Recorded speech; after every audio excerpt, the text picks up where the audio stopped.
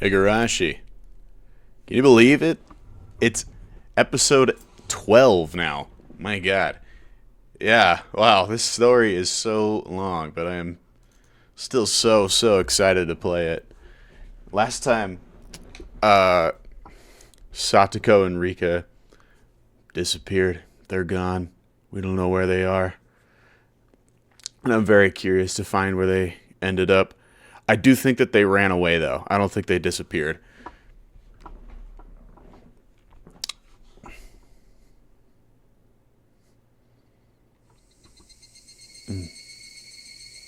Listen to those chirps.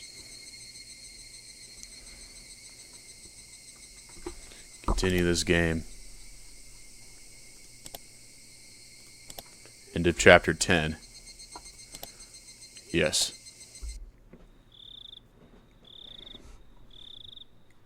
Continue.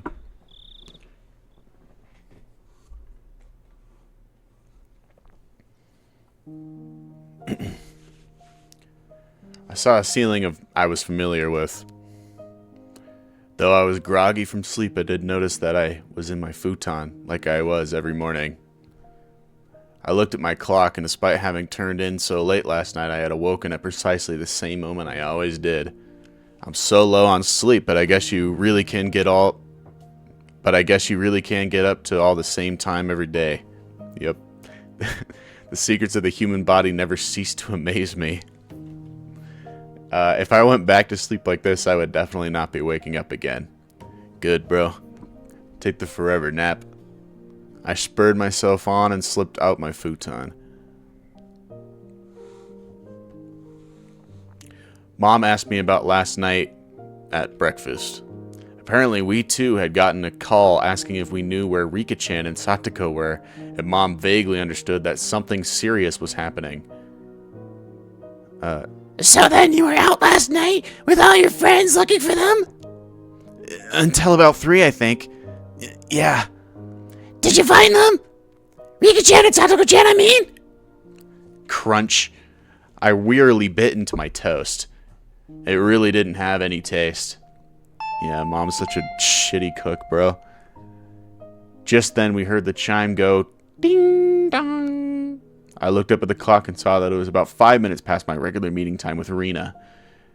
It was her at the door.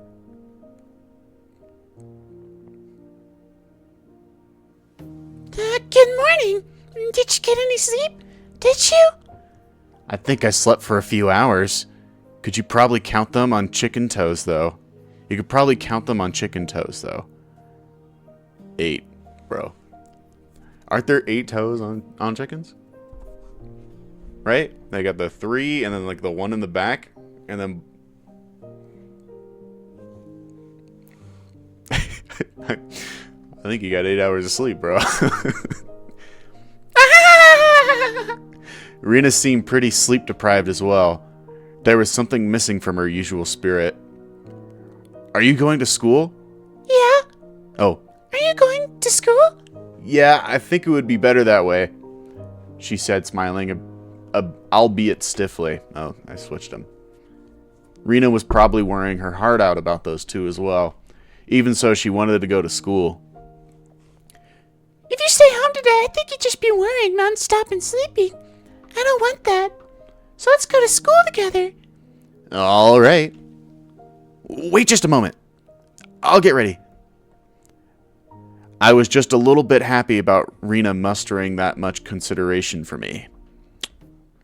Rena's thinking about me? We went to the place where we were usually meet up with Mion, but she was nowhere to be found. We were a little bit late today, so we thought she'd been waiting for us.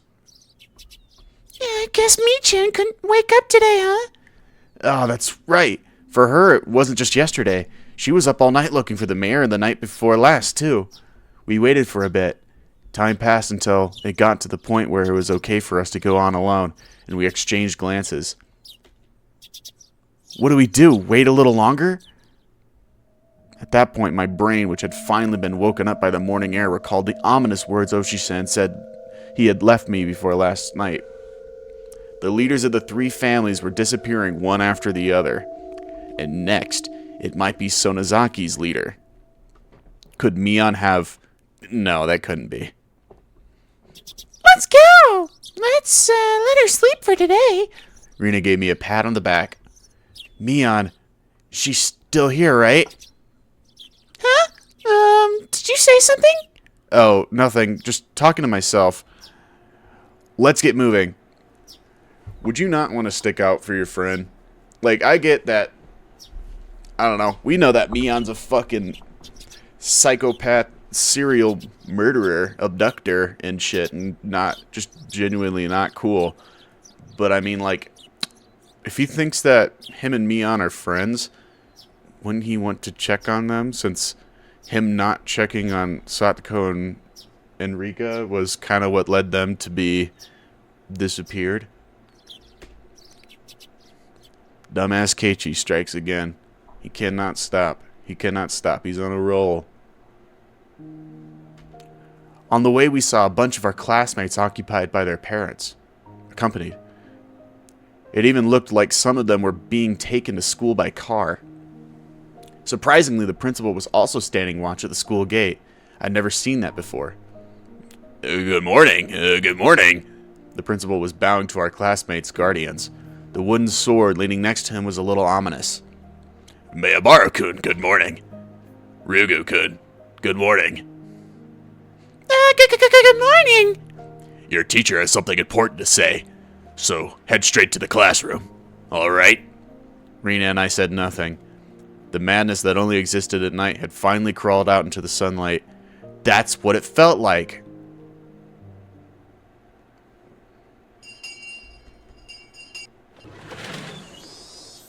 Good morning, everyone. The hushed conversations that had been spreading for a while now all disappeared in like an illusion the moment our teacher walked in the door. Silence dominated the classroom. The principal came in with our teacher as well. I'm going to have a really hard time not telling those guys apart. This was clearly not a normal morning. First, the principal has something important to tell everyone. Go ahead, Mr. Principal. The principal cleared his throat and approached the dice. I'm sure some of you already know this. The classroom was dead silent. Everyone was staring at Rika-chan and Satoko's empty seats. The principal briefly and simply declared that Rika-chan and Satoko had gone missing. There wasn't a single person in the classroom who didn't already know.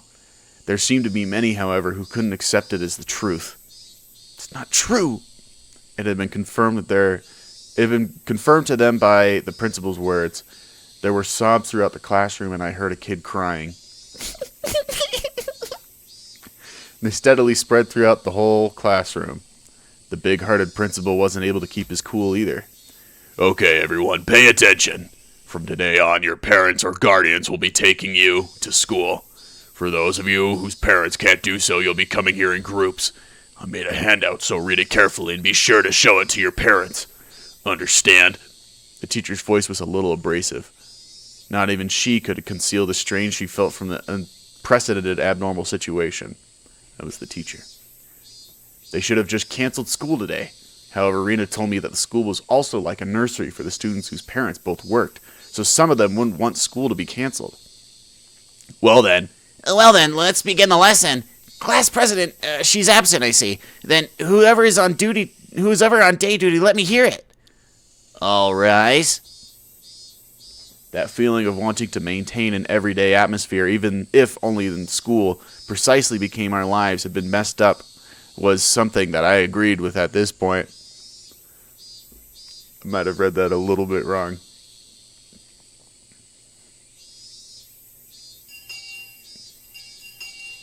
Ring-a-ding-ding. Let's get it going. As for the teacher who always had her lunch in the staff lounge, she ate in the classroom today. I had to laugh at her curry bento, which was just a rumor until now, but there was nobody to laugh with me. Oh. Rena brought her chair and lunch over to my seat. Today, it was only the two of us. The fact that we didn't need to drag any other desks over was sad. I'm sleepy. Yeah. I don't feel like sleeping anymore, though. In fact, I'm jealous of the people that could sleep at a time like this. I've got nerves of steel. You're I was sleepy this morning, but my drowsiness had dissipated after coming to school and constantly feeling the incredible tension. Rina's bento box didn't have its usual luster. That was to be expected. Rina was up for a long time last night, too.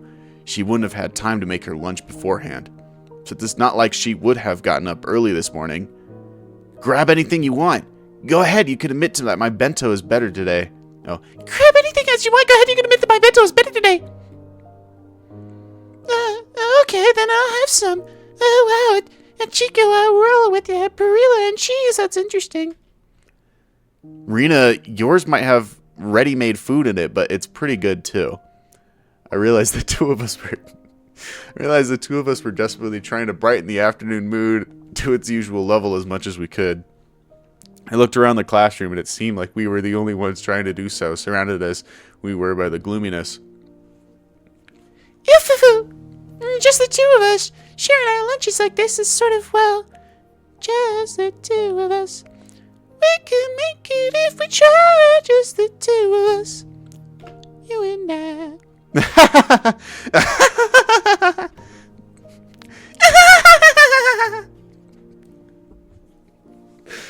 Our laughter grew quieter. I was the first one to mess up. Sorry. I'm sorry. No, it's okay. It's not your fault. Our chopsticks both stopped moving. We couldn't keep it up anymore. Rika-chan, Satoko, I wonder where they went. Those words might have sounded too miserable. Everyone was thinking it, using roundabout ways to address the topic, but I came right out and said it. I heard Rina catch her breath. Yesterday, while we were gone, I heard a bunch of things, so I'll tell you what I know, okay? Sorry about last night. Go ahead. At that time, since they had arrived for support, Rina was helping the Ladies' Society cook the miso soup we'd had. They reported all of the information the villagers had gathered, and Rina said she overheard it. They didn't know anything important, though, did they? Rika-chan and Satoko went home after school and then apparently went somewhere on their bikes, but other than that, Mion had told me yesterday, we had no clues. Yeah. The police also said that they probably went out to their bikes to go play somewhere as soon as they got home. If they were going out to play somewhere and their bikes went after getting home, then they might have got into town. So I guess they concluded they disappeared while in Okinomiya. The police were saying how they were going to expand their search to Okinomiya in the morning. Couldn't somebody have just taken the bikes too? In town. It makes sense why we couldn't find them even though we searched all of Hinamizawa then. Still, something didn't fit. I had no basis for thinking that, just a gut feeling. I revealed something to Rika-chan that was likely very important to her that day. When Rika-chan had told me to leave it to her, and then, what did she say? Oh, right, if she didn't work hard, then something bad might happen to the dog, too, I think. With all of the talk of dogs and cats, I still don't have the faintest idea what she really meant. But it might have been Rika-chan's way of saying this was a race against time. Damn it! I'd selfishly pushed my anxiety on Rika-chan and tried to run away. When I thought about it, I should have run back then. I should have asked her more about the dogs and cats. The more I think back on it, I really screwed up. What I said when I first read this was that I think that Shion and Keiichi, my god, Shion and Keiichi should just get the hell out of Dodge, bro. They should get the fuck out of town and just, I don't know, hide, go as far away as they can. I mean, Shion has the money, and just take his Keiichi should just take his parents somewhere. I don't know. Anyway, I don't think Rika-chan was in a situation where she should just go off to play somewhere. Of course, I didn't have any evidence or conviction to base that on. It was just a hunch. I don't think she'd go into town. You think so too, Keiichi-kun? I agree. Rika-chan and Satoko-chan must have disappeared in Hinamizawa. I looked back at Rina, startled. I could hear the conviction in her words. Without replying to my gaze, she took her bento box and went to the hallway.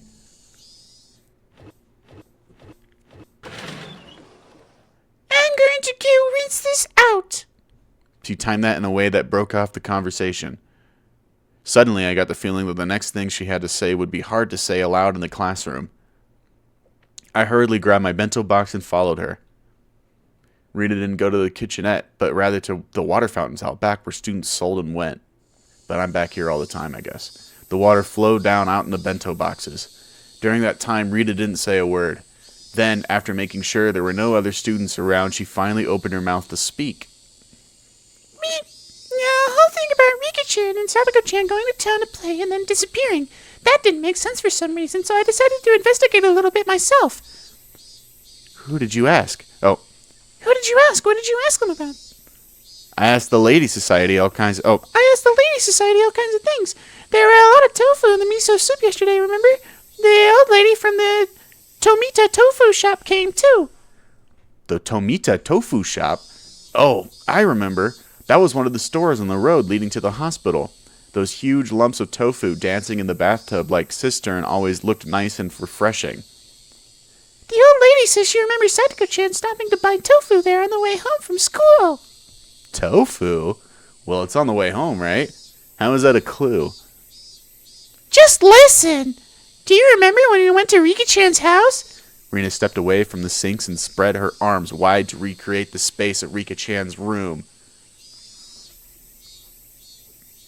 There was a pot on her gas cooker, and there was miso soup in it, too. I think there was probably about half of it inside. The rest was in the refrigerator. They must have been planning to make chilled tofu. It was on a plate in plastic wrap. As Rina explained, she walked around as if she were really going through Rika-chan's room.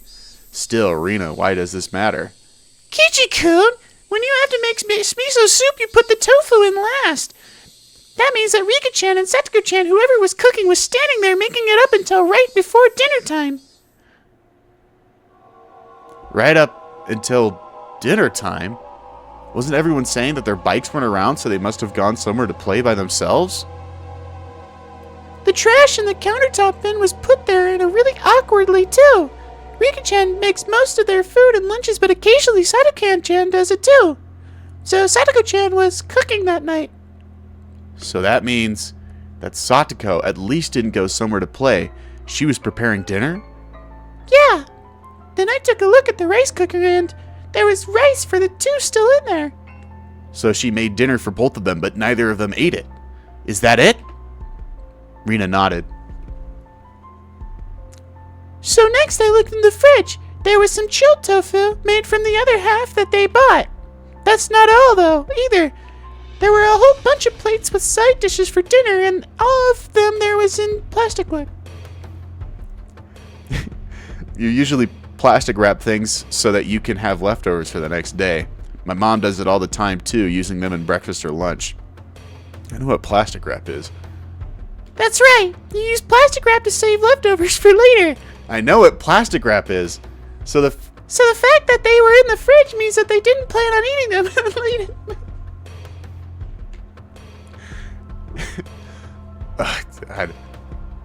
Is that what it means? Yes, that's what that means. Kichi-kun, think a little harder. Their dinner was totally untouched and unwrapped. And, what do you think that means? Well, that means they didn't need to eat dinner anymore. So they would have gone out to eat or ordered takeout. It must have been really sudden, too. If they had decided to do that beforehand, they wouldn't have made anything, but there was dinner for the two of them. That means that when Satoko-chan was making their dinner, they really thought they were going to eat it until right before they didn't. So then the theory about the two of them going out to play, this is so fucking stupid. Oh my god. You could have just said that, like that they were fucking making dinner right before they supposedly went out and played. Why did we just said that, bro? Like, why did I have to read all that? It's so fucking pointless and stupid, bro. It's so dumb. Yep. They disappeared after making dinner and right before they ate it. Probably around 7 o'clock. Where would they have gone at a time like that by themselves without eating? That's obviously where this is leading. Gichi-kun, do you remember? On the fold-out table there were things like soy sauce and chopstick holder. There might have been something like that. I didn't remember. Yeah, I don't remember that. The container for the soy sauce, it was empty. There wasn't even a drop left. Chilled tofu wouldn't taste good without it. So I looked under their sink for the larger bottle of soy sauce they have. You sure know a lot about where they keep stuff. I've been to Rika-chan's house and cooked them for them before. Rina cleared her throat, her face returning to a serious expression. Then when I opened the cabinet, the big bottle of soy sauce wasn't there at all. It wasn't there? What does that mean? They went into town and got soy sauce? Everything I'm going to say from here on is just Rina's idea, so please listen until the end without saying anything. You got it. Look at it black. Look at it black now. Last night, Satoko was making dinner like normal. Rika-chan usually watched TV until the food was ready, so she was probably lying down watching a variety show or something. Satoko put the tofu in the miso soup, and right when dinner was about to be ready, she noticed that they were out of soy sauce. So Rika-chan had nothing to do, brought the big bottle of soy sauce to the neighbor's house to borrow theirs.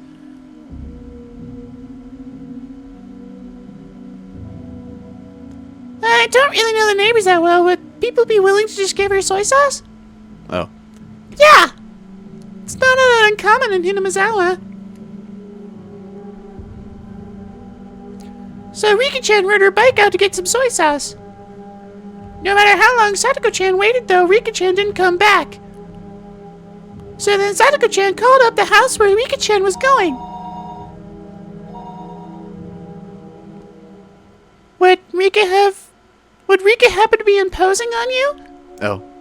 Would Rika happen to be imposing on you? Something like that? Then the other person would have replied with something like this. Them instead of then. We have plenty of food here, so you should come too, Satoko-chan. I don't know what voice that is. We have plenty of food here, so you should come too, Satoko-chan. Rika-chan has already eaten. I think that's how they called her out there. Satoko called Rika a few times in private and wrapped up the dinner. Satoko called Rika a few times in private and wrapped up the dinner she had made for them. She put it in the fridge so she could use it for breakfast and lunch the next day. Then Satoko got on her bike too and headed for the house where Rika-chan was.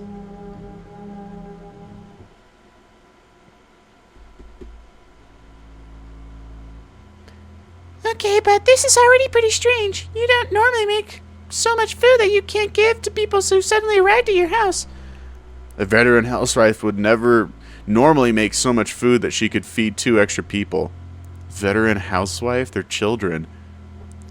Could it have just been a coincidence that they made too much? It's still unthinkable. Rina flatly denied me. Since Rika-chan knew that Satoko-chan had worked really hard to make dinner for them, didn't she? No matter what kind of food she was offered, she wouldn't let Satoko-chan's dinner go to waste. This was the only circumstantial evidence in Rina's guesswork. Even so, it was all extremely convincing. Based on what evidence? It was the only ray of hope we had to topple this situation bereft of clues. Yeah, you made that shit up. What? Then Rina, where did Rika-chan go to get soy sauce? That was the heart of it. It would have to be somewhere she'd been comfortable with asking for soy sauce, and somewhere Satoko wouldn't think it suspicious that she'd been invited for dinner. So who was it? But how do we know that she was invited for dinner? Wouldn't it just make more sense that Satoko was like, damn, Rika's been gone for a while, I'm gonna go find her. So you should just be thinking about where's the closest neighbor to them. Just go and look at their closest neighbor, right? Am I hitting the crack pipe here? What the fuck? I mean, like, this is just going around in circles. Rena's shaking her head, by the way. That's all for Rena's guesses. These are all just ideas, okay? Keep them a secret from the police. Why keep them a secret from the police? What is there to hide? Even if only half of what you say is right, it should be a good clue for all this. Keiichi-kun, this all means suspecting someone from Hinamizawa. We can't suspect anyone without a really good reason. I saw a few girls coming over to rinse out their bento boxes. Rina cut the conversation short there and returned to the classroom. I stayed there alone, my body bathed in the lively voices of cicadas. Let's think about this. In my own way. Rina had barely any information to go on, and yet she'd reasoned out that much. So there should be something that only I, who knew far more than Rina did, could deduce. What do you know more than Rina did? Oshi-san said that last night too, but this incident was definitely occurring within Hinamizawa. Rina might have wanted to believe it, but it's basically a given that the culprit is someone from the village. The trigger for everything was when the four of us trespassed the forbidden storehouse. Somebody saw us going in there. For the culprits, breaking the taboo was a crime punishable by death. So that night, Tamataki-san and Takano-san were sacrificed. There were two left. Shion and myself. Yeah, we should be checking in on Shion hourly, bro. Why aren't we doing that? However, before the culprits bore their fangs on Shion and me, they went after the mayor, to whom Shion had confessed her sin. Next, they went for Rika-chan, to whom I'd confessed my sin. Then what about Satoko? Just a stray bullet? By itself, Rika-chan being sacrificed after I told her everything was mortifying. But Satoko, who was sacrificed for no reason, wasn't that all the more regrettable? Everything was my fault! Not for no reason. Didn't fucking Mion, was biting her hand off like a fox caught in a bear trap or whatever, and was like, Satoko, she's cursed. She's cursed. Satoko's cursed. I should have killed her a long time ago. I think we know the culprit. Maybe. I think we know who wants who. Who would be the next to disappear? Would it be Shion and me next time? Why? Why weren't the culprits going for Shion and me right away, though? If they had enough power to erase the mayor and Rika-chan, then why not just get rid of Shion and me? If they went for us, well, I wouldn't like it, but I'd still tolerate it. What I couldn't forgive was them getting rid of those who we'd confessed to.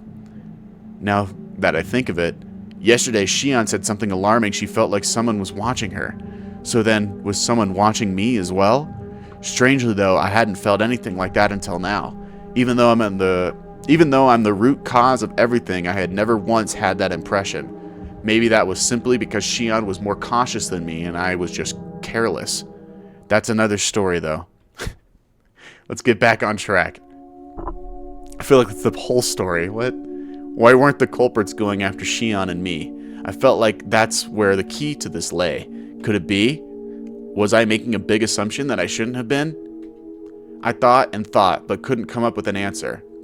Or maybe it's because the Sonozaki family wants to be the only person. They want to be the supreme absolute power in Hinamizawa, and you and Shion are just the perfect people to pin the other heads of the family as evil, so they in their own twisted sense have the right to essentially enact Oroshiro-sama's curse on them. I think that's gotta be the answer, I think. But I don't know. The one thing I understood was that I was a concerned party to this case, and that I had a duty to watch over it until everything got resolved.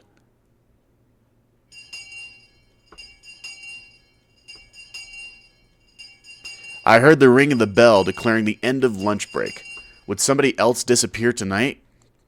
If nobody else did, then I wanted them to get rid of me tonight for sure, and then put an end to all of this. Shion's hysterical voice on the phone last night came back to mind.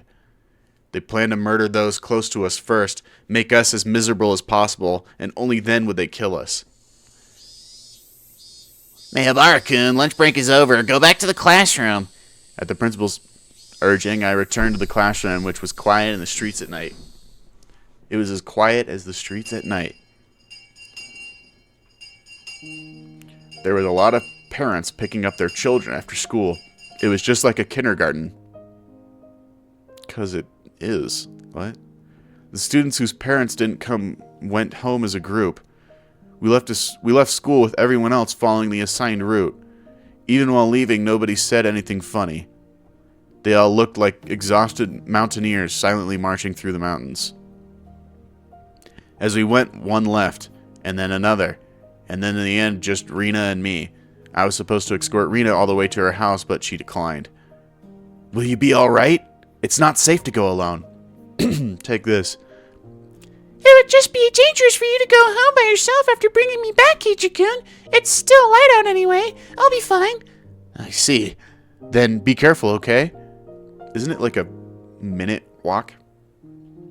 Yeah. Huh? Isn't that a policeman?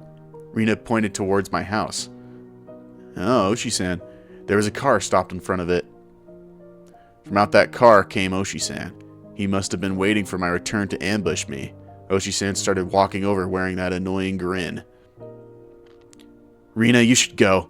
If you get involved with him, you'll be here for hours. But what do the police want with you? With you?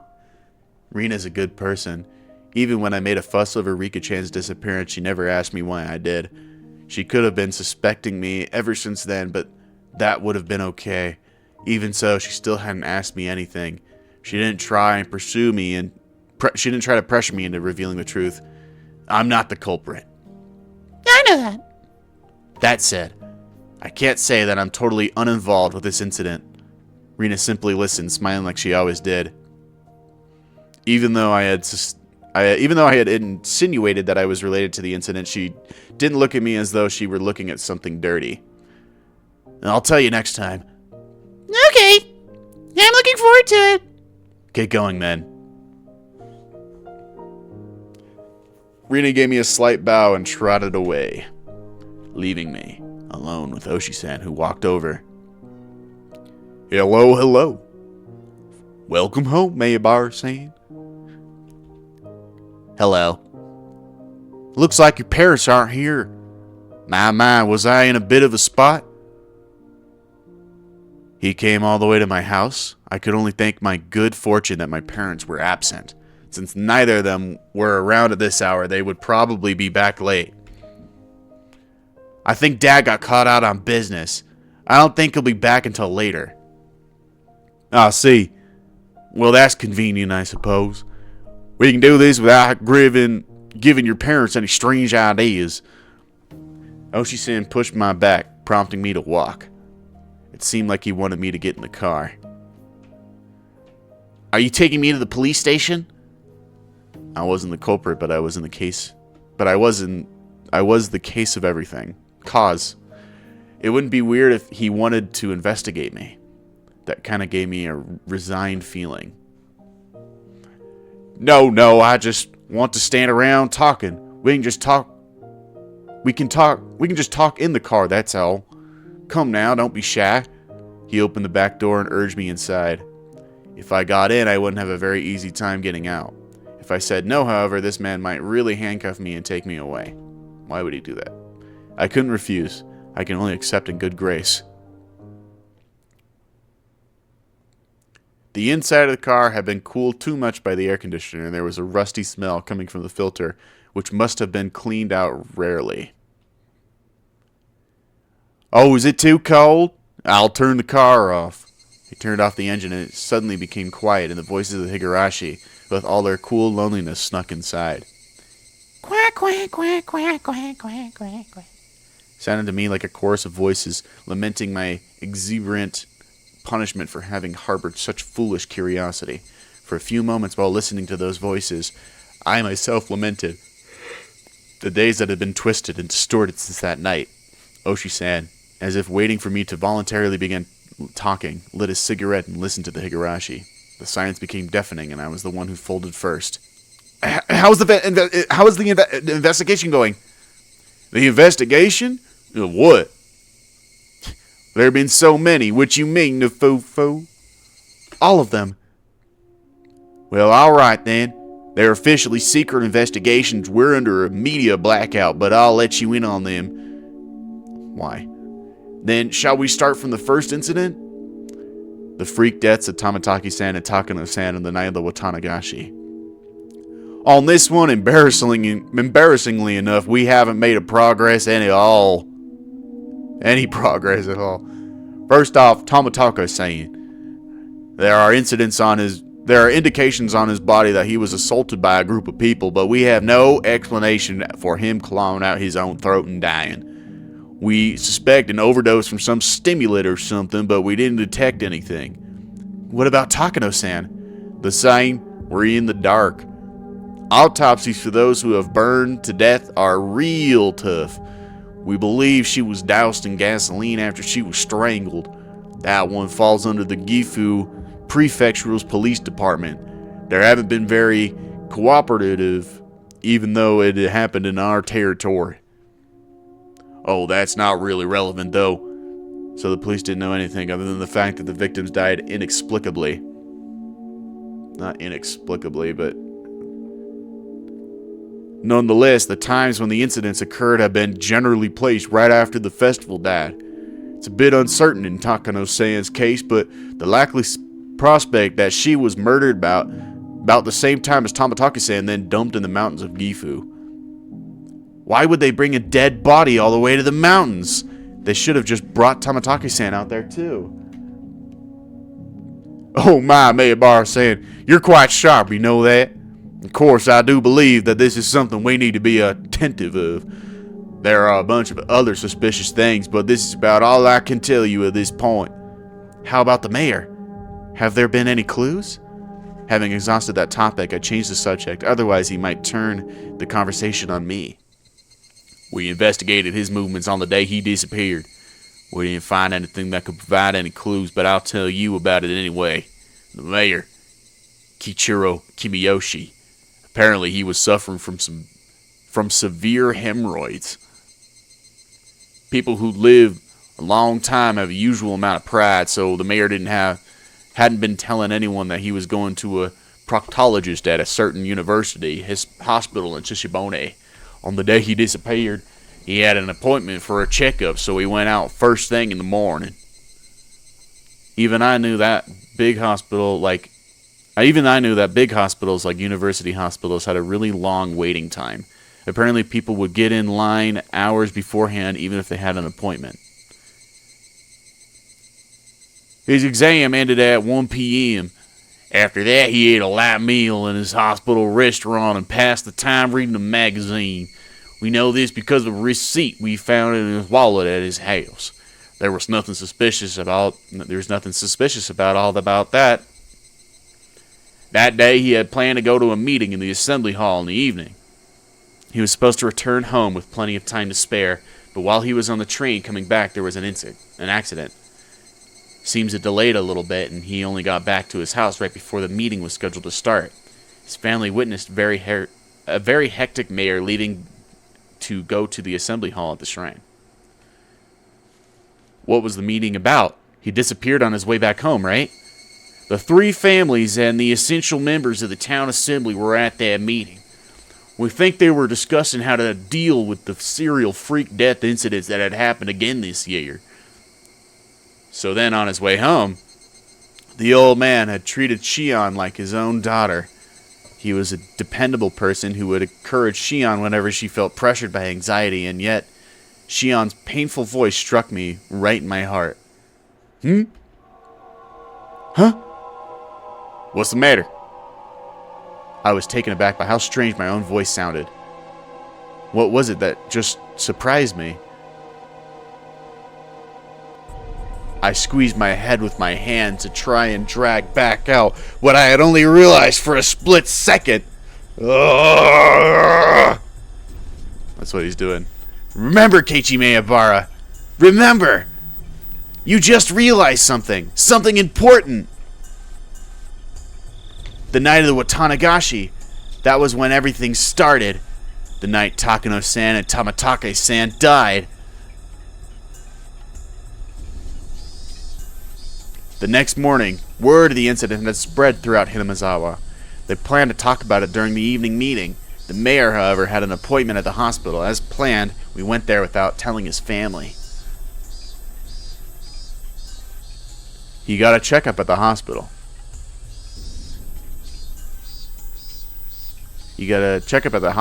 Ate something. And then there was an unexpected delay on his train ride back. When he returned, the meeting was already about to start. The mayor changed clothes, got on his bicycle, and hurried to the assembly hall at the shrine as fast as he could. On a bicycle? From where he heard about the incident on the night of the Watanagashi until then, he showed up at the assembly hall. The mayor can't afford a car? Eventually, he was doing that. Everything he was doing that day was done in secret. During that time, nobody found out that. He went to the hospital alone. He ate alone. And he got on the train alone. That all meant he had absolutely no contact with anybody else. You couldn't have even called him on the phone. Okay, but what does that mean, Keiichi Maebara? Why does that matter, Keiichi Maebara? Ah!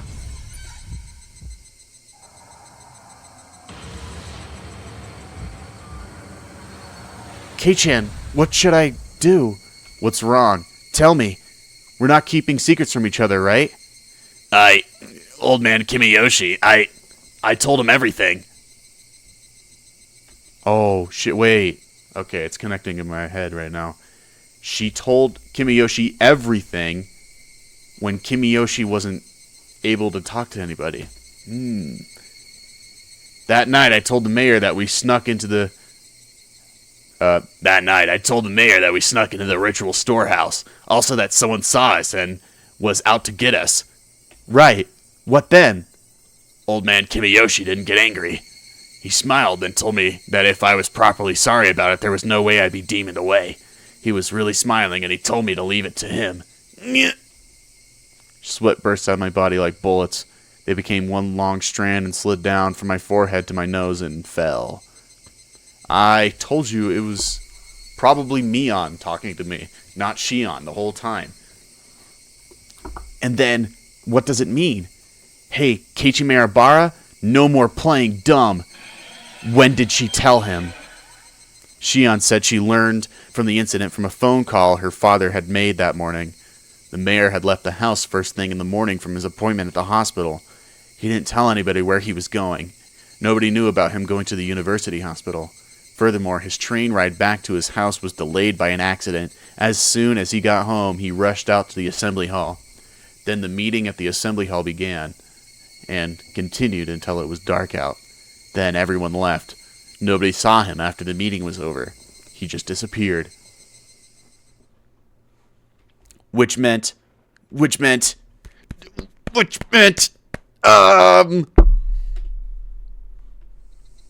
Maebara-san, are you alright?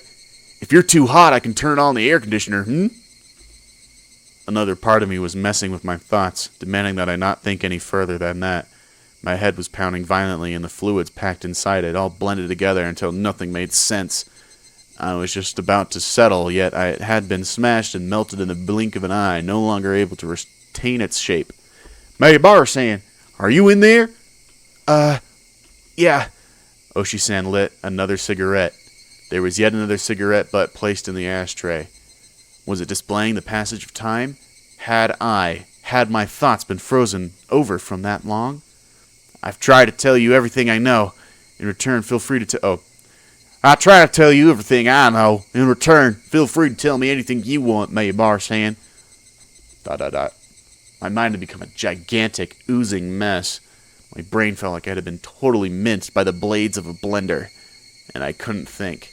Just now it felt like that. I acted pretty stupid up until then. Now, don't climb up again. If there are any misunderstandings, I'd like to clear them up first. I don't think you're the culprit here or anything. Oshi-san gave his best attempt at an adult smile. I know the four of you snuck into the ritual storehouse that night. Everyone in the village heard rumors about it by the next day. That in itself means we should take you in for trespassing, but that isn't the problem. It's what was inside. What was inside that made the people you snuck in there end up as sacrifices. There wasn't anything, you dumbass. Tell him. As soon as I said it, I regretted confirming my presence there, but I knew it didn't matter anymore. Was there really nothing in there? I mean, everyone who went in is being sacrificed one by one, you know. Even the mayor and Rika-san who switched the lock on the door were sacrificed. What was inside that could have caused such trouble things to happen? I was far too tired of keeping quiet about this. Perhaps that was Oshi-san's goal all along, and again, that didn't matter anymore. There were just a lot of torture devices that they were used a long time ago. I looked around at them with everyone. Was that really all? That was really all. There was nothing terrible in there that would make you keep silent, like a pile of psychoactive drugs. Maybe a secret poppy workshop. Perhaps there was mountains of Soviet or Chinese handguns. There weren't any suspicious wooden boxes or containers packed in there. There was nothing as exaggerating as what Oshi-san was hoping for, but I felt like, in a way, there were plenty of terrible things hidden in there. From the perspective of someone who had viewed...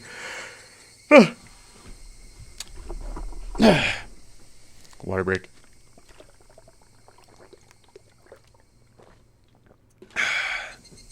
From the perspective of someone who viewed the storehouse as sacred, whether or not I thought I had seen some crazy things didn't matter in the slightest. The four of us broke the taboo. Punish us. That should have been what happened. We put in a request for a search warrant. Thinking there might have been some secret hidden in that storehouse. It's been in the sabotage of the century. They said it would be an insult to religious figures and something about the right to free religion in the Constitution. Oh, jeez. That's why I really didn't have any other recourse but to ask you since you went in there. There really was just old rusty dusty torture equipment. Nothing else stood out. Then Tamataki-san and Takano-san were only killed by punishment for having broken the taboo. I didn't have an answer for the only part. Oh, wow, he's mad. I suppose I won't bother hiding it anymore. You're the only one to escape harm so far. Everyone but you has disappeared, and yet you alone are safe. What's the difference between you and them that would protect you, bring harm to the others? Excuse me. That's what I want to know. There was something wrong with Oshi-san was saying. No, there was something wrong with what Oshi-san was saying. You alone? You alone? What? Wait a second. What do you mean by you alone? I'm saying that you alone have been left alive, right? Out of 4 people who tiptoed into the storehouse for ritual implements, I mean. The only one left alive? Hold on. Shion was still... Jiro Tamataki-san and Mio Takano-san died that night, and Shion Sonozaki disappeared the next day.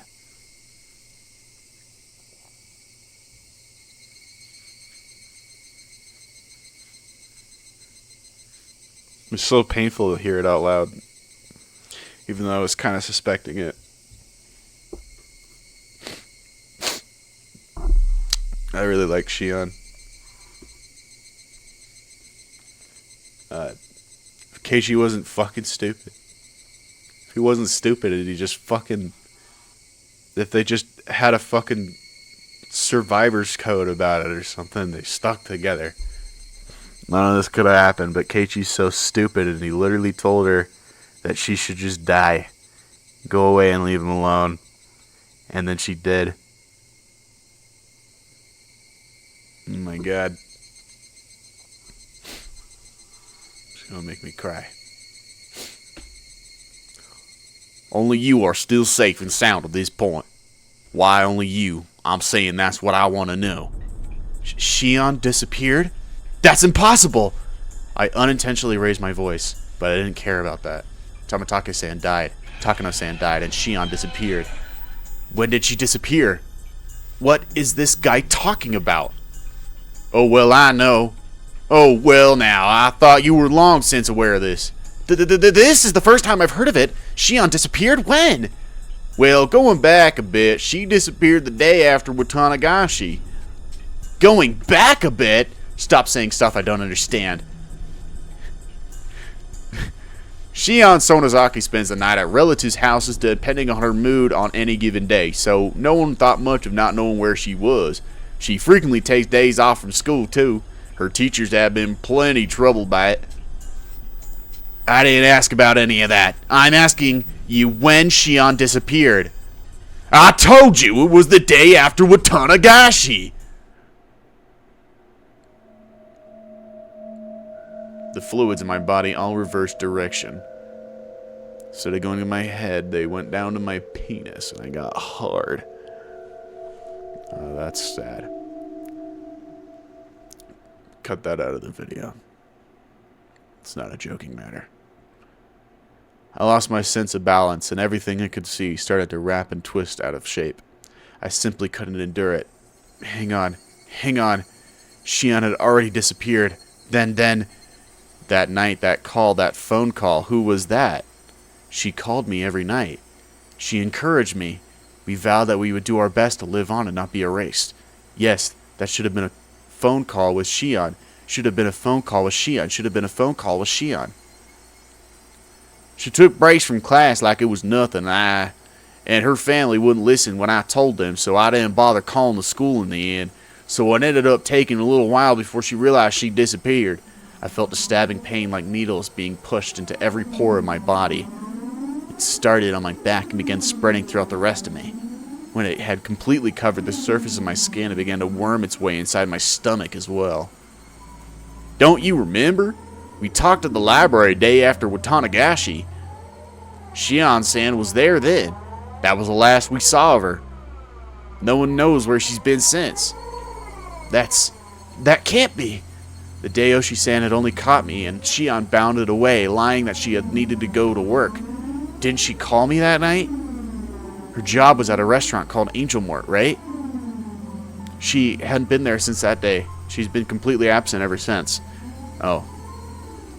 The person at the restaurant couldn't get in touch with her. He was really worried. That can't be. It can't be. It's only circumstantial evidence, but after she left us at the library, but before she made it to work, I think it's appropriate to consider her having disappeared during that time. Right after Shion ran away without me. It seems that you didn't know. Maybe if you had said something earlier, this would have gone more quickly. Now you understand, right? You're the only one left. You're the only survivor of the 4 who slipped into the ritual storehouse. It couldn't be. It just couldn't be. If something else happens, it would happen to you. I need you to understand that, Maybar-san. It can't be. It can't be. It can't be. She had already disappeared? That couldn't be. It couldn't be. I talked to her the day before yesterday. I talked to her last night. She was going to call me again today. That was Shion on the phone. Shion on the phone. It was from Shion. From Shion. Shion has long since disappeared. Shion has long since disappeared. Next will be you. Then who was on the phone those past nights? Mion. Who was on the phone those past nights? Who was on the phone those past nights? That it can't be.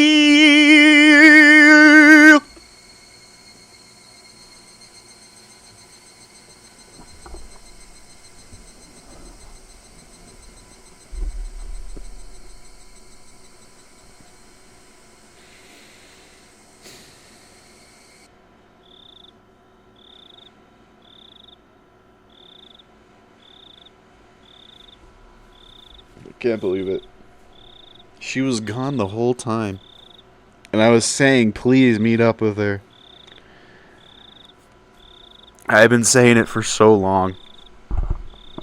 And he never did. He never did.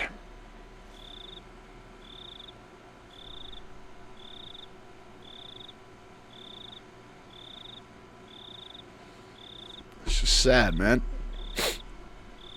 I thought you guys were friends.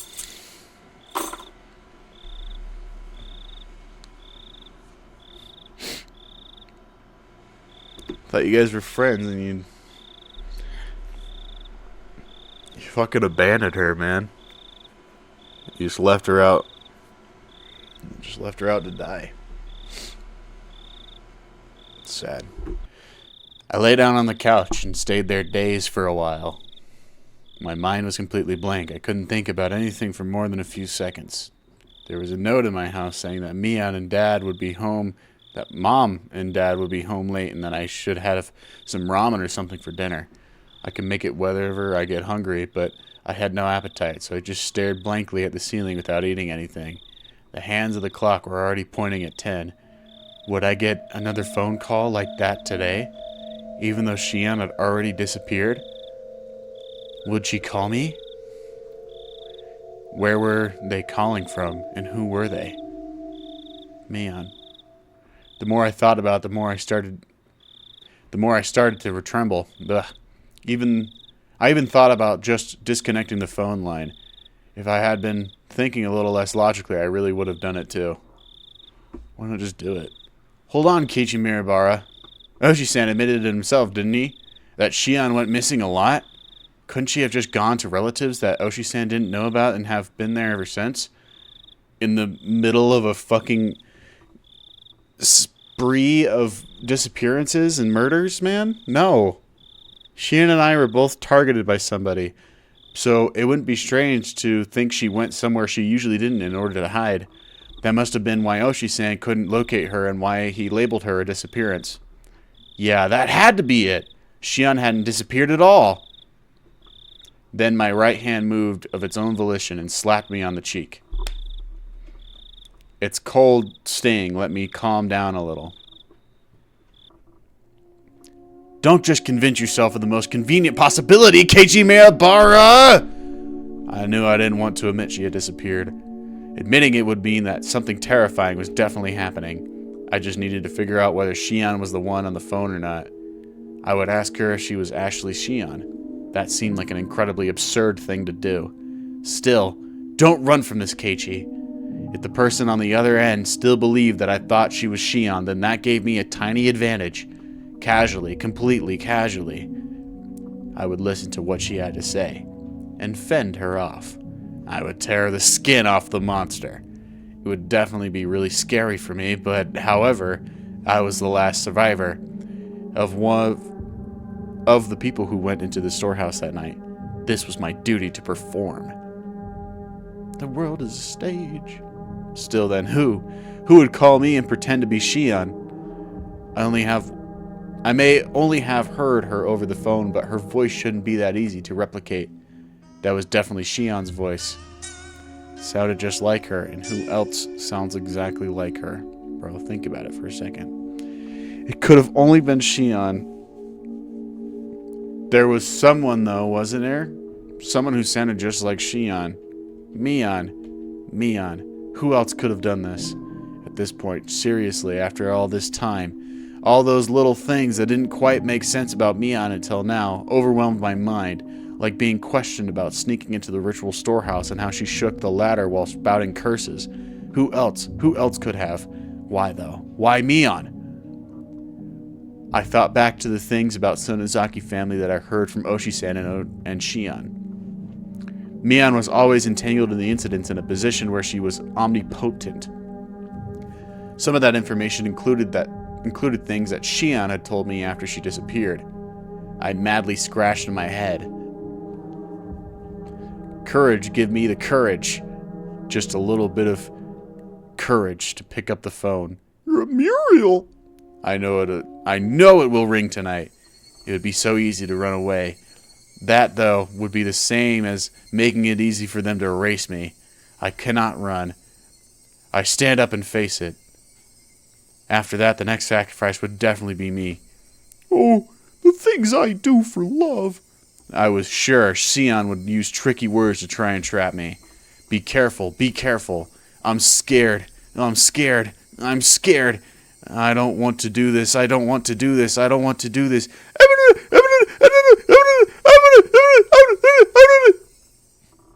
Stupid dog!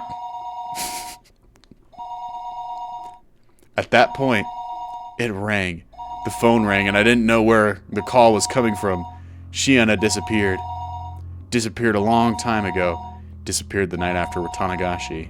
Yet, until today, she had been calling me like nothing happened. Now again, tonight. The people that had disappeared, their corpses simply haven't been found. I really didn't think they were alive. So if it really was Shion on the other end, then did that mean she was calling from the other world? No, it meant she's Mion. Of course that couldn't be. A living being was calling me, pretending to be Shion. Shion was long gone, and yet as though she were alive as well. The phone continued its increasing ringing. I didn't want to pick it up. I didn't have to. I had just concluded, though, that not doing so wouldn't solve anything. Then what would I do after I answered it? Would I immediately declare she wasn't Shion and ask who she was? Alternatively, I would pretend I was still fooled and try to grab her by the tail. That would probably be the safest thing to do. What was I most afraid of was what the person on the phone would do when she realized I knew she wasn't Shion. However, as long as I continued to let her think I was fooled, she wouldn't do anything extreme, right? Didn't we already talk about this, bro? If I just make sure to be careful, that should be the safest option. This is all just like shit you should know, bro. I mean, whatever. I've made up my mind. I'll answer the phone. Once I do that, I'll talk to her as if nothing had happened. That wasn't all I do, it's not all I do this time, though. I'd scope her out. Who was she? What was she thinking? And what was she after? Why was she doing this? Was she really the one who killed Tamataki-san and Takano-san? What happened to the mayor? What happened to Rika-chan and Satoko-chan? I reached out for the receiver, my arm trembling. There were too many things I wanted to know, too many things I wanted to ask. I was scared. I should start by picking up the phone. Pick it up, Keiichi. Pick it up, Keiichi. Hello? Oh, how relieved I would have been if it hadn't been a call from Shion. Ah, Keiichi. It's me. It's Shion. A momentary, convenient, and above all fleeting prediction was ripped into 1,000 pieces. I couldn't help shaking at this point. Get ready for this. You took a long time to pick up. I thought you weren't home, and I was about to hang up. Sorry. I was just in the bath. Did your family not pick it up for you? Could your parents be out right now, Kei-chan? I failed. I let her in on a fatal piece of information that I was currently the only one at my house. Well, no, not really. Anyway, have you heard about Rika-chan and Satoko? No. What happened after that? Were they found? Nah, they weren't found. Kei-chan, please don't lose hope. If Oshi-san hadn't let me know, then I might have allowed myself to shed a tear or two at Shion's considerate words. Instead, now that I had come to this, I couldn't take her words at face value. That I want to cry because I want to fucking strangle Mion for pretending to be Shion, dude. Oh my god. It's making me so fucking mad. I'm so mad at Mion. I'm so mad at Keiichi. God. This person on the other end of the receiver, the more perfect of Shion they were, the more my blood curdled in fear. Rika-chan and Satoko-chan, they were kidnapped, weren't they? Yes. I don't think there's much doubt. Just how cruel and grave a meaning did those words hold.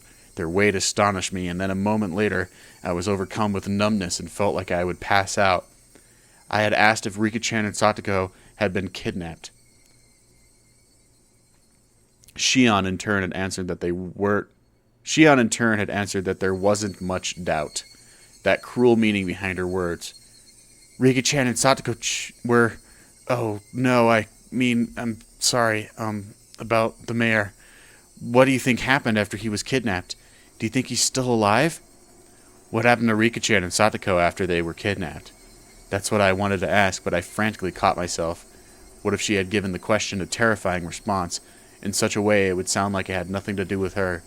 I was scared of that, so I immediately brought up the mayor. That said, however much I talked about the mayor, I think he was killed. Hey, wait! That was quick. I think it must be really hard to kidnap someone and keep them like they are. As long as they're not hostages, it would be most practical to kill them once you were done with them. The world started to bend so much I almost lost my balance.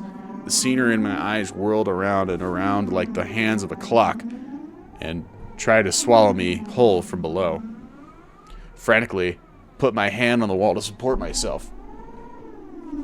Excuse me. A moment later, severe nausea welled up within me. Throws up. How was she saying such things so lightly? Kill them so readily? Oh, it's frozen. I mean, what's a human life or two anyway? This is a new song I've not heard yet.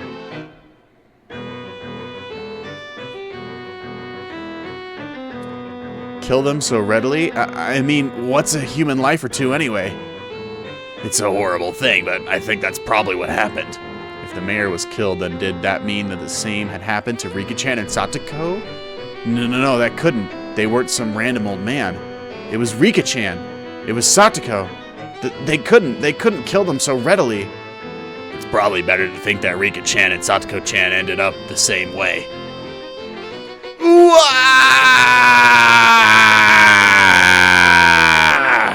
Those are the words I wanted to hear the least, and I fought them back with a scream of my own. Even though it wouldn't change anything, I still couldn't help but scream.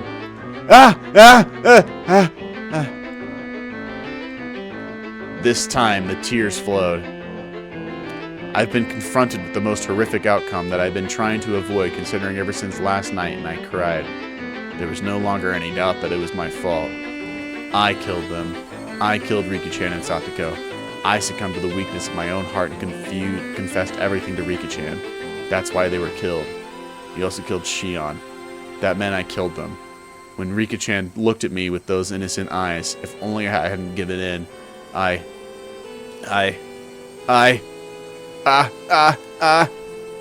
Even my voice gave out, and yet still I cried and cried.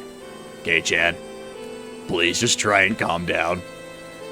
Rika-chan and Satoko, they've been killed. We couldn't even find their remains. I would never be allowed to even apologize to their faces.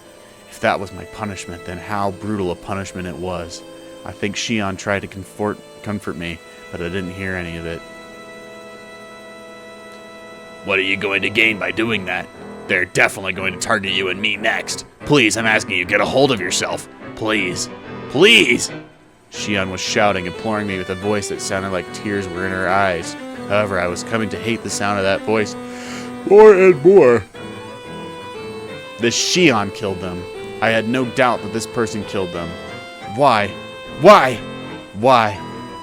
kidnap someone and then kill them? Screw curses. Are people's lives really that cheap?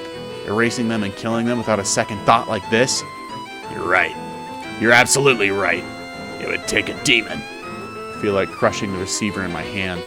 How long did this person plan on acting like it was someone else's problem? There was a magma in the pit of my stomach, and it felt like it was going to erupt at any moment. That's so sick.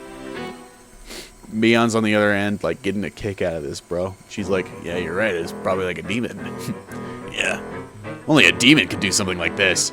Remember that Satoko, means demon. Hey, Shion, please tell me. Why did Himezawa start needing someone to die on the night of the Watanagashi? That's what I'd like to know. The fighting over the dam project's already over and done with. Haven't enough people been cursed already? Why is it? Why? If there's a reason, then say it now! I was incoherent at this point. My emotions had broken through the dam inside me, rushing forth, and I couldn't stop them. There were no simple questions. This was an interrogation. Shion herself hadn't realized it yet. It was just too funny. Was it so funny that I couldn't stop crying? I understand how you feel, Kei-chan, I really do. The dam wars ended a long time ago, yet murders and disappearance keep happening every year under the guise of Urashiro-sama's curse. Why? Why is it happening? Some of them had nothing to do with this, and some of them didn't deserve to do the curse, so why? Why? That's what I'm asking you! I want to know that as much as anyone. Both our rage breaths could be heard over the phone. Oh, those are like that. Listen, Orochiro-sama's curse never existed. It's too unrealistic. Just like you said, someone in the village is using the grand name of Orochiro-sama's curse as a justification for... This is Keiichi. Just like you said, someone in the village is using the grand name of Orochiro-sama's curse as a justification for continuing these murders and disappearances every Watanagashi. They were cunning. They had been using the curse and convenient tool and made a system where they had gotten rid of 2 enemies in the village every year. And this year, that system killed Takano and Tamatake-san and Shion as well. But we can't say that to Shion. Then why wasn't that enough? Why did the mayor and Rika-chan and Satoko have to get killed too? I don't give a shit about the past. I only care about Rika-chan and Satoko needed to be killed. Why is that? I think I've switched them, actually. The only thing I care about is why Rika-chan and Satoko need to be killed. Why is it? I didn't say a word to Satoko, you know. Why even her? Why? A silence fell between us. Shion didn't answer for a while. Kei-chan, please. Stop being mean. A sob. Was Shion crying? Good. I didn't have any idea what's going on either. Everything changed. And when we went to the ritual store... Oh, I didn't have an idea of what's going on either. Everything changed when we went to the ritual storehouse that night. it wasn't the same for me. I listened to Shion's bitter weeping. I could feel my agitation subsiding. When I heard that Takano-san and Tamataki-san had been killed that night, I doubted my ears. Then I realized it instantly. I realized what sort of a position I was in now. The 4 of us snuck in there. Kei-chan, you and I won't be so conveniently forgiven. When I thought about that, it made my chest so tight. It was so terrifying. You know that feeling, Kei-chan, don't you? There was nothing fake about our words. What? Yeah, everything is fake about our words. She had even understood how I felt. That's why I confessed everything to the old man, Kimiyoshi. All of us entered the forbidden storehouse. It was just a little bit of fun. She's lying to you right now. You already know that she couldn't have talked to Kimiyoshi. We knew we shouldn't have done it, but it really had just been for fun. It was only a bit of exploration, that was all. Takano-san and Tabataki-san, who went in with us, were killed shortly afterward. They met such miserable ends. Since that day, I've been living in fear of when I would be attacked. There was nobody except old man Kimiyoshi who would help me. So I asked him to save me. Old man Kimiyoshi, he wasn't mad. He smiled and said, if you're really sorry, Shion-chan, then... Excuse me. Old man Kimiyoshi, he wasn't mad. He smiled and said, if you're really sorry, Shion-chan, then you'd never be demoned away.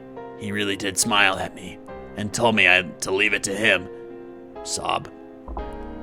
Shion cried bitterly, recalling the beloved mayor's death. Ugh. This is so sick, dude.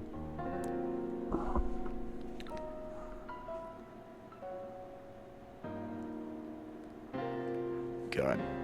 To think when I played the first one, Mion was my favorite character. And now to see how just evil she is, bro. She's like mimicking her dead sister now that she probably killed. Well, definitely killed. And crying, telling a fake story. Dude, this is like sick. God. Shion cried bitterly, recalling the beloved mayor's death. It was such a sad voice that none who'd heard it could prevent it from twisting their hearts.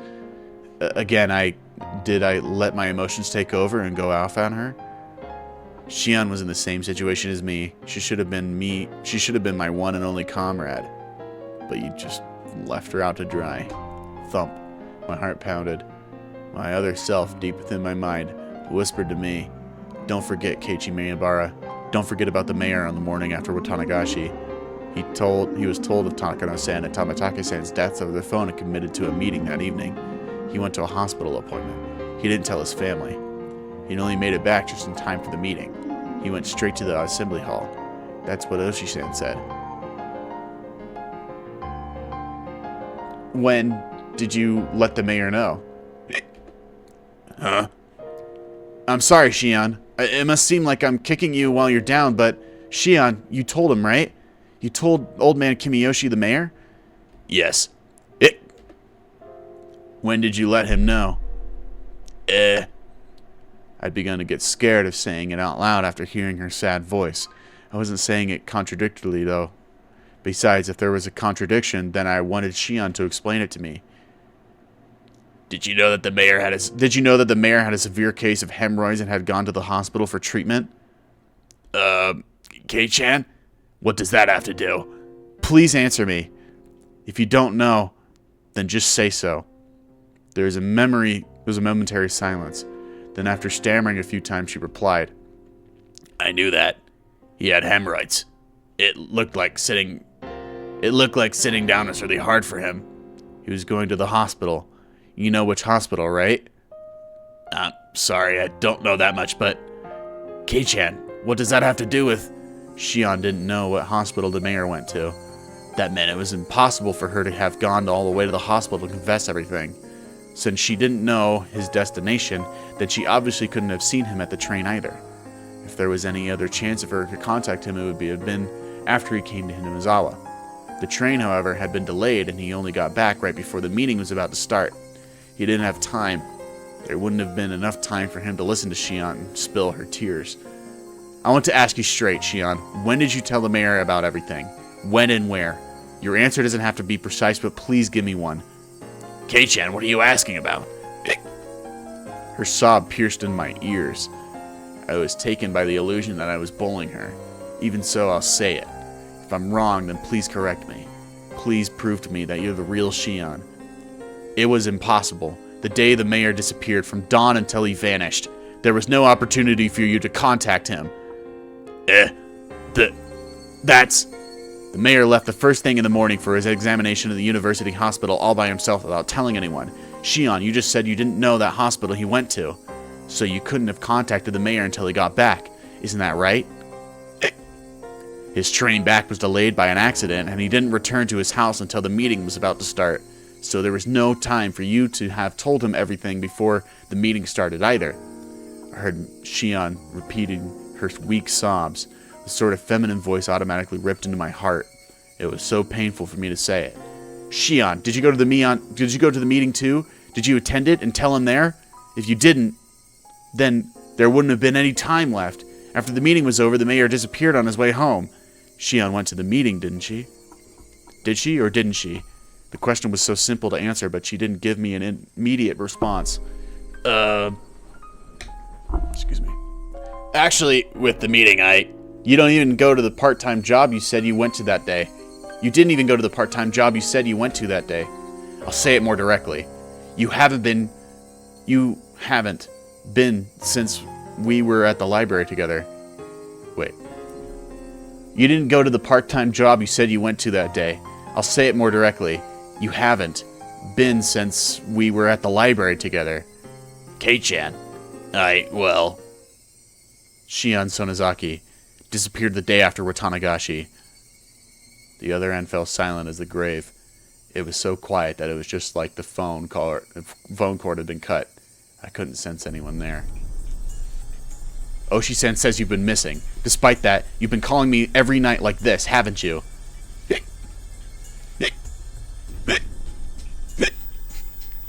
Shion's sobs were torturing me. Still, I'm pretty sure I haven't said anything wrong. Please, Shion, if something I said was wrong, please say so. Shion, I'm begging you.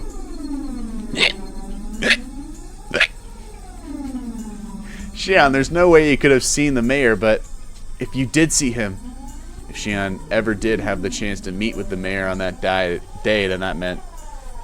Then you saw him after the meeting. In other words, it couldn't have been... It could only be in right before he disappeared, or else afterward.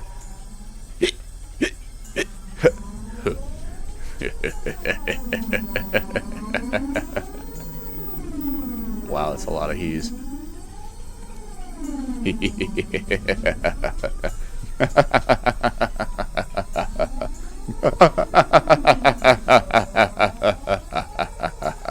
Still going, goddamn.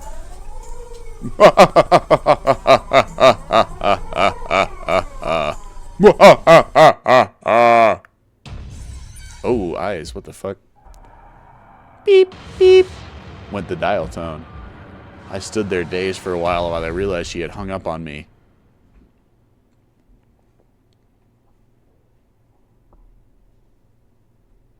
Higurashi when they cry.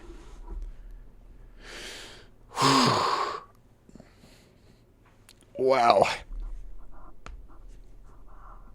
Ever see new tips from the scrapbook number 11 and Shuju Mojang, whatever. Let's view these new tips. Tough call, demand the truth. From the scrapbook 9.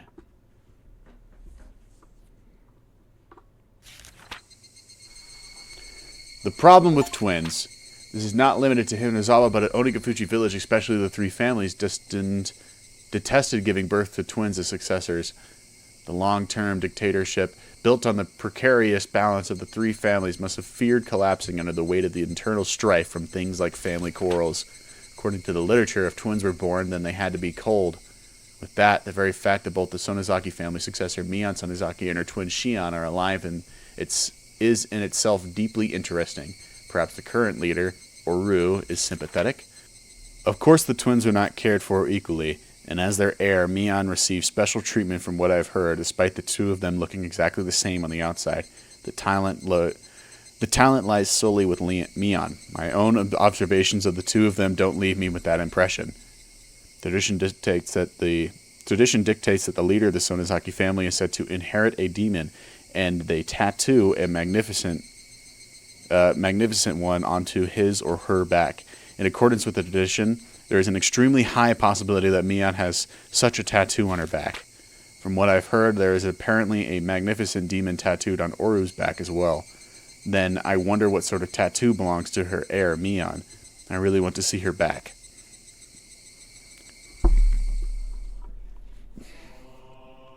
So Mion might have a giant demon tattooed on her back. Okay. What I think, I'm going to go into a little bit of theory crafting, is what I think is happening. I think that, there's only Kimiyoshi and Rika Furude. Those are the only two single people in the households. All the other members are dead. I think what the Sonozakis are doing is they want pure dominance over Hinamizawa and whatever evil demon forces live here or whatever. And I think in order to get that, they need to exterminate everybody else and become the only family there that's possible. And so what I think that means is that they want... they are keeping Shion around to essentially be like, okay, we're going to kill Kimiyoshi the mayor, we're going to kill Rika Furude, and those are those two, but we also need to kill, for this ritual or something, we need to kill the head of the Sonozaki family.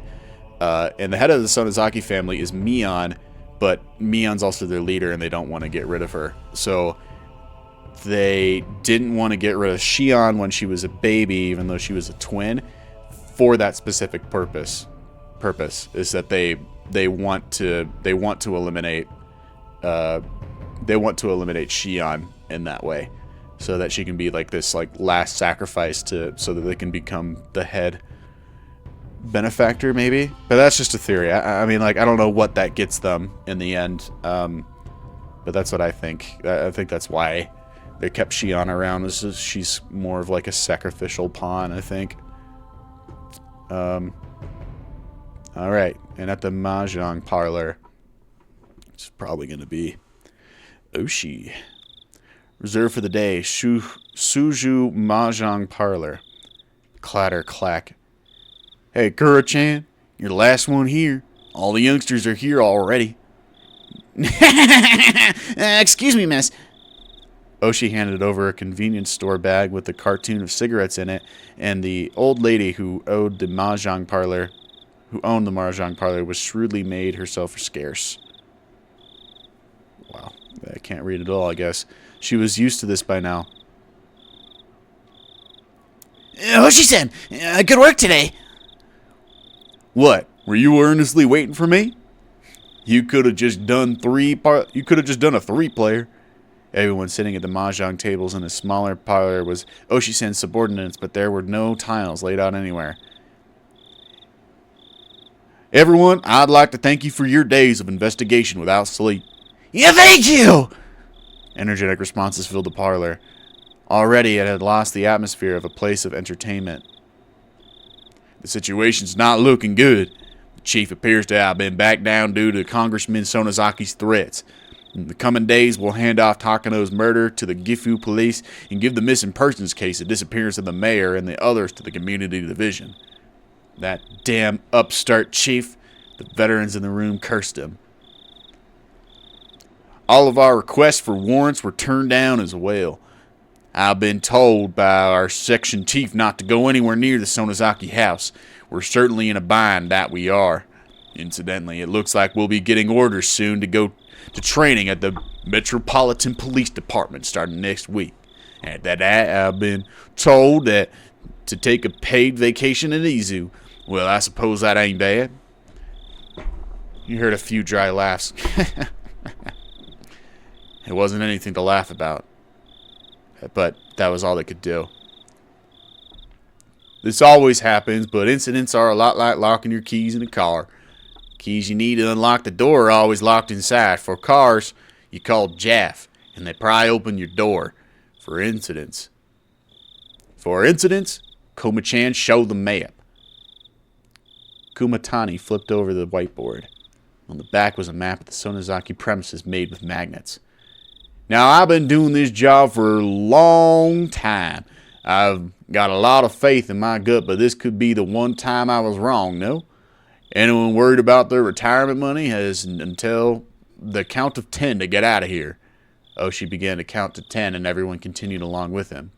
It was their famous 10-count resolution. 9, 10. No one's leaving. None of you love your families too much. Is that it? Foo. Everyone laughed uproariously, cheering things up. I want everyone to go over their materials. Memorize locations and blind spots of all the security cameras. Kuma-chan, you'll stand by in the command car. If something happens, you'll switch with me and take over. Komiyama-kun will head up Infiltration Team A. Atsushi-kun will lead Team B. Observations team will set up at points 1 through 8. Banshi-kun, you're responsible for keeping a strict timetable. Control your rotations so HQ doesn't get wise. Now the team on standby has the most important job, alright? The section chief asks where I am, play dumb. I'll handle escorting our guests. I'll probably take him to the venue, so wait patiently, everyone. Wonder if he'll cave. Kichi Maribara, that is. From what I've seen, we're set for tomorrow and the day after that in regard. It'll be easy. Fo.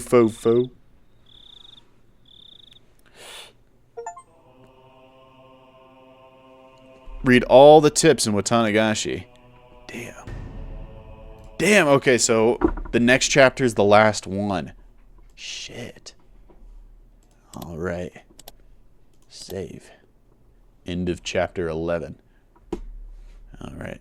Why do they give me so many saves? It's kind of wild. What's up, guys? So I got a haircut. I actually recorded part 1 a week ago. And yeah, I just like recorded like the first hour of it and then walked away. And then suddenly a whole week passed by. That was my bad. I just had a lot of stuff going on. I'm training for a race that's going on, and I'm just went to a wedding, and I saw Deicide and Rotting Christ and Immolation the other day. And that was fucking sick. They're so cool. But point of the matter is, I'm back, and even though it's been a week, the amount of rage and frustration I have with Mion and more importantly Keiichi is just so strong. I cannot fucking believe that guy. Anyway, I'm ready to get back into this game. All right, shall we?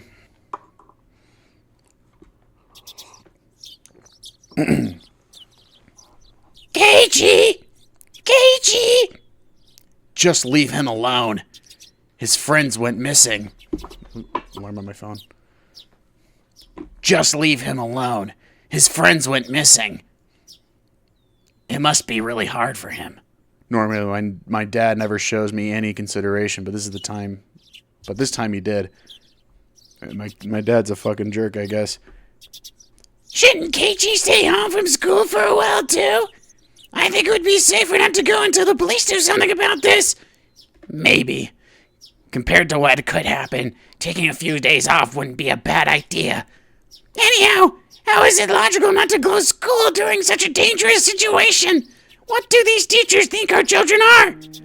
Mom and Dad are getting pretty riled up. But at this point, I couldn't care less. Besides, that wasn't the only thing I couldn't care less about. The breakfast table, the food in front of me was just terrible. It was awful. The time and date myself, I really had no interest in anything. This feeling, it was like a dead fog in my mind. It felt like getting dizzy after taking strong medication.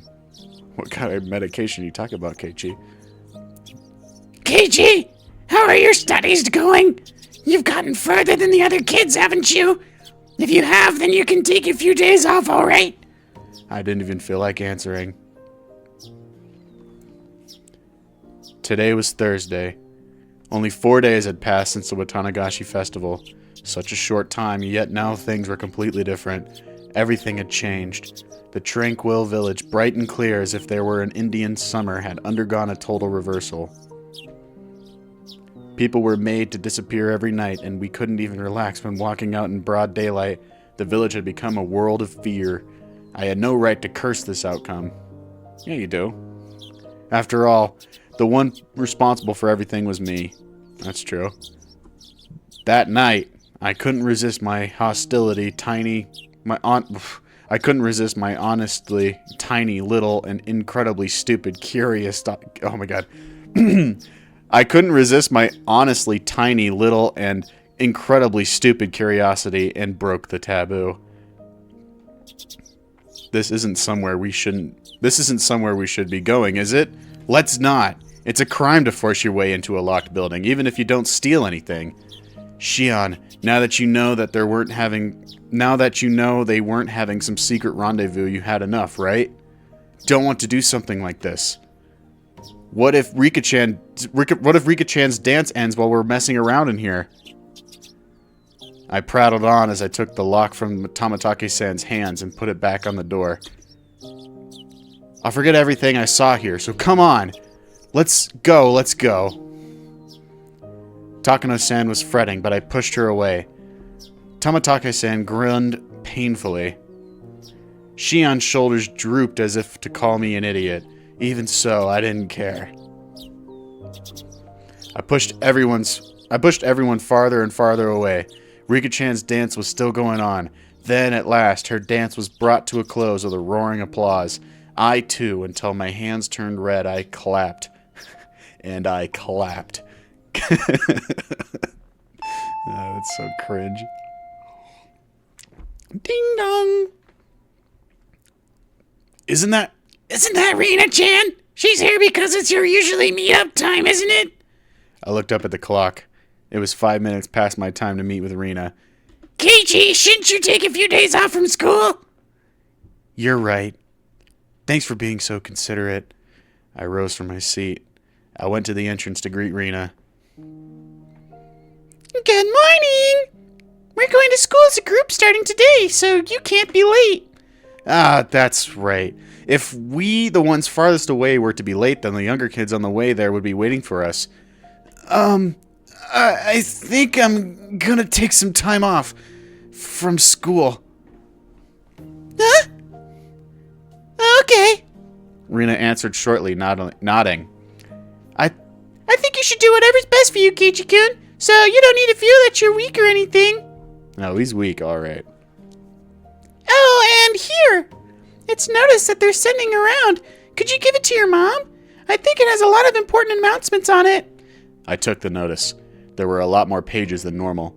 The one on top announced the disappearance of the mayor, Rika-chan, and Satoko, and they were wanted for and that they wanted any information about them. It made my heart ache.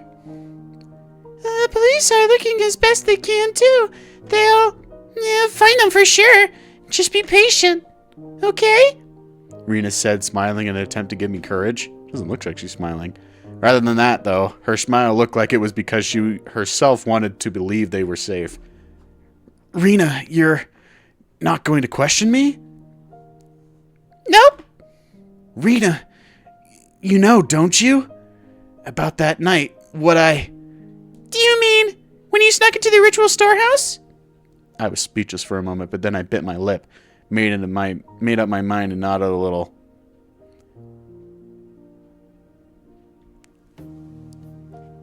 Is that what he did? So it's all out in the open. Really, I shouldn't do bad things like that. Mi-chan was really mad. So she was upset. I suppose she would have been. I don't think she was angry about you sneaking in there, though, as much as about you hiding it from her. Maybe, Ki-chan, maybe you should have told her yourself and apologized. I should have told her myself and apologized. That troubled me. Just 1 week ago, I did something that I myself should have apologized to Mion for. It hurt her badly. However, I hadn't realized that at all. Plus, with all the confusion that Shion's appearance had brought, I still hadn't been able to talk to Mion about it. What? Rena, you're right. I never realized anything until you tell me. Kichi-kun, hypothetically, if you had admitted that you'd done something wrong that way and apologized to Mi-chan, I wonder if Rika-chan and Satoko-chan wouldn't have had to disappear. I couldn't answer right away. Is that a fucking threat, Rena? I couldn't admit to that. Wasn't Rena telling me right now, though, that I should have admitted to my crime sooner? If I had done that and apologized, would things not have gone in such a horrible direction? Rena's eyes were filled with kindness, but they weren't naive enough to forgive me for keeping silent, and they stared fixedly into my own. Yeah, you're right. If I had admitted my crime sooner, then Rika-chan and Satoko wouldn't have had to die or disappear. Smack! The palm of Rena's hand slapped me on the cheek. I stood there unmoving, my head still tilted the direction it had been hit. It didn't hurt at all. I don't think that anyone has schooled you, Keiichi-kun, so I schooled you in their place, okay? Imagining it was making me cringe. I pressed my hand on my cheek, now warm with embarrassment, and quietly stared down at Rena's breasts. Going somewhere you're not allowed to go is a very bad thing to do. Do you understand that? Mm-hmm. Answer me with yes, Keiichi-kun. Yes. Also, what's even worse, you didn't admit to having done something so bad. You should never do anything bad in the first place, but not admitting to it or apologizing for it is much, much worse. Yes. I was wrong. For a few moments, Rena stared at me silently and intently, as if gauging my remorse. My God. Then finally, the tension in her face softened and she smiled. Okay then, it's about time. I should be going. All right. Be sure to give the notice to your mom, okay? Also, warn her not to go out to pass it on after it gets dark. Okay. I bent down to pick up the notice, which I dropped when she slapped me. The pages had come out the clasp and were now making a mess on the floor. I gathered them up one by one. My hand stopped at a single, more light-hearted page with a peaceful sentence dancing on it. We still have plenty of homemade soy sauce in stock. Feel free to come to Sonozaki House if you want. Oh. Okay. Wait, so the completely meaningless and useless piece of information they just gave me actually led to Mion. Oh my God. I feel like that moment in The Usual Suspects when the detective figures out that Kevin Spacey was the guy the whole time and he like drops his mug. What is this? I picked up the page and scanned the rest of it. They were stockpiling high-quality soy sauce that they got from faraway relatives in Akita Prefecture. They had gotten a big shipment recently. They couldn't use it all, so they wanted anyone who wanted some to feel free to come over, is what it said. As a PS, it said it arrived in barrels and to please bring a 2-liter bottle or other container for it. That's how it tied together. If you need some soy sauce, then you could go to the Sonozaki house, Rina. Oh. If you need some soy sauce, then you would go to the Zonozaki house. Rina, did you know all along? Yeah, I knew. This bitch! What? Rina had already been suspicious of Mion as soon as she noticed what... No, she's in on it! She was already suspicious of Mion as soon as she noticed that the big bottle of soy sauce was missing. Rika-chan had taken the bottle and gone to Mion's house, and there she was erased. Rika-chan wasn't coming back, so Satoko called Mion's house, since she knew where she had gone, and then Satoko got called there as well. That meeting on the day the mayor disappeared, didn't Oshi-san say that the 3 families participated in it? The 3 families would include the Sonozaki family, no shit. Didn't he also say that the current leader was really old, so her heir, Mion, frequently stood in for her at public appearances? While the mayor was returning from the shrine, Mion called out and stopped him. She talked to him and invited him to their house, and then she made him disappear. It was probably even simpler to make Shion disappear. Shion was part of the Sonozaki family. They probably knew exactly what she was doing at all times. I'm sure they even knew her part-time job schedule too. Thinking back, wasn't the Angel Mart store managed by the Sonozaki family? Setting up an ambush for her there wouldn't have been any trouble at all. I'm going to Mion. I'll go apologize. I'm going to have her put an end to everything.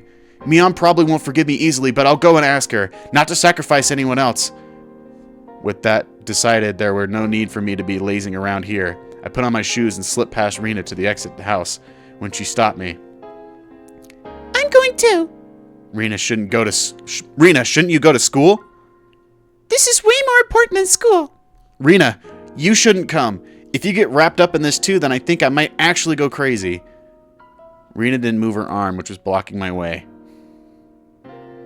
If Kichi-kun disappeared as well, then I think I might actually go crazy too, so I won't let you go alone. Rina argued boldly as tears welled up in her eyes. I saw them and I knew the strength of her resolve. All right, let's go. Thank you, Rina. Rina nodded slightly but firmly and finally let down the arm blocking me. Let's go. To Mion's house. I'll apologize for the crimes I've committed. Then we'll put an end to these twisted days. After that, I'll pray that once more we can return to those fun, lively days.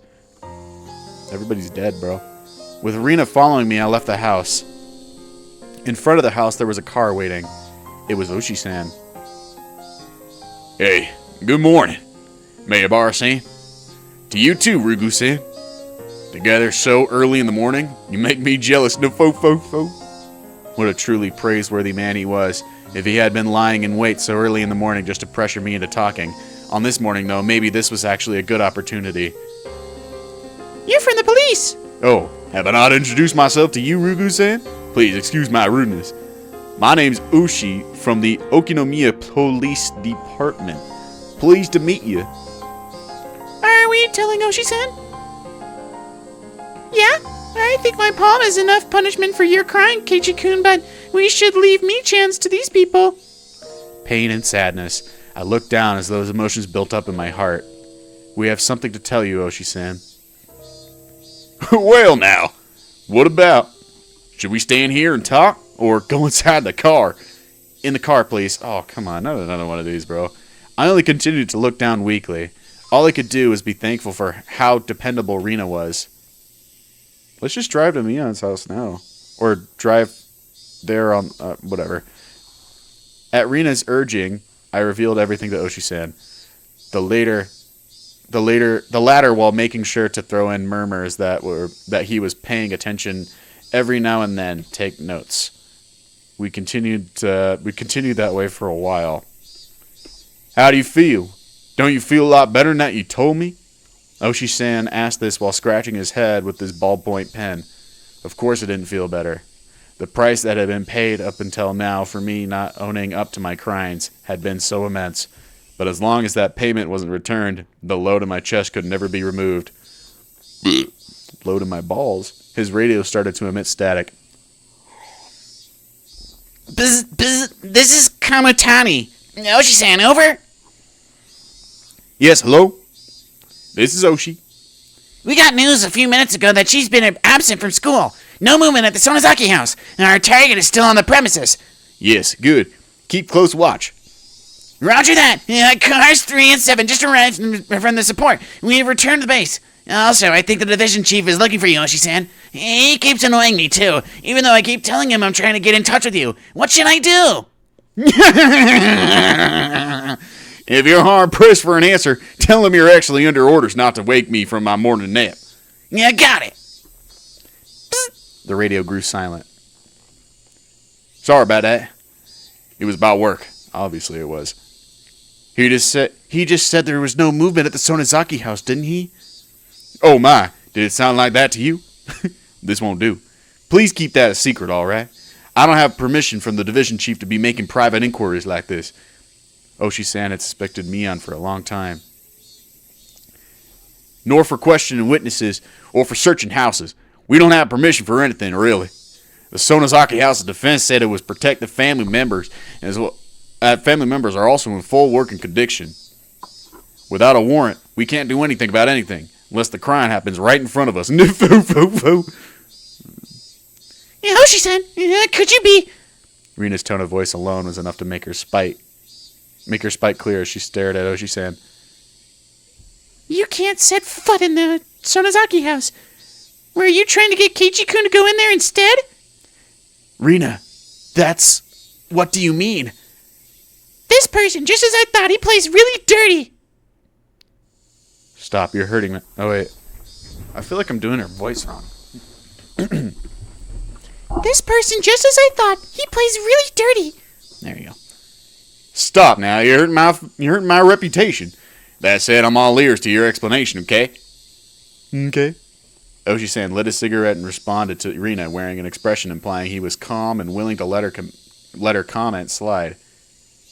You can't get a warrant, but you've always had your eyes on Mi-chan because you thought she was suspicious. Yes? You plotted to incite Kichi-kun and have him go to the Sonozaki house. Then, if something were to happen to him, you would have used that as an excuse to go in. Isn't that right? I understood about half of what Rina was saying. I knew, however, that Oshi-san had been trying to use me. Even if Kichi-kun got hurt as a result, have you no shame? Is this how the police do things? My. It seems we have an incredible detective on our hands.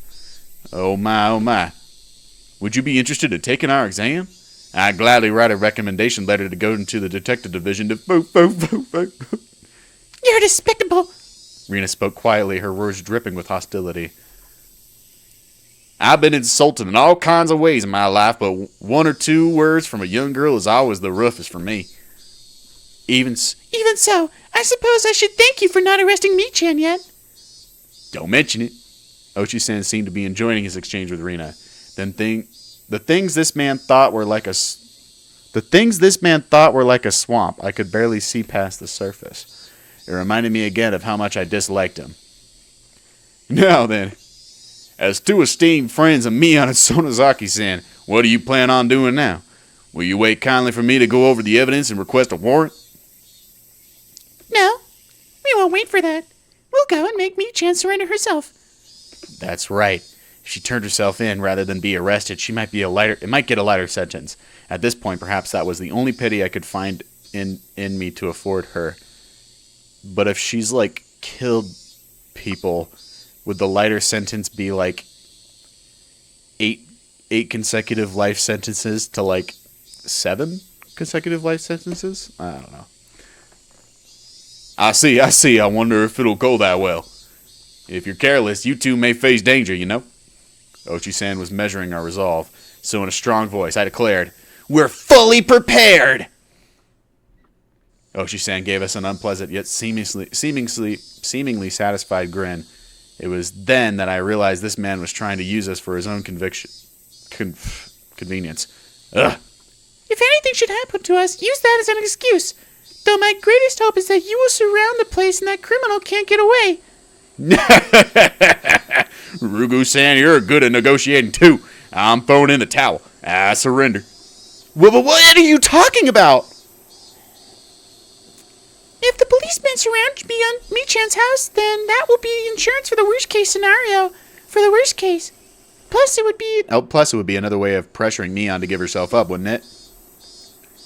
Oshi-san, Takuma-chan. Oshi-san, Takuma-chan. Oshi, Takuma-chan. This is Kamatani. Go ahead. Our friends are going to play at the Sonozaki house. Make arrangements to see what we can reinforce them if needed. Yeah, Roger. Zzz. It's funny because this is like quoted, so I'm imagining him saying that. Like this. Bzz, bzz, bzz. Their altogether too short conversation implied that our questioning was really already a part of their plans. Then let's get going. Want to buy some tea biscuits on the way there? Neither Rina nor I went to Oshi-san's stupid jokes. Stupid jokes. I kind of want a tea biscuit. Oshi stopped the cart at the place where it was always waited for Mion. Come to think of it, I've never been to Mion's house before. I've only heard that it is right down this road. As far as I can take you. According to our information, there are quite a few security cameras set up in the premises. Still, don't worry. We've got a bunch of youngsters ready and waiting to slip past them and go in. We'll be monitoring the inside with a one-way mic, so if you two give a loud scream, we'll know right away. We'll persuade her for sure, so please be ready for her to turn herself in. In both our eyes was determination. It was the only method available for us to lightening the sins of our good friend. Be plenty careful, you hear? You probably don't believe it right now, but I don't want you two being sacrificed if at all possible. You're right about that. With our rude response, we left the car. The chilling humidity and voices of the cicadas greeted us. I'd never have expected this would have been happening today. Yeah, let's go. Yeah, Kichikun. Rina took the lead and began to walk. Down the road I've never been. Rina, you've been to Mion's house before, right?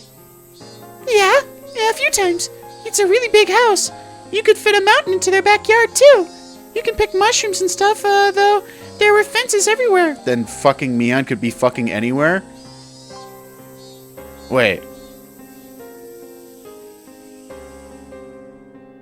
Okay. I'm confused on how you could surround a place like that. Well, I guess if it's like a big open field, but if it's like a fucking forest? Whatever, I'm just gonna keep going. Big enough to fit a mountain. That's amazing. One of the three families controlling Hidemazawa and the head family of the Sonozaki clan. Perhaps there was something to be said about this magnitude. The path continued onward, level and uneventful. There were metal fences along its edges, and beyond them were the woods with trees growing quickly. The fences were high, the tops of them bent inward, sticking out like sharp spears. Plus, there was a dangerous-looking barbed wire wrapping them. No one could look at them and not feel intimidated. In addition, there were signboards hung up here and there along the fence. Private property of the Sonozaki family. Entrance forbidden. Beware of venomous snakes. Active security cameras. Intruders will be charged an entry fee of 1 million yen. This forest, or should I say, mountain, is this all their yard? It's more like their domain. As you can see, it's a private property, but nobody maintains it. The forest is really the kind that you can go on hiking in. That's what I'm like confused about. How could you surround a property like that? You'd have to have like 1 million cops or something. There'd have to be a fuck ton of people surround. Maybe I'm crazy thinking about that. It sounds like too big to really get a good surrounding. Like maybe you could like line a perimeter on the entrance of it, but like there's like so many places they could go. Whatever. She could say that again. It really did feel like a neglected, savage woodland. It was dark and damp and certainly not a forest that made you want to go for a nice walk. Maybe that just happens when a landowner has too much land. Like Oshi-san said, there were security cameras hung up all over the place, though they had been weathered by wind and rain, casting doubt as to whether they were even functional. I wonder if Mion is watching us as we come to her. I don't think she is. The only people living in Michan's house are generally her and her grandma, after all. There's nobody who watches the cameras. That you know of, bro. What a useless security system. Well, Michan's father seems like a pretty tough person to get along with. So whenever everyone in the house, when everyone in the family is getting together, the cameras are apparently working properly. That's right. Mion's father, he was a big shot Yakuza, wasn't he? Rina smoothly danced around the answer she explained. But, sorry to keep pausing, but she seems like a pretty tough person to get along with, so whenever everyone in the family is getting together, we have every reason to believe that the family is together and orchestrating this massive disappearance of pretty much everyone in the entire village. Right? I mean, like, what? How are we not thinking about this? That there could be like, I don't know, like 100 people or something. We might be walking into the fucking wolf's den, bro.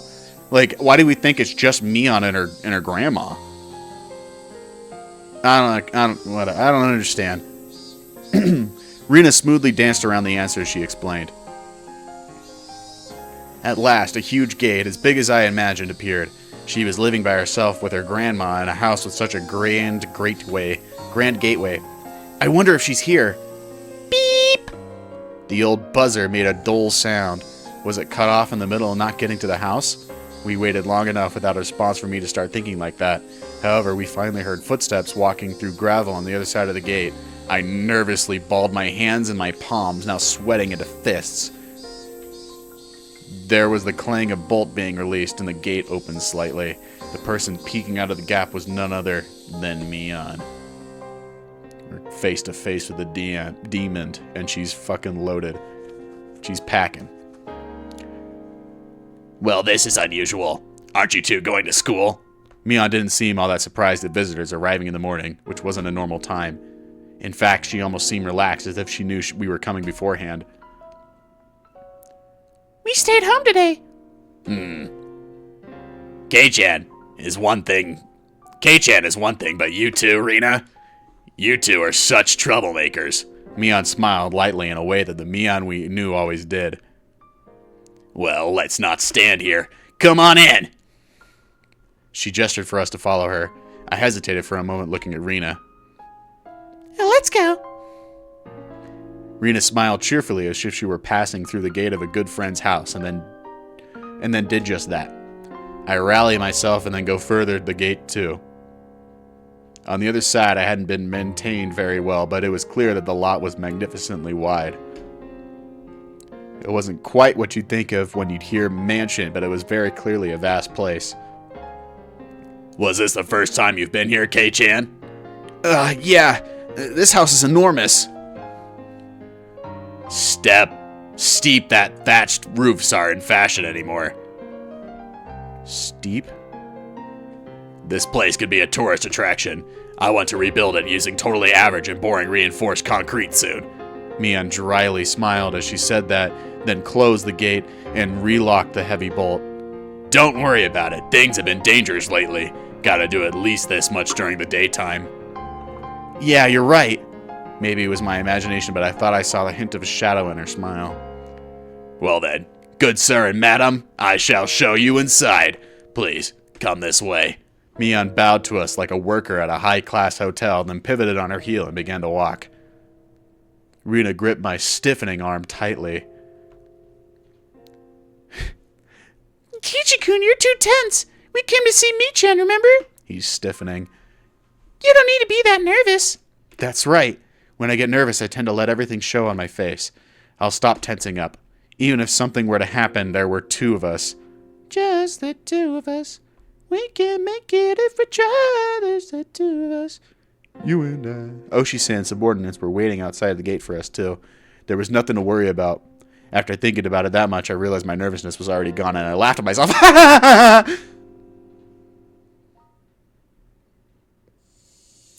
What's this? Mion, what's with this stone on top of the newspapers? It's in the way. There was a pile of newspapers on the floor of the entrance, and there was a large rock on top of them. I didn't understand why something like this was here. Just walk around it, Keiichi. Rina noticed me looking at it questioningly and giggled. Rina, do you know? What is this? Some kind of good luck charm? If you don't really know, then feel free to move it out of the way and put your shoes there. Keiichi-kun, there's a rest of swallows here right above the stone. Huh? Oh, you're right. This house is for people, but swallows still come in without permission to make nests. It must be like a tradition for them whenever spring comes. They always make a nest here. It's kind of annoying, though. In other words, it's a sign not to take off your shoes here because the swallow poop could end up in them. I couldn't help but laugh at the silly contrivance. My laughter naturally my laughter naturally spread to the other two. A really long time ago, the Sonozaki family apparently cultivated silkworms. Our ancestors would get all worked up over exterminating the swallows. When you think about it that way, maybe it is our just desserts. Anyway, come on in. The inside of the house wasn't very bright at all. In fact, it stunk in here, and it was gross and dirty, and it was very dimly lit, in fact, but mysteriously, I could still feel an elegance to the place. Mion seemed to want more modern building, but traditional houses like this aren't bad either. You're kidding, right? There's a terrible drought and the winters are freezing. Don't go making my house into property of cultural significance and getting in the way of renovations, got it? What I want most is a house as like yours, Kei-chan. I'm pretty jealous of it. It seems like it would be warm in the winter. No, but snowfall seems like it would be a problem. Snowfall's a problem? Does Hinamizawa get that much snow? Our latitude is south of Kanto, isn't it? Isn't this region warm? You don't know, Keiichi-kun? Hinamizawa's in the area that gets heavy snowfall. When we get lost, everyone gets buried. Sometimes you can't even get out of your house. Sometimes your car gets totally buried too, and you can't find out where it is. I was not aware of that. Hinamizawa was that bad of a place in the winter? Come to think of it, my dad, he said something like this place got plenty of snow so we could have fun building igloos. Still, your front door getting buried? Not being able to find your car? That's way too much snow. You remember from geography class, right? The western side of Japan gets cold winds from Asia. We're different from those softies protected by the mountains nice and warm by the Pacific Ocean. I'm totally okay with being a softie and nice and warm. I hate the cold. What? We'll have to have a training camp to get Kei-chan used to the cold this winter then. No way, no way. There's no way that's happening. I hate the cold and I hate training camps too. And I hate them even more put together. Mion laughed more uproariously than she ever had, then told us she'd bring out some tea and left her some seat for the moment. This is when she slips into the back and slits some throats. Still, there's a lot of fun things to do in the winter. I bet our club would be the blast then. Our club continuing activities through the winter sounds totally horrible, like swimming in the cold or marching in the snow. When did it turn into Mount Redhorn? I don't know what Mount Redhorn is. Yeah, there are definitely a lot of tough punishment games for the winter season. One time she made us have Rio Carnival in the schoolyard while snow was falling. A Rio Carnival. Oh, just like where you're in your bikinis or something like that? That sucks. I see the terror of our club cared not for the season. The victor would have decided the victor would be decided by who could best adapt to the winter-only events. We do snowball fights and shaved ice eating contests and treasure hunts in the snow. Wait, why is everything outside? Why can't we play tabletop games in a nice warm room while it's snowing? Whoa, Keiichi-kun, if you're saying things like that, then you're gonna lose a lot this winter. We'll have lots of punishment games and Rita will lose. Yahoo! Don't give me that. My eyes settled things with a cross chop to the head. You're sure having fun. Our walls aren't very thick, so be careful not to go flinging through any, okay? The paper sliding door opened and Mion returned with a pot and complete tea set. Do you want some sesame seeds on your rice? Sorry, we don't have much in the way of bean paste on other good stuff. It's okay. We didn't really come here to drink tea anyway. And with those words, a smile disappeared from Rena's face. Ah, she did it. That one careless statement reminded us of what we had nearly been able to forget.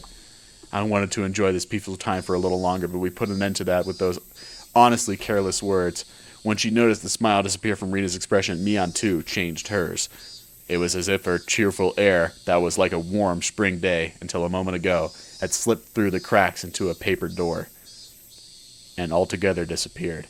There was no point in regretting it now. We did not come here today to chat and enjoy ourselves.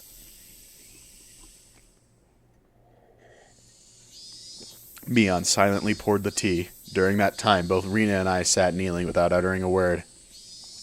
Here you are. Drink up. We couldn't even mutter a word of acknowledgement at those natural words of her curiosity.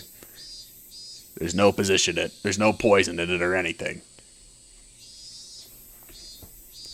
Do you just trust me that much? That's upsetting. Mion gave a better smile at that and let her shoulders droop.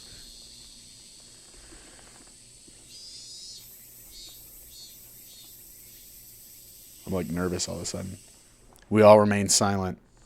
We remained silent, hoping that someone else would speak up first.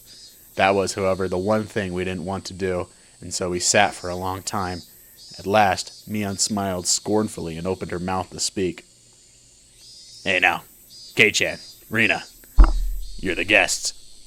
Didn't you come here for something? If you don't speak up first, this old man won't know what to do. Rena and I exchanged glances, and we both resigned ourselves. Rena opened her mouth to speak first, so I stopped her.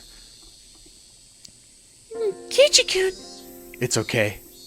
I needed to come here. Let me talk first. Okay, I understand. What would Kei-chan have to tell me? Please give me your daughter's hand in marriage, maybe?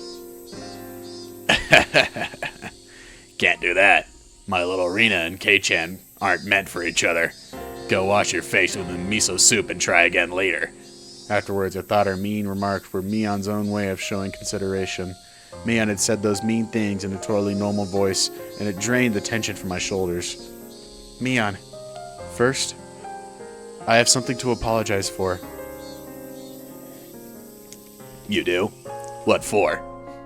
Mion pretended that she didn't know what I was talking about, but I clearly gotten my point across. Well, on the night of Watanagashi, the ritual storehouse behind the shrine, I went in there. I could see Mion's expression immediately became harder. I knew it was somewhere I wasn't supposed to go, but it was just supposed to be a little bit of exploration. We didn't mean anything by it. Even so, I still shouldn't have done it. So I apologize. I'm sorry. To display my deepest sincerity, I pressed my forehead to the table. I meant it as a way of prostrating myself. I figured it wouldn't feel sincere enough if I raised my head right away, so I left it there on the table for a while. Mion didn't say anything. With my face down, I couldn't tell what sort of expression Mion had. Only the voices of cicadas filled the room. Mixed with them, I could hear the sound of the clock ticking. That was all. When I started to struggle to breathe from having my head down for so long. How did you manage that? Whatever. Keiichi's just a dumbass. He forgets how to breathe sometimes. Mion told me to stop. You got me there. I didn't expect you to pitch it to me straight. You've got me the ropes. You've got me on the ropes. I looked up to see what Mion's face was calm, but she was smiling faintly. If you understand that, even though it was only a casual exploration for you, Kei-chan, that there were a lot of people who think it's no laughing matter, then it's okay. There's an old saying when in Rome, do as the Romans do. What does that mean? It's been days since then. It might be too late, but I apologize. Oh, it's been days since then. It might be too late, but I apologize. What I did was wrong. Please forgive me. feel pitiful tears welling up within me. If I had done this sooner, maybe nothing terrible would have happened. It's okay. If you know what you did was bad, then that's enough, right? Mion spoke like it was someone else's problem, and I wasn't happy about it. Michan, Keiichi-kun is apologizing seriously. I think maybe you should respond seriously as well. I am being serious, though. Do I not look serious to you, Rena? No, you don't. Rena was giving her tit for tat, so the room's atmosphere quickly began to grow sharper. She was right. Even though I came here to speak from the heart like this, it felt like she wasn't being taught. She hasn't been taking this seriously. Obviously, Rena isn't fond of that. Keiichi-kun, you can get up now. Let's tell her everything. That looks like what Michan wants too. I had known it would turn out like this from the beginning. Hadn't I come here prepared for that? I mustered my willpower and bit my lip. Mion, you called Rika-chan and Satoko the day before last, right? I don't remember doing so. If you have a reason to think so, could you let me hear it? It was evening before dinner time. Rika-chan should have come here, bringing a big bottle of soy sauce, to have you share some with her. Mion was trying to keep from showing any reaction, but I didn't miss her eyelid twitching just a little bit. Why do you think that? It's not hard to understand. Michan, you saw it too, didn't you? Rika-chan's room? Mion put a finger to her forehead and acted like she was thinking. There was still chilled tofu and no soy sauce. Plus, the big bottle of soy sauce that should have been under the sink was nowhere to be found. What? Is that why she would have come here? Mion dropped the act. You wrote it yourself on the notice, didn't you? That you'd share your soy sauce? Mion scratched her head. I heard her ever so faintly click her tongue. It was as though we found out she'd purposely given too little change to a servant. That's all I could feel from her. Then Michan, Rika-chan, you hit her. Rena hesitated for a moment. No, that was Rena. I couldn't tell that she didn't want to use the word erased, and that she was struggling to find another word. That was really supposed to be the end, wasn't it? For you, anyway. What are you talking about? You didn't foresee that Rika-chan would tell Satoko-chan that she was going to your house, did you, Michan? Then Satoko called. Might Rika be imposing on you? Yeah, probably just like that. You sound just like her. Michan, you were in a bit of a bind then. Because someone knew that Rika-chan had come here. So you decided to lure Satoko-chan here too. Lure her out? Like how, I wonder? Mion prodded Rena on, and as if trying to get to the good part of the interesting story. I, however, knew I had been watching Mion change the whole time. She was restlessly twirling her fingers. She had clearly lost her calm. Of course, it was really a slight thing, but only I, who had been watching her this whole time, would have known. Mion was panicking. What Rena was saying must have been a bullseye. It probably went like this. Satoko, I actually made too much dinner today, so why not come over and eat?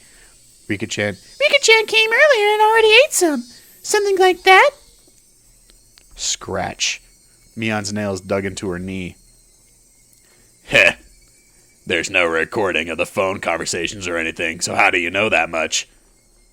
I know it because the dinner that Satoko-chan made for the two of them was plastic wrapped in their refrigerator and hadn't been touched. For a few moments, Mion's face was frozen in utter amazement. She looked like she couldn't believe it, that this person in front of her was Rena. With just that to go on, how did you even guess what was said over the phone? It's a long explanation, so I'll get to the point. The contents of that refrigerator provided a bit of a good account. Oh my god. It's a long explanation, but I'll get to the point. The contents of that refrigerator provided a vivid account of what you said over the phone when you lured her out. Mion's jaw remained on the floor. That was the only way I could describe her face. That's...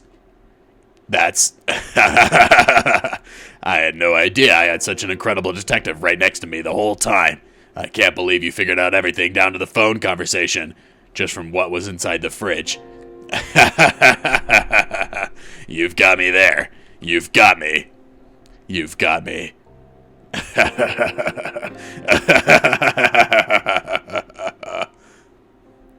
As if a dam had burst, Mion's convulsed into laughter. Her laughter, though, defiantly didn't make us want to laugh as well.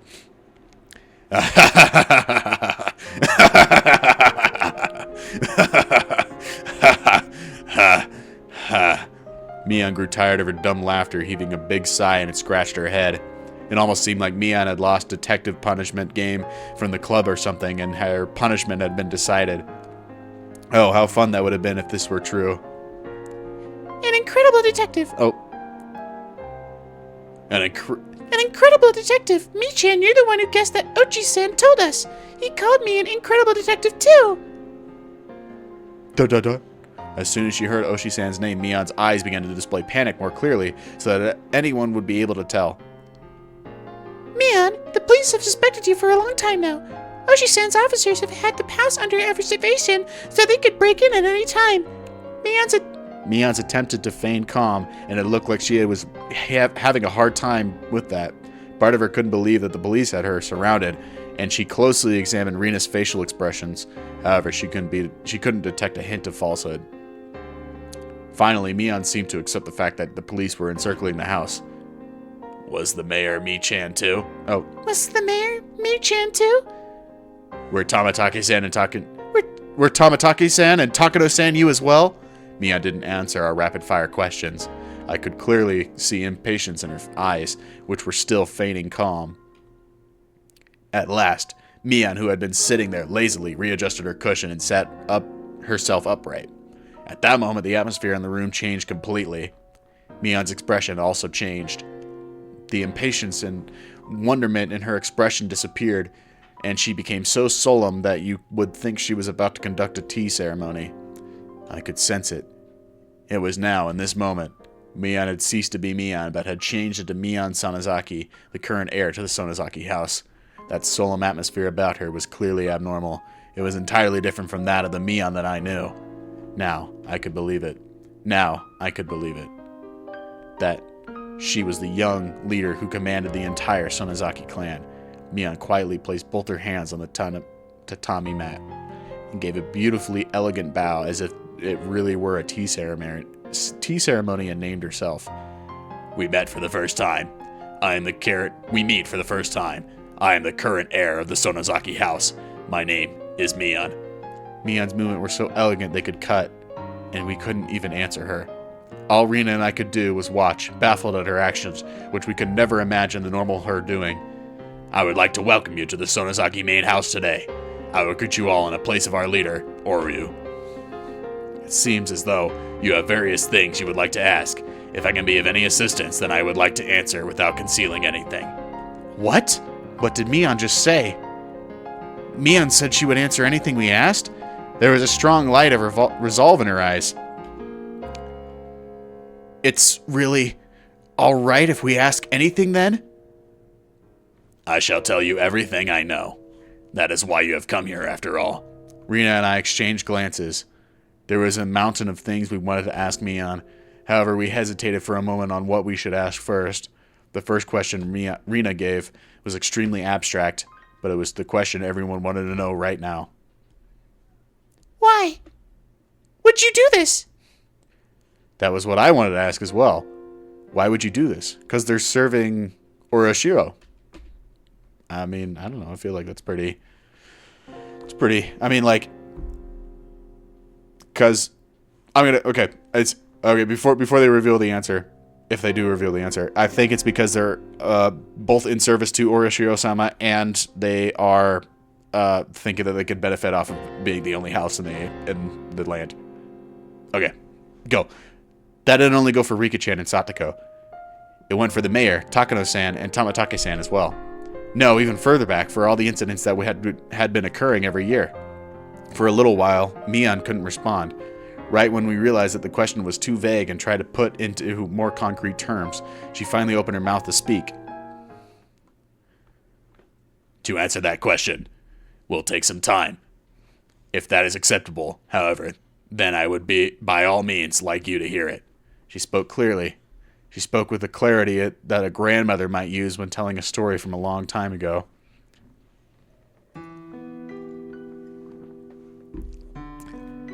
Did you know that Hinamizawa Village used to be called Watanagashi Village? Yeah, I did know that. Rena nodded lightly, then shot me a glance, asking me if I did. I returned her nod. Hinamizawa was once called Watanagashi Village. Yes, I heard all about that. I heard all about that that night from Takano-san in the ritual storehouse. They firmly believed that the demon blood ran through their veins and cut off all contact with the outside world. They were worshipped by those in the villages at the foot of the mountains and treated like transcendents through those capable of magic. My God. That's right. Our ancestors in Watanagashi Village were proud transcendents descended from the demons. Those in the village at the foot of the mountains worshipped and honored them. Nevertheless, that all decayed with the end of the Tokugawa era. The black ships arrived, the era of the samurai ended, the era of natural isolation ended, and the traditions of worshipping Watanagashi Village quickly disappeared. Those things that linger in the past were all to be detested. That was the kind of era it became. The Meiji era began, and the name of Watanagashi Village, with its long history, was forcibly changed to Hinamizawa Village. I have heard the Meiji government strongly wished to erase the old customs, the abolition of the feudal domains, the establishment of prefectures. An era had begun, seeing Japan springing up the stairs that were beyond the means to try and reach the same level as the rest of the world. All things in the Western style were to be extolled, while in old tradition things were to be scorned. That was the sort of era it was.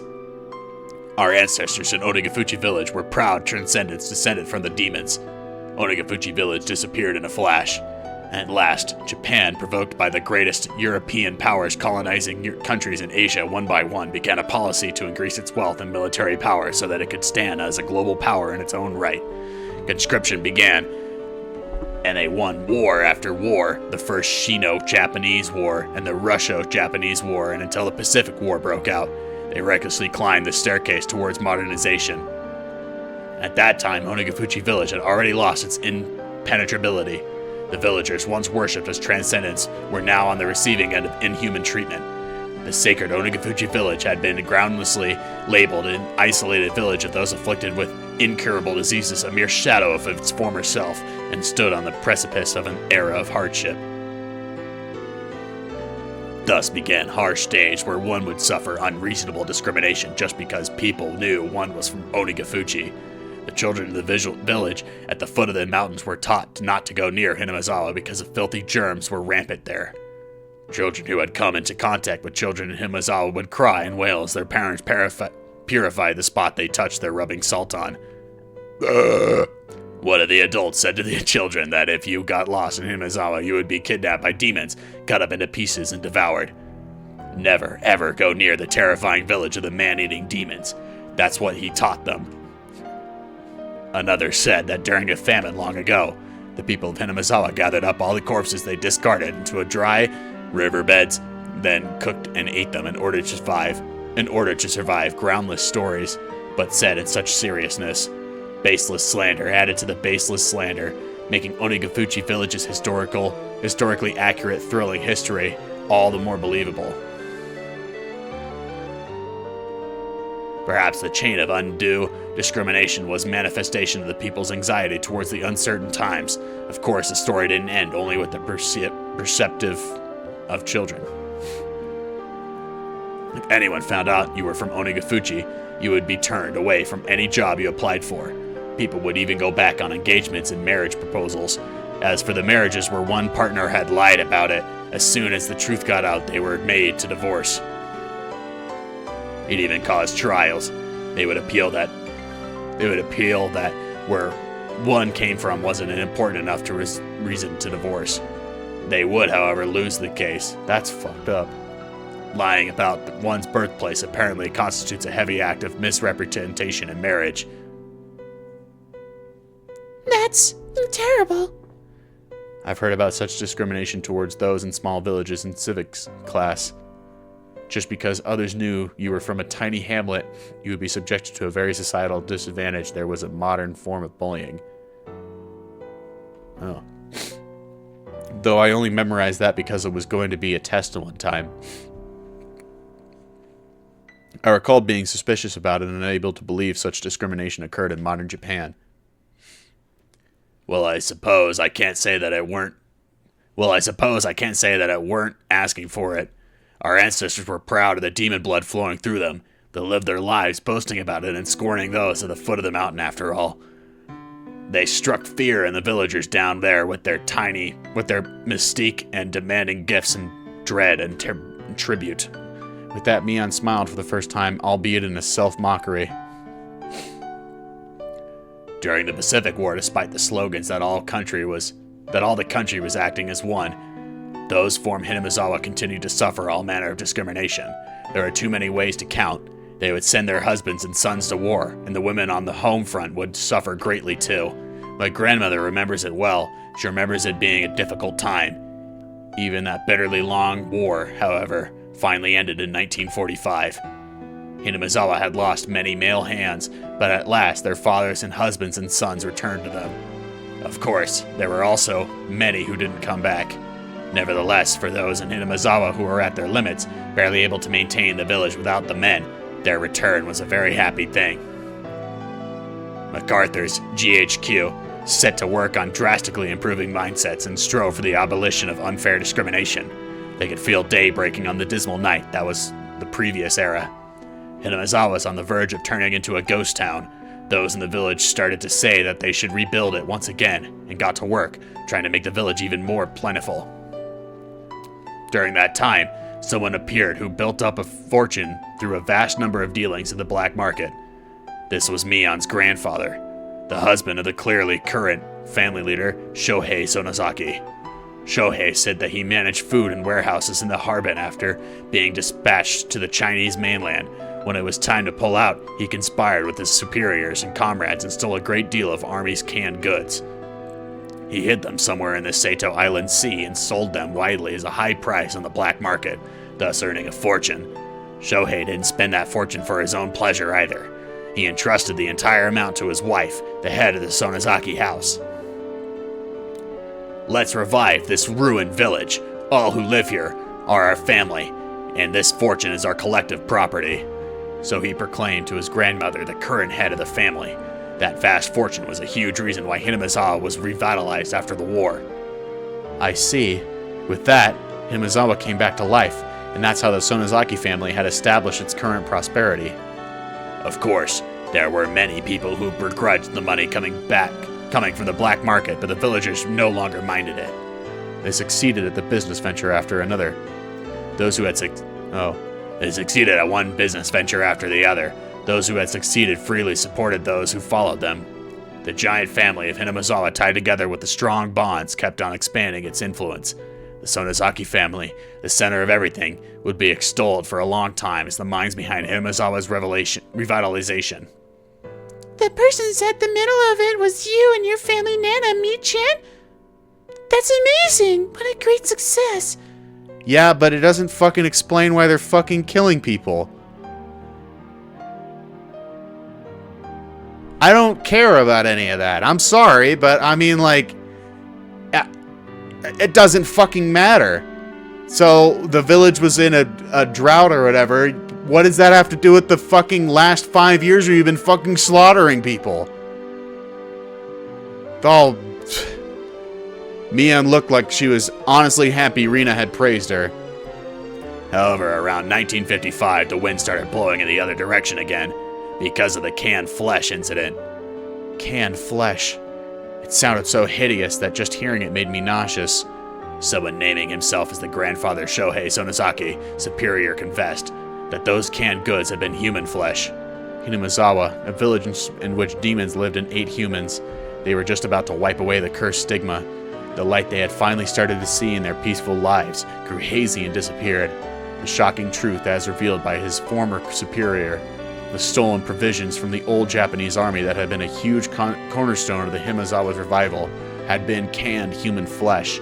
Why were there cans like that? Wasn't Shohei just the manager of food warehouses? His superior revealed that Shohei Sonozaki did not have the job of managing the food.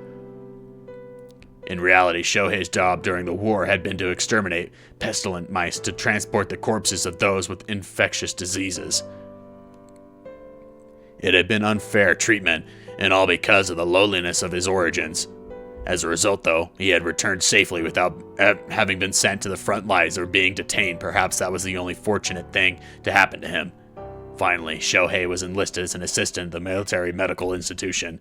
There, however, he found something even worse than the low, scorned, depressing customs of Onigafuchi village in the research they were carrying out. Could that have been, well, you know, the bacterial corpses in the old Japanese army or whatever? Gijikun, you've heard of that? What could it be? I was pretty sure it was Unit 731. Whoa. I thought you weren't supposed to talk about that in Japan, bro. No, I don't actually know anything about Japan, but wow. If you don't know, that's basically Japan's version of the Holocaust. They took a bunch of people in China and they basically just ran a bunch of tests on them, but the tests were really just to kill them. Yeah. Anyway, I'm pretty sure it was Unit 731.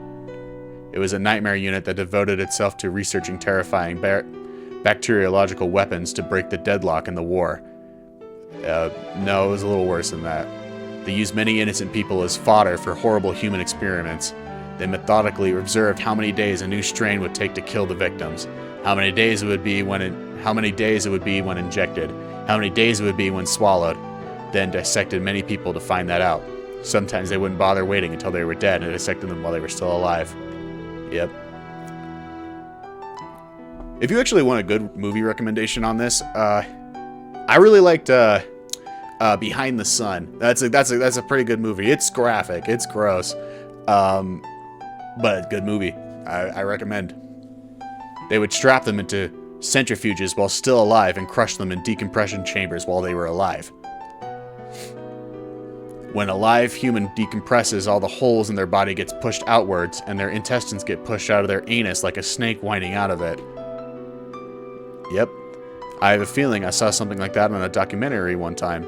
Also, if the reason why we know, like, a human can, like, survive, like, this extreme temperature or this low of an extreme temperature, like we know exactly when a human dies due to cold or due to heat, is because of Unit 731, and also German testing and Soviet testing, and also American testing in some cases.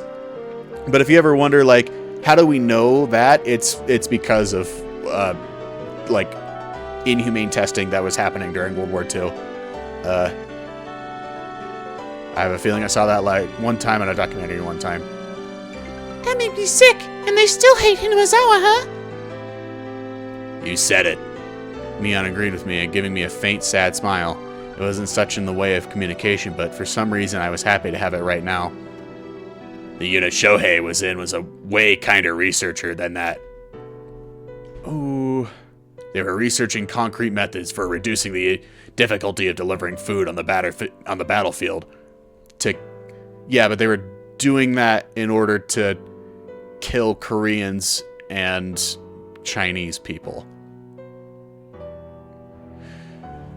I don't know. It's kind of like doing that, but for Nazis. I don't know, but the military's design at the start of the war completely fell apart, and a chronic food shortage broke out all over the battlefront. The food shortage led to malnutrition, and as their natural resistances lowered, the soldiers fell to one disease after the other. Spirit and morale lowered as well. They wouldn't be able to maintain their forces at this rate. Apparently, that's where the research started. Oh no, the fucking murderers and rapists on the fucking World War II battlefield are suddenly not very happy. Uh-oh. At first, it was to find methods of delivering food to the battlefields. It was very broad and included things from violent methods like stealing it from civilians to survive, methods like how to cook unfamiliar insects and plant life, As they were working out the details, they kept straying off course and going out of control, until finally they knocked down a door called Taboo. What do you think the easiest source of protein on the battlefield was? Humans? Rena and I knew the answer without being told, so we didn't answer. That's right.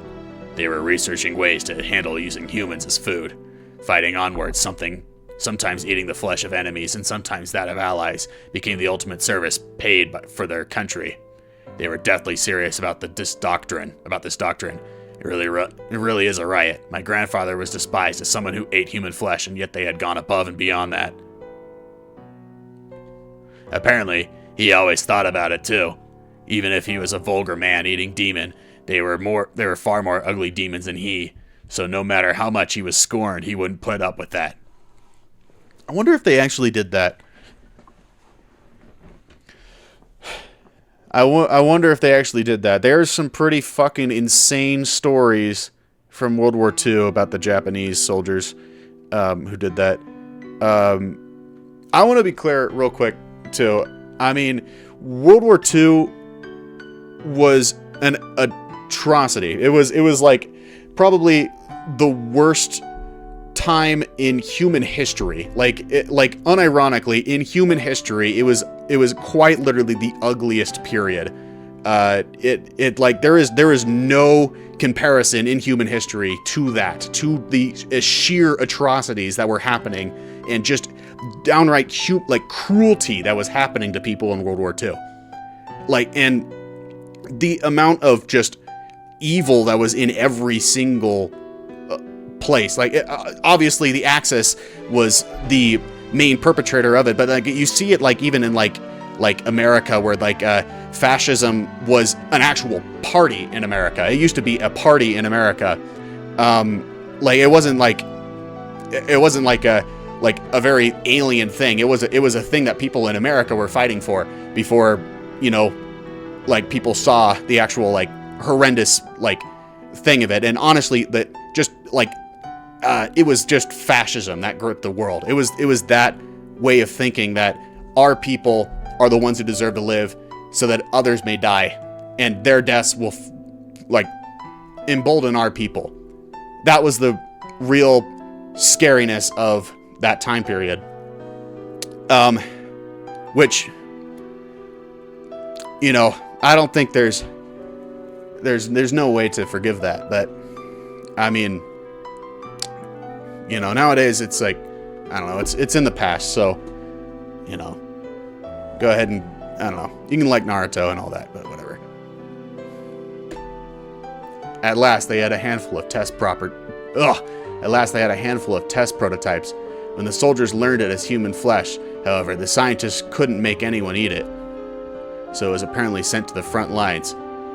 The cans were labeled meat substitutes, and so they wouldn't accidentally eat it themselves. They stamped it on the bottom of the circle. The starved soldiers on the front lines apparently loved all the prototypes they were sent. Among them, those who cooked it in soy sauce like it was sukiyaki loved it the most. Come on, Mi-chan, stop! I'm getting sick to my stomach. Rena really was pale-faced, and she looked like she was having difficulty continuing to sit on her knees. Mian looked like she had more to say, but she sighed lightly and stopped there. By the way, none of this has anything to do with you and your family killing people every single year for the last 5 years, or even more than that. What are we talking about right now? Then those canned goods your grandpa bought back then. Oh. Then those canned goods your grandpa bought back then? I don't know if it's true. Shohei denied it was human flesh up until the day he died. However, those who begrudged him his always sudden revival called him a savage for making a fortune from selling human flesh, and the villagers began to be scorned again. They returned to a time where children were to be jeered at and have rocks thrown at them. The stifling silence came back. What a seriously hopeless and sad story it was. They were discriminated against. Discriminated and were discriminated against. Why must they attach worth and rank to it? Why can't they live without looking down on people? Why can't everyone enjoy life together? I didn't know. My grandmother, the family head, once told the children of the village this. If they throw a stone at you, then 2 of you must throw stones back. That's a really shitty thing to say. The children asked her, What if they threw stones at 2 of us? Of course, the answer was simple. If they throw stones at 2 of you, then throw back with 4. If they chase 8 of you with sticks, then drive them off with 16. If they slander 30 of you, yell back with 60. Finally, the children asked, what if we were attacked by 1,000 people? Even that answer was simple. If 1,000 people attack you, then everyone in Hinamizawa will stand up against them. It was a manifesto to spur people into action. My grandmother rose up not only as the leader of the Sonozaki house, but the mother of Hinamizawa. It was halfway through 1955. It was a time when riots over the treaty with the U.S. were rampant and a time of battle and action. The people of Hinamizawa joined together and fought, treating unfair discrimination towards one as a crime against them all. It didn't matter whether that one was a child or an adult. If they heard that a child had been told off, then everyone would crowd the house of the perpetrator attacking as a whole. If they heard an adult had been treated unfairly, men and women, young and old, would all band together and stand up against it. If you meddled with people from Hinamizawa, you would be in trouble. They probably figured that if they could make others think that, they'd win. Kei-chan, do you remember how many people came to help you when you got involved with those delinquents in town? ... I recalled how much of an impression it had left on me. That the people of Hinamizawa boldly came to my rescue, yet the people of Okinomiya averted their eyes so they wouldn't get involved. My grandmother fought and my parents carried on the fight. At last, peace returned to Hinamizawa. Of course, that peace had been placed on a razor's edge. When you consider the previous 100 years of history, the tranquility now can only be called a chance of interval standing in uneven scales. Why? Could I really have an opinion on such a long and difficult history? I hadn't moved here more than a year ago.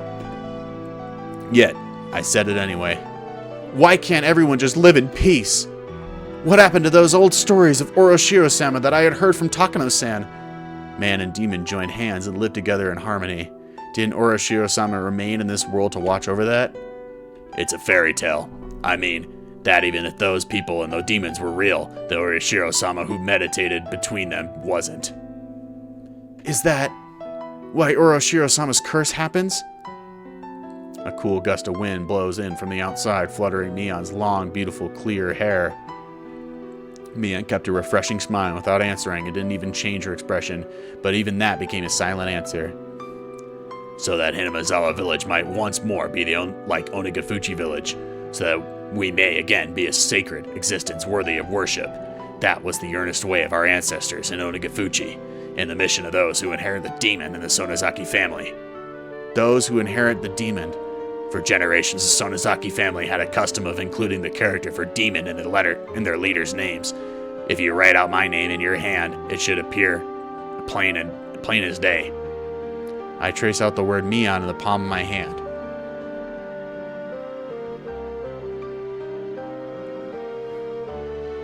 I guess it does. Oh, she's right. The character for demon is in there. We already went over this, didn't we? Not only in the name either. The demon is engraved in my body as well. When she said that, she quietly rose and began to lay her hand on her clothing. It's okay, Mi-chan. You don't need to show us, okay? Thank you. With just that exchange, I guess what she meant. Most likely, she was going to strip in front of us. There was a permanent seal. Somewhere on her body, there was a permanent seal, such as a tattoo, or marking that proved that she inherited the demon. Probably a giant tattoo on her back. Mion didn't sit back down. She smoothly opened the paper door onto the porch. A refreshing breeze began to cleanse the damp air filling the room. Mion quietly gazed out on the wide yard for quite a while. On her shoulders was something I could never imagine the normal Mion carrying. It was heavy, truly heavy. History of Hinamizawa, of Watanagashi weighing down on them. What kind of words could I possibly say to Mion like that? Rina wasn't saying anything to her either. Only the voices of the cicadas drowned out the silence. At last, after a long period of nothing, Mion murmured, The serial incidents happening over the past 5 years. "This is what I've been waiting for. Tell me, what does any of that have to do with fucking killing innocent people in Inazawa? Like, legitimately, what the fuck does any of that have to do? I'm sorry your fucking dad got slandered or whatever, bro. I don't fucking care about this shit. You're killing people. Like, this is way, way more. If you don't want people to have the representation in Himizawa of the demon village or whatever, why the fuck are you killing them? Why the fuck are you killing them and making them disappear? Stupid. The serial incidents happened after the past 5 years. I was directly related to some of them, and indirectly to others. Some were not the Sonozaki family, but rather related to the others. The Kimiyoshi family and the Furude family. I think I was at the center of all of them. You think? She said it without turning around with her back to us. At some point, her tone of voice had gone back to being the Mion we knew. I have faith in what I've done, and don't feel any guilt. If I did, perhaps it would be that I have to leave the stage before her heir is decided. Wait, aren't you already the heir? If I am caught and tried in a court of law, then I suppose that's how it works nowadays.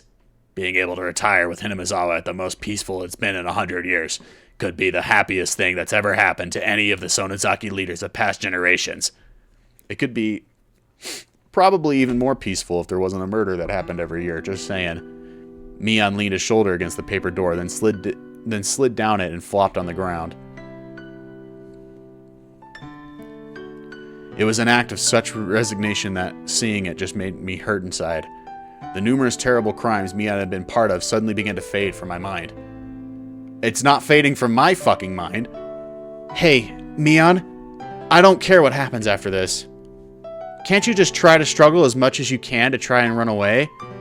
Why? She's giving you a fucking sob story, bro. She's murdering people. She's a murderer. What does the fucking any of it have to do that her grandfather was conscripted in World War II have to do with her fucking killing people? What does that have to do with that, bro? What? She didn't fucking explain anything. She just like, what the fuck? This is, oh my god. I almost hate Neon as much as I hate Keiichi now, dude. Like, what the fuck does any of this have to do? This is just sheer evil for evilness sake. There's no reasoning for it. Because some bad things happen in World War II, you have the right to just kill people indiscriminately because they are an enemy to your village or whatever? I don't fucking understand this. I don't understand this at all. Why did Rika have to die? Why did Satoko have to die? Satoko literally died because she came over to your house. Because she couldn't know that Rika died. Satoko and Rika both died for no fucking reason. Kimiyoshi also seems like he died for no reason other than he's just another head of the family. Why did Shion die? Why did Shion have to fucking die? Why? Why did she have to die? I don't understand this. I don't understand this. This is the stupidest. Oh my god. Maybe they're supposed to be making me feel this way. I don't understand it. I don't understand this at all. As soon as I began to think of it that way, Rina's ringing voice filled in the room. But Rika-chan and Satoko-chan, you killed them, didn't you, P-chan? The sharp points of her words stabbed into my chest despite not being directed at me. I'm not saying that it's okay if you killed other people. Regardless, Mi-chan, you killed Rika-chan and Satoko-chan. Rina's words were more biting than any I'd ever heard. Even now that we knew all the heavy history pressing down on Mion's shoulders, she had criticized her for killing our friends. Just as I bear the duty of the Sonozaki family, Rika-chan bore the duty of the Furude family. That duty was to protect the ritual storehouse. My chest tightened. I leaned. I learned around last year that Rika-chan had said something about it. Oh, I learned that around last year that Rika-chan had said something about it. The bars in the storehouse door were too heavy for her, so she wanted to change them to a simpler lock and a key. Even the priest before her had complained about it being heavy. He was very aware of how hard it was for Rika-chan. I will make sure to guard it, so I want to replace the lock with something lighter. I replied on behalf of the Sonozaki family leader. Ever since the string of freak death incidents, there seemed to be people who were insolent towards Orishiro-sama, so you shouldn't replace the lock with a simpler one. That said, the leader of the Kimiyoshi family, Old Man Kimiyoshi, if it's that difficult for you, Rika-chan, then I think it's okay to replace the lock, he said. The very fact that it was locked with a key was an indication of it being somewhere you mustn't enter. There's nobody bad enough to break through it and go inside, he said. Even if we were alike as leaders, I couldn't find it in me to argue with Old Man Kimiyoshi since I owed him so much. In the end, we decided to change out the lock on the storehouse and switch it to a really cheap and light padlock. Old man, is this really all right? Nana said that is possible. We should keep the lock the same. It'll be all right. You're quite the worrywart. If something happens, this old man will take all the responsibility. Do you promise? You mean that you will take responsibility as the leader of the Kimiyoshi family, right? You should be well aware of how sacred the thing inside really are. It's okay. There aren't any bad cats in Himazawa who would open the lock and break in. Meow meow. Oh! Sobs escalated from my mouth. Oh, that's what that was supposed to be? Something hot and wet dripped inside the spades and fell onto the tatamaki mat. Wait. I already heard of the thieves entering the ritual storehouse during the Watanagashi festival. There were 4 of them. We decided to act within the day. At the same time, we needed to demand that ones who allowed the thieves to break in, Rika-chan of the Furude family, and Old Man Kimiyoshi, take responsibility. Okay, here's the thing I don't really understand. So, I guess it's fucked up that Rika and Mayor Kimiyoshi changed the locks on the storehouse. They weren't supposed to do that. And you know, Satoko's like whole fucked up vision of how the world works, I guess. They deem them as an enemy as that. Would they still be deemed an enemy if we broke in and were able to get in anyway? I mean really, if the bolts are too heavy for a little girl to lift them, does that mean a normal person lifting them is also the same effect? Does that mean the person who put the bolts on originally should be killed because of that? Because I don't fucking understand this. It doesn't make any fucking sense. All of your fucking reasons for killing people make no sense. It's not their responsibility. It's not anybody's responsibility that happened. It's I guess it's my fault for breaking in the first place. That's the responsibility it lies on. It doesn't rely on Rika it doesn't rely on Rika or it doesn't rely on Kimiyoshi. Now the responsibility falls entirely on fucking you, Mion, because you told everybody to kill them. I'm continuing this. I'm glad this is the last chapter. I made myself a drink to cool down.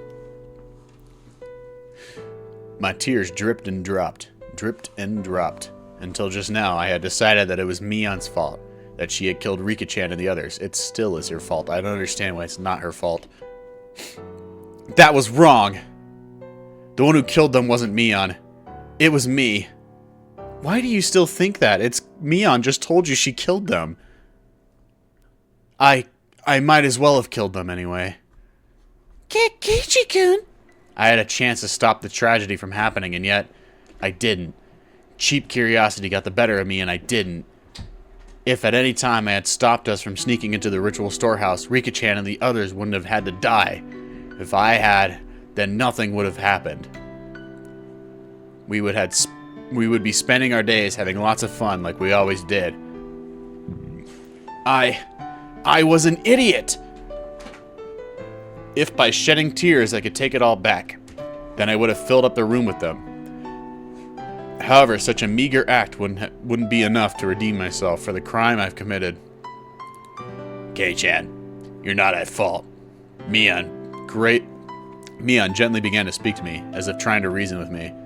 As a leader of the Sonozaki family, I needed to act, but given the history of the Sonozaki family, thinking about it now, it's no big deal. Maybe I should have saved my friends, even if it meant casting all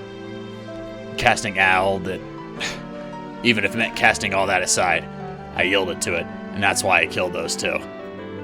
She's literally saying with her own mouth, her own voice, her own wind in her lungs, She's saying I killed those two. I killed those two. Mion. Mion killed those two. Mion Sonozaki, and nobody else killed them. I had hundreds of chances to stop it, but I didn't stop. I gave it to no easy role that was handled to me, and abandoned all thought in fighting for my friends. So this is my crime. I killed them. Mion Sonozaki, with these hands, killed them, and nothing whatsoever changed. Nothing! Her masochistic laughter was sad, especially because Mion boasted in the club that she would turn the tables of whatever predicaments presented themselves. It was so painful. It's chilling is what it is. It's sickening. Still, Mi-chan, you saved one person of your own volition. Eh? As I looked at her surprised, Rina stuck her fingers right in my forehead. You left Kichi-kun alive. As strong as you are, Mi-chan, it would have been no trouble for you, but you didn't kill him. That's right. Mion was so cunning that nobody could stand up to her, and even in our club, she had seriously tried to kill me. I would have been dealt with on the very first night. So many people have been sacrificed, but I was always left out in the cold. When did I first realize it? Even though people were disappearing one after the other, for some reason, I had this vague belief that only I would be left alive. Why didn't I kill him? As a demon, I can't even begin to guess. Maybe Mion had some reason she didn't want to kill you. What's that supposed to mean? Shh. Mion put a finger to her lips and said that Rina didn't need to talk. It's Oshi-san waiting outside. Mm-hmm. Yep. Any way out? No. They said they'd have the place surrounded. It seems like they called a lot of cars over the radio. I think they have your entire property surrounded. Mion fell silent. Rina's merciless words felt cruel, but they weren't meant to be. Maybe they were trying to lessen her good friend's pain, if only by a little. Maybe they were considerate, like she was trying to help. Please, turn yourself in. Mion didn't open her mouth, but she smiled just a little. I'll go with you. We'll never leave a friend by herself. Crying children and Rina are the only things I can't beat. She rose, scratching her head. Crying children? I bet fucking Satoko and Rika cried. Fuck this bitch. Ice her already. Put her behind bars. She rose, scratching her head. Her face had returned entirely to that of the usual Mion. They'd better try her as an adult as well. I'm well aware of how serious my own crimes are. Even if they accept me turning myself in, I'll probably never be able to come back here. I couldn't say anything. The number of deaths Mion was involved in was just too large. So much so that maybe recommending that she turn herself in was in a way extremely cruel. Is it? So, I'd like you to hear one last selfish request. What is it? 30 minutes is fine. Just let me have some time alone with Kei-chan. She's gonna murder me, bro. She's just trying to up her kill count before she gets put in the freaking John, bro. Huh? My name suddenly came up, and it looked like I was the only one surprised about it. Kichi-kun, is that okay with you? If you don't want to, then I won't make you. To be honest, I don't want to talk to her. She killed my friend and then pretended to be her for like almost a whole week. I mean, I would not want to talk to that person. I don't care how long I knew them. I knew her for 6 months. I knew her for half a year. And she thinks she gets the right to talk to me one-on-one after she told me she killed all these people and she's been orchestrating an illegal crime ring or whatever. I mean, I don't give a fuck what she says. But whatever. You're right. It's okay if you don't want to. After all, I am a demon. And Kei-chan is a bona fide human who moved here from somewhere else. For us to be compatible, as long as Urashiro-sama doesn't exist to mediate, simply isn't possible. There was no reason for me to hesitate. Mion had been engulfed by heavy, by heavy, unopposable tradition. Right now, the duty of handling this had fallen to me and me alone. In fact, with me cornered, it would have been okay for her to blame me. However, Mion didn't say a word of blame. Far from it. I was guilty of the same crime, and she had let me go. Amidst the fate she could not oppose, she saved me alone. I didn't know whether I should be thankful for that. Thinking upon it now, I didn't know how much easier it would be if I were to be granted the same punishment as Rika-chan and the others.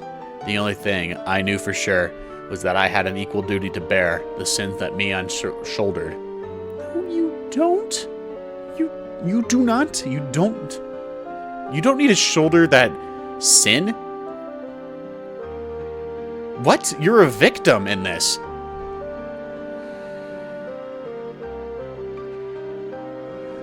Oh my god. When it came to Mion's last request, there was no reason for me to hesitate. Sure, it's fine. Thank you. I'd like to thank you too, Keiichi-kun. Rina stood up. It looked like she would keep her promise with Mion and leave. It's fine, Rina. You can wait right here. I just want to go around the yard with Kei-chan.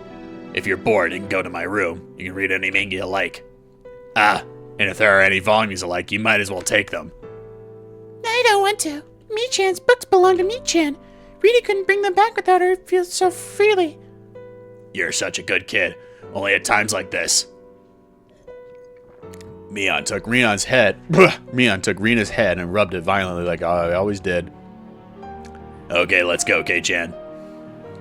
I began to walk after Mion, who headed for the hallway when Rina silently stopped me. Take care of Mi-chan. Yeah. Mi-chan really does believe she won't ever be able to come back. I didn't know much about laws, but with as many deaths as she's been involved in, the chances of her escaping a heavy punishment seem non-existent. Watch out so you don't make her lose her temper, okay?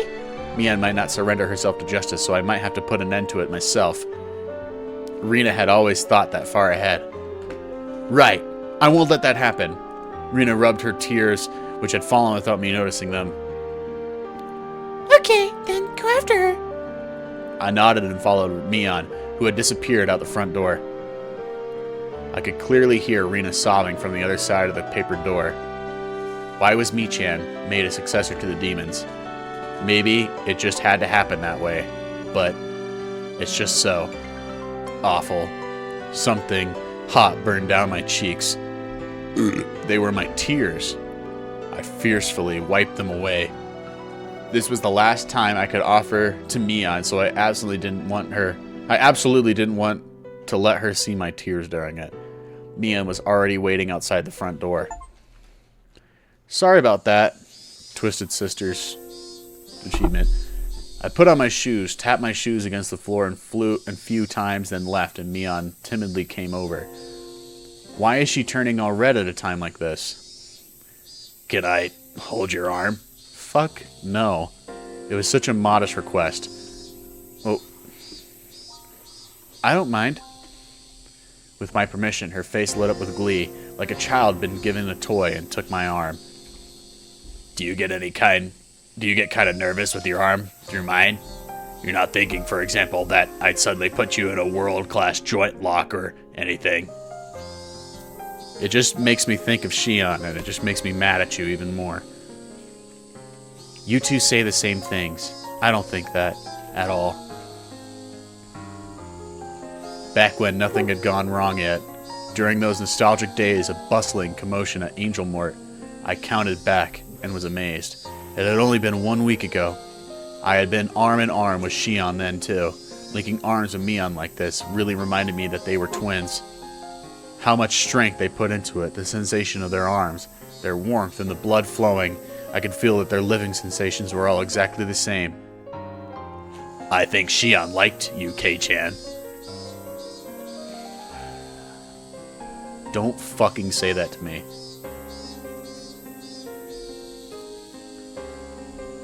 Oh my god.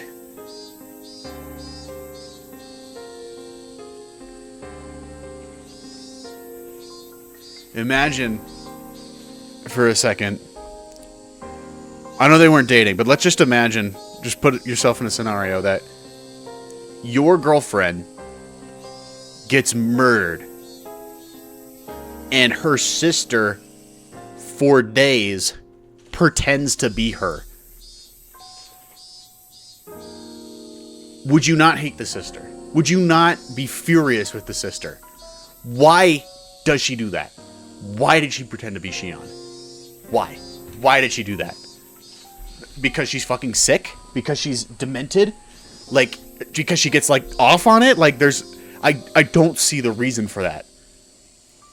It's so criminal. It's so insane. And she thinks that... Whatever. Keiichi's fucking stupid. Let's just move on. I think Shion liked you, Kei-chan. I see. If this were a regular conversation, I might have jumped back red in the face. Right now, though, no matter what I heard, my mind remained at peace. Mion and Shion, you got along well, didn't you? Well, I wonder. Kei-chan, do you think your right hand and left hand get along? Huh? My right hand and left hand? I don't think you could describe them as getting along or not. That's how our relationship is. You can't measure it by scale of how we got along. That didn't sound like it meant they got along really well. For example, one of your hands is dominant, so they will always be a better hand. If you only had one oven mitt, would you put it on a dormant hand without thinking, right? Oh, if you only had one oven mitt, you would put it on your dominant hand without thinking, right? I think maybe it was like that for us. That doesn't mean, though, that anyone would be okay with losing their left hand. It's that kind of unexplainable relationship. I think that is that how you see people? Oh my god. As just like expendables, bro? Like, the only reason you kept her around is because she was your sister? Oh my god. I think that maybe you lived too close together and just stopped being able to see it, but I think that means you get along really well. I'm an only child, so the day before the festival, I was really jealous of when you and Shion were messing around with each other. I think you're jealous of something that doesn't exist.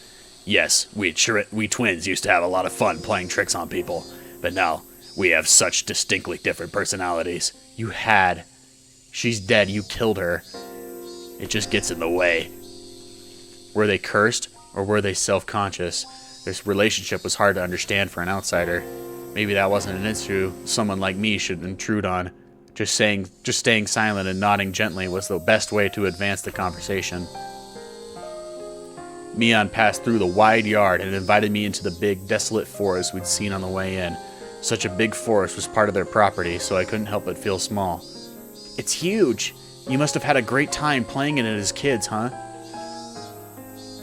Mion seemed to be silently reminiscing.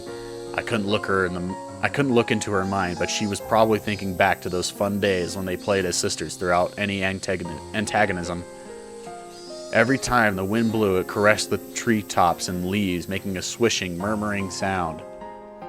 Mion remained silent for a long time, thinking back on her younger sister, whom she had gotten rid of her own hands. Yeah, she got rid of her with her own hands, and there was no need for me to get a word in. Just walking like this, arm in arm, was enough. Mion suddenly stopped and turned. Shion is still alive! Really? Mion took a hard look into my eyes, then nodded quietly. She's still alive? Yeah. I've been thinking to give her the most horrible death of all. That's not any better. In fact, that's fucking worse. I had been thinking of giving her the most horrible death of all, so I had her locked up. I never did think of a good way to do it, though. Mion sounded as though she hated Shion, but also deep down she didn't completely detest her. So I took my other hand and rustled Mion's hair with it. How was that the reaction to that information?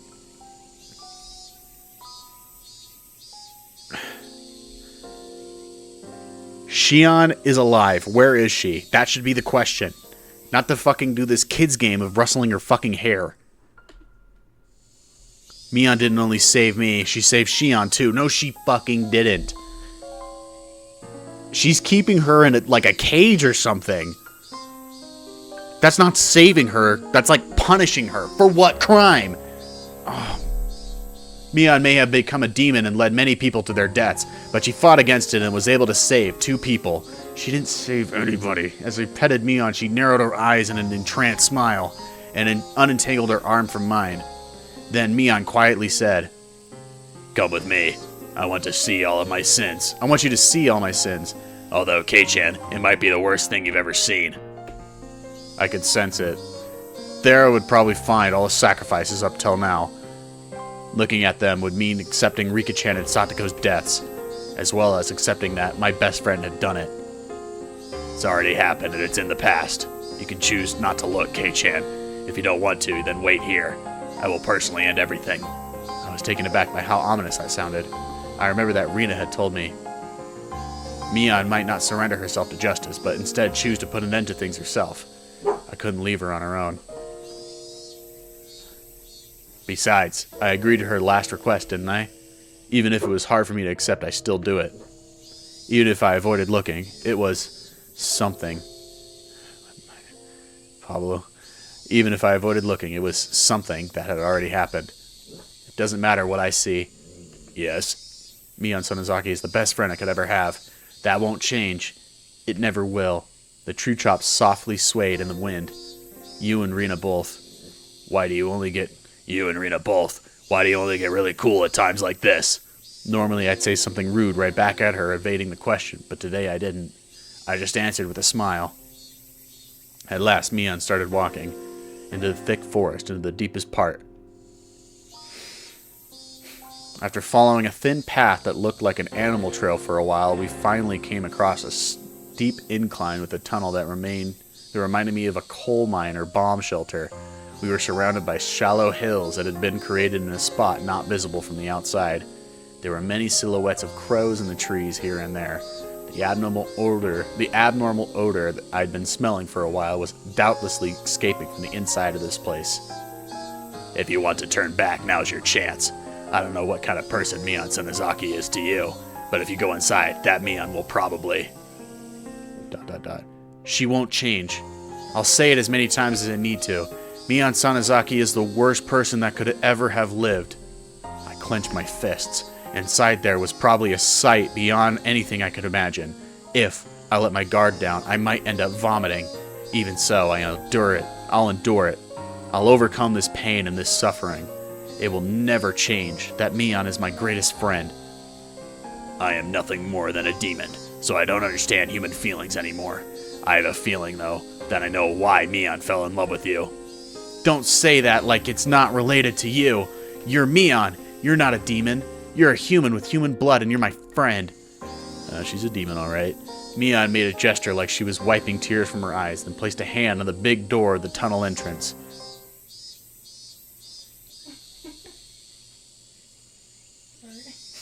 Okay. The lock on it was dauntingly strong looking. It seemed to demand the appropriate resolution from whoever would enter, just like the ritual storehouse. Then the double doors open... Excuse me 1 second. Pablo. That's too loud. Oh, I'm trapped. You're gonna have to go away. Oh.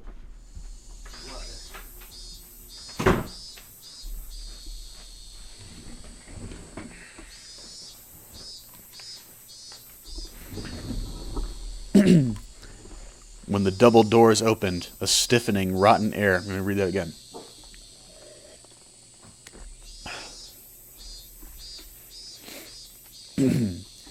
When the double doors opened, a stiffening, rotten air and a bunch of winged insects came rushing out. I remembered accidentally killing a hermit crab a long time ago by leaving its tank out on the porch, and how intense the odor it left was. If that was the smell of a corpse, then that's certainly what it smelled like. Inside, it was a pitch black, but Mion flicked a switch that turned on a light bulb, illuminating the interior. The path turned into a series of intricate wooden tunnels. We passed spaces that looked like they were for storage. We paced placed that looked like someone had lived there. All this indicated that it had been used as a bomb shelter and a stockpile during the war. It didn't give an impression of a dugout bomb shelter that had just been left there, though. There were a sense of dignity, as though it were a second Sonozaki house constructed underground. Despite being in pitch darkness below the ground, the voices of the cicadas were entering through an air hole somewhere, giving it a very mysterious feel. You saw what was in the ritual storehouse, right? This is a really scary picture. You saw what was in the ritual storehouse, right? The piles of torture instruments. All of them were created to uphold the strict religious laws of the Otogafuchi village. They were tools used to kill those who broke the laws of the terrible ways as a warning to others. That's bad. That's a bad thing. That was a long time ago. Watanagashi, originally a ritual meant as a deterrent, was once overseen by the three families. But thanks to the Kimiyoshi and Furude families going into decline and the way the times changed, actually carrying it out became difficult. I can imagine why. You'd never think people could be okay with drowning people in a swamp and killing them in modern Japan. No shit! I don't think anybody would be okay with that back then. What?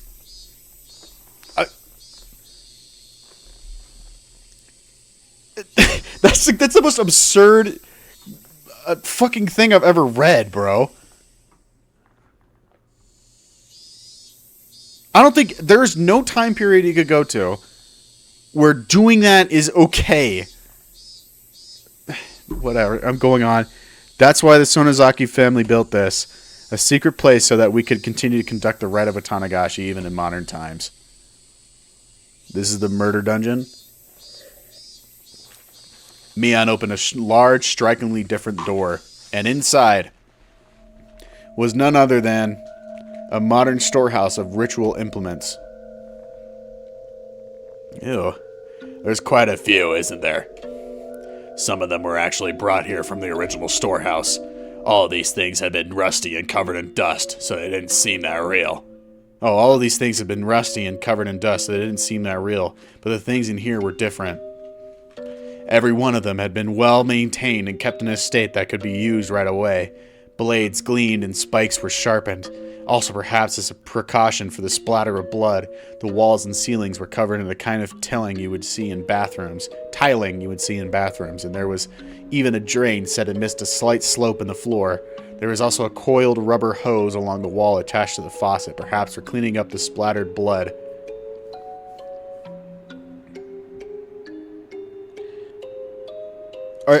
Is the audience opinion on Mion supposed to be that of good? Like, the way they're painting it right now is that, like, you know, fucking Keiichi's like, Mion's my best friend, or whatever. I don't understand. She is perpetuating this murder dungeon. It's a murder. There's no other way to say it. It's a murder dungeon. Like, for multiple people to be brought here and killed. All of them innocent. There is not a single person in the past 4 days who has died who has not been innocent. I don't fucking understand why they are trying to make Mion seem like a good person. According to something a leader from a long time ago wrote, blood splatter has impact despite the fact that it doesn't tax the sacrifice. Watanagashi was meant as a deterrent after all. My ancestors thought up different kinds of things to show off.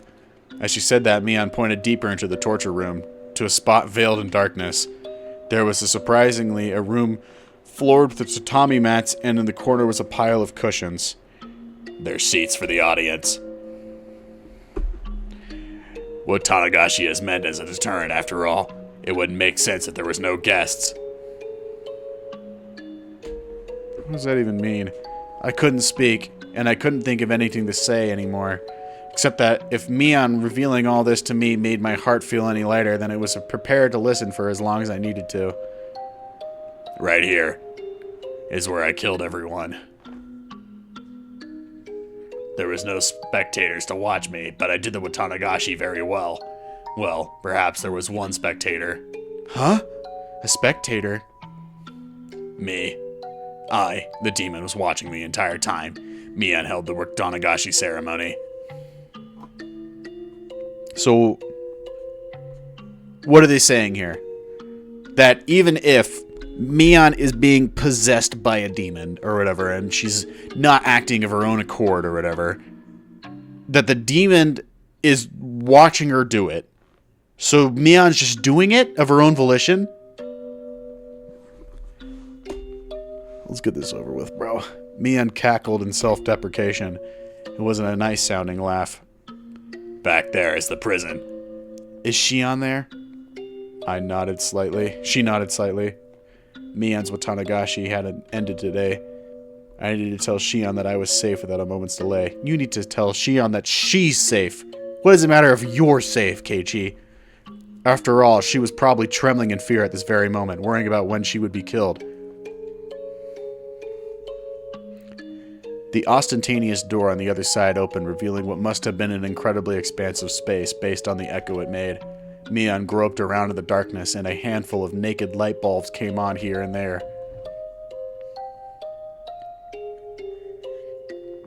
As my eyes adjusted, more and more of the great cave showed itself in the faint light. The walls were bare rock surfaces, and it felt so savage that bomb shelter was the most apt term for it. There were small barred rooms built here and there, like holes made by insects biting their way through a giant piece of fruit. It was immediately clear that each one of them was a prison. Where is everyone? Rika-chan and Satoko. They're dead. They're corpses. I grimaced at her, having said it out so outright. Yeah, that's right. The poor things being left here in the dark like this. I didn't want them to get infested with bugs, so I threw them down the well. I'm sorry. I'm sure you are, bro. Oh my god. So I can't even see their faces in death. Once again, my feelings of regret at having confessed everything to Rika-chan came surging forth. If Mion hadn't attached the word sorry to the end of what she said, I might have punched her. I want to kill her. I don't care if she said sorry. Calm down, Keiichi Miyabara. You said it yourself. No matter what, Mion Sonozaki is your greatest friend. Yeah, my greatest friend. I needed to hear myself say it out loud. Then came to the clattering of bars in one of the cells deeper in. When I noticed it, I looked up as well. Shion? Is that Shion? Kei-chan! Is that you, Kei-chan? I ran over to the cell. White hands were peeking through the gaps in the bars. It really was her. Are you alright, Shion? Are you hurt? No. Shion's face twisted out of shape as she screamed. It was because Mion had appeared right behind me. Of course, Shion didn't know that everything was over yet. Calm down, Shion. Everything is already over. Everything. I spoke in as calm as a voice I could have managed to try and soothe the agitated Shion. However, it didn't seem like it was getting through her screams. She's so traumatized by Shion. I mean, like, how am I or by Mion? I don't understand why I'm supposed to like Mion. Shion, how have you been? No more, please. No more. I don't want to see anyone else die. Oh my god.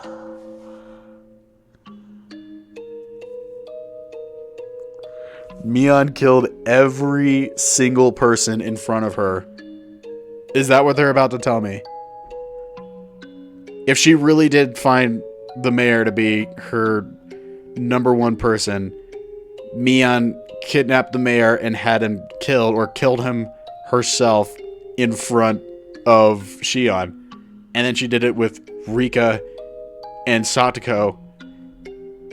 And then basically was promising that she would go next. I don't understand this, bro. I don't understand how I'm supposed to like Mion. I don't get it. She's scum. She's literally the worst. She's the worst. I can't say any more than that. If you hate me, then just kill me already. I'm the one you hate, right? Kill me. Kill me right now. Sis. Calm down, Shion. It's all over now. It's gonna be alright, so calm down. Shion, who was screaming and rattling the iron bars back and forth, was truly in a frantic state. I gave a slight shrug of resignation, giving way to Mion. I had realized that if Mion was the one who locked her in here, and if Mion was the one who had scared Shion this much, then Mion was also the only one who could put an end to this. Mion spoke from over my shoulder, quietly. Relax. I won't kill you. No, I won't kill you just yet. Coo, coo, coo, coo, coo, coo, coo. She burst out into a bizarre laugh as if trying to make Shion's madness even worse. Shion broke out into a fierce shiver, brought on by that laugh, and rattled the iron bars as she wailed. Please stop! Don't kill K-chan! K-chan has nothing to do with this, does he? If you're going to kill someone, then kill me right here. I don't want anyone else to die. You want to die that badly? Then after I've killed this man, I'll take my time making mincemeat out of you. In accordance with the ancient rites, I'll do it slowly, starting with your extremities. I'll shave you down and mince you. I had that mincing machine set up specifically for you, after all. Or would it be funnier if you were to mince up K-chan in front of you? Hey, quit it already. What do you have to gain by scaring her Hey, quit it already. What do you have to gain at scaring her at this point? You're so stupid, K-chan. You're so stupid. No! K-chan, run away! I tried to rebuke Mion for flinging terrible words at her this late in the game, but when I turned around, Mion's mouth was so much so that it was so hard to believe, had twisted into a shape even thinner than a crescent moon. It was a smile. I could sense it was a jolt of electricity. The person here wasn't my best friend Mion. It wasn't the Mion Sonozaki who had been tossed about by the heavy duty of the Sonozaki family either. Then, who was she? Ba-bam! I saw sparks flying before my eyes, like that happens when you get hit in the back of the head. The strength in my body drained instantly, and my head suddenly became heavy. My knees buckled under my temptation to hit the floor. Then, my whole body abruptly collapsed. My face should have hit the floor, but it was comfortable, as if I had fallen onto a futon. My consciousness reeled and receded. It was a kind of sensation like if you took a nap in the car, but you were still half awake and could listen to your parents talking as if they were far away. No, you wouldn't be listening. You would only be hearing it. It was happening so far away, and the conversation was completely unrelated to you, so you would have no interest in it. So whether Shion was yelling in my ears or Mion was in vulgar hysterics, I didn't think it annoying, nor did it interest me. Now then, I wonder how I should go about preparing you. Oh yes, what do you think of bed of nails? I tested it on those two little brats, but their hands were too small for the restraining table. Let's do that. Let's do that. Mion held me up from behind and dragged me across the floor. The soles of my feet scraped on it, and one of my shoes fell off. No! Please stop, sis! Please stop! Shion's emotions exploded outward, and she burst into bitter weeping. As if her crying and whetted Mion's interest, she flung me down and returned to the prison cell again. My, you sure can cry with a cute voice, can't you? Your unnatural bravado was making my skin crawl, but this definitely suits you the best. Coo, coo, coo. Mion, my big sister, I beg you. I don't care if you choose to kill me, but please, at least let K-chan go. I'm begging you. Shion had always acted as though she were a cut above her older sister. That Shion is such a miserable voice that I couldn't have imagined it during those peaceful times. Prostrated herself before the older sister she used to scoff at and pleaded forgiveness. Mion looked down with an expression of cool indifference, one that was plainly smiling with joy. You know I wasn't planning on listening to your petty wishes. The way you're crying, though, is just too funny. I think maybe I'll change my mind and listen to you. Since, come to think of it, I never did anything big sister-like for you.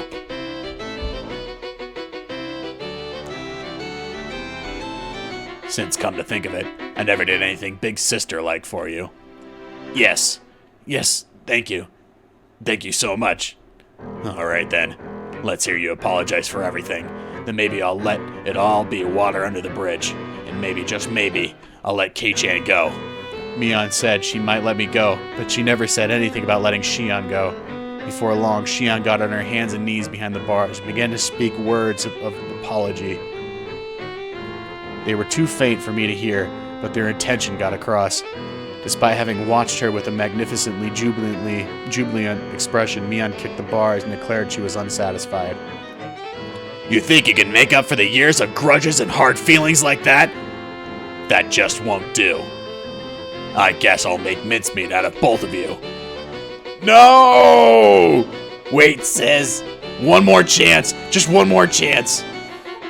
Mion stopped and waved her hand in resignation, not because she had grown impatient, but only because she was taking delight in abusing Shion. You can't apologize to my satisfaction anyway. I'll teach you how to make an apology that will get through to your older sister.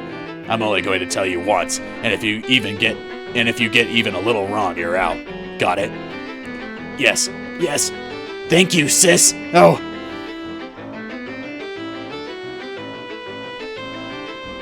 Shion's miserable voice cried out, having become utterly hoarse. The sensation tearing through my chest returned a little at a time. I realized it was feeling of anger bubbling up. I was slowly regaining control of my body. However, I was only able to feel my skin and my blood flowing at that moment. I still couldn't voluntarily move my fingers. Did you memorize it? Then let's hear you say it. Sincerely and faithfully, from beginning to end, with all your heart. If you can do it properly, then I'll only kill you. Yes. Thank you. Thank you so much. Something was strange. Something had become strange at some point. Until just a few moments ago, I was sure this had been Mion, but at some point, she had become someone else. The Mion I knew well would never do something so nasty, like enjoy trampling over someone else's dignity like this. Now, let's hear it. Your big sister is listening closely. Shion Sonozaki is. When I ran over to Shion's cell earlier, had the real thing been swapped out with a fake right behind me? Anyway, this couldn't possibly be Mion. Shion Sonozaki is a lowly, worthless soul, not fit to even lick her big sister Mion's feet. And when I think of the countless times I've been rude to my big sister without knowing my place. Yes, that's the spirit. I'll permit you to say a little more now, okay? Blood circulated through my whole body. My numb senses were returning. Just a little more. While Shion is still holding Mion's. No, that thing's pretending to be Mion's attention. Hurry up. I reflect on how impatient I've been and swear loyalty to my big sister Mion the rest of my life. So, Oh. Mion's burst of laughter echoed out through the whole cave, growing a terrifying level. That was not the laugh of someone who was alive in this world. It was none other than the laugh of a demon from the bowels of the earth. She laughed from her stomach until she grew tired of it and stopped smiling suddenly as if snipping a wire. All right, already. That was funny enough for me. I don't think you'll throw away that much for your pride. That was plenty enjoyable. Mion began to drag me again after I finally got the feeling in my body back and pulled me towards the torture chamber. Sis, only kill me. Please forgive him. Don't worry, all right? I'll be sure to kill you real good after letting you get an earful of K-Chan's screams, that is.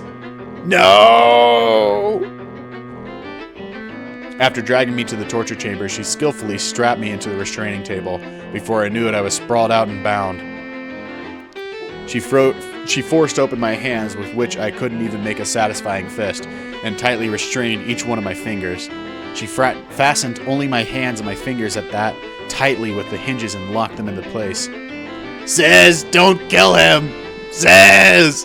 The door to the big cave of the jails had been left open, so I couldn't hear Shion's cries of mortification the entire time. Can you hear it, Shion? I'm going to get started now. Please enjoy K-Chan's young screams. Give it a fucking rest! The feeling in my body returned, and the first action I took was to tell off that thing that looked like Mion. Awake at last, are we? I lied before, you know, about having wanted to give Shion the most miserable death of all, but locking her up because I hadn't thought of a good way yet. That was a lie. I kind of figured, bro. I feel like everything you said was a lie. Mia brought over something like a toolbox. From inside it, she removed a large metal hammer, and next to that, she began to line up what looked like a long, strangely shaped nails, which had been turned into hooks like the kind you'd see on a harpoon. She gonna crucify me like Jesus, bro? I'll let her hear the screams of all those people that die before her, that die because of her, and after they've soaked it into her very soul, then I'll kill her. I've got pretty good taste, huh? Coo. Who are you? Ha! I'm Mion Sonozaki. Has the fear driven you crazy? Coo. No, you're not. There's no way you can be Mion Sonozaki. Mion snorted and continued her preparations for the horrifying torture. I see. Then if I'm not Mion, who am I? A demon. You're a demon. Huh? You're not Mion. Mion was just here. Give her back. K-chan, is your brain really doing okay? I don't think it ever is. You're not going crazy with fear. Don't touch me, you damn demon. Give her back.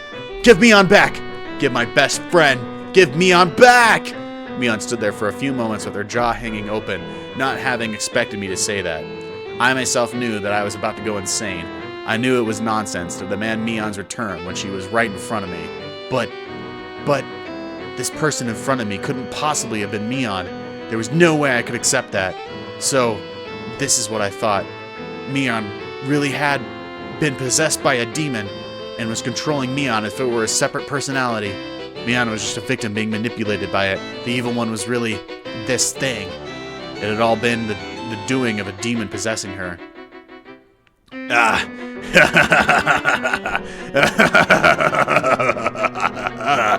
When Mion heard that, she started to guffaw, laughing so hysterically that she started to cough and almost choked. You really are a piece of work, you know that? In this very moment, Mion Sonozaki is trying to kill you, and you're trying to reject me. I never knew there was such a funny person in all the world. If you want to laugh, do it all you want. No matter what you say, though, I won't accept that you're Mion. Give her back. Away with you, demon. Wah. K-chan, are you trying to kill me by drowning me in my own tears? No matter what, I wouldn't lose to that laughter of hers. I shouted loudly. I shouted from the bottom of my heart so that the real Mion trapped inside the Mion I saw in front of me would be able to hear. What'd you say?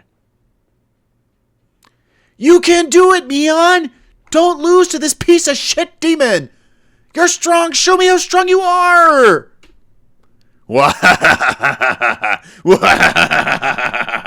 The tears welled up and flooded down her face. Her hands were busy with the restraint, so she couldn't even wipe them. She just let them flow. Please, Mion! Mion! Where? Did you lose to a demon like this?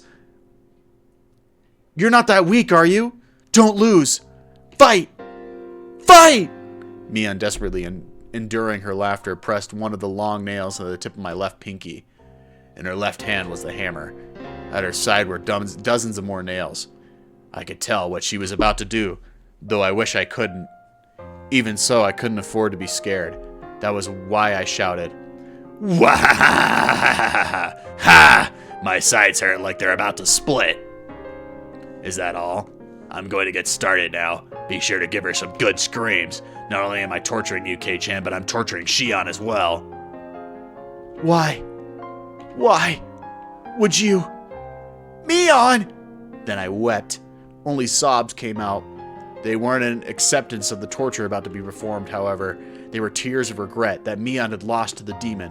Yet a small change did occur in the Mion in front of me. Her heightened excitement was draining little by little. By the time I'd realized it, the one in front of me had returned to being Mion. K-chan, this may not be something pleasant to take the grave with you. You really seem you want to know, though, so I'll tell you just one thing. I didn't know if this was Mion, or just a display of momentary humanity the demon had recovered. A long time before the demon came to live inside me. It was gnawing at my heart, trying to spur me to violence, but I suppressed it with my reason. That settled the demon down, and I got to thinking it had gone away somewhere.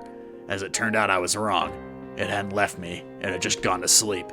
I noticed that there were tears forming in her eyes.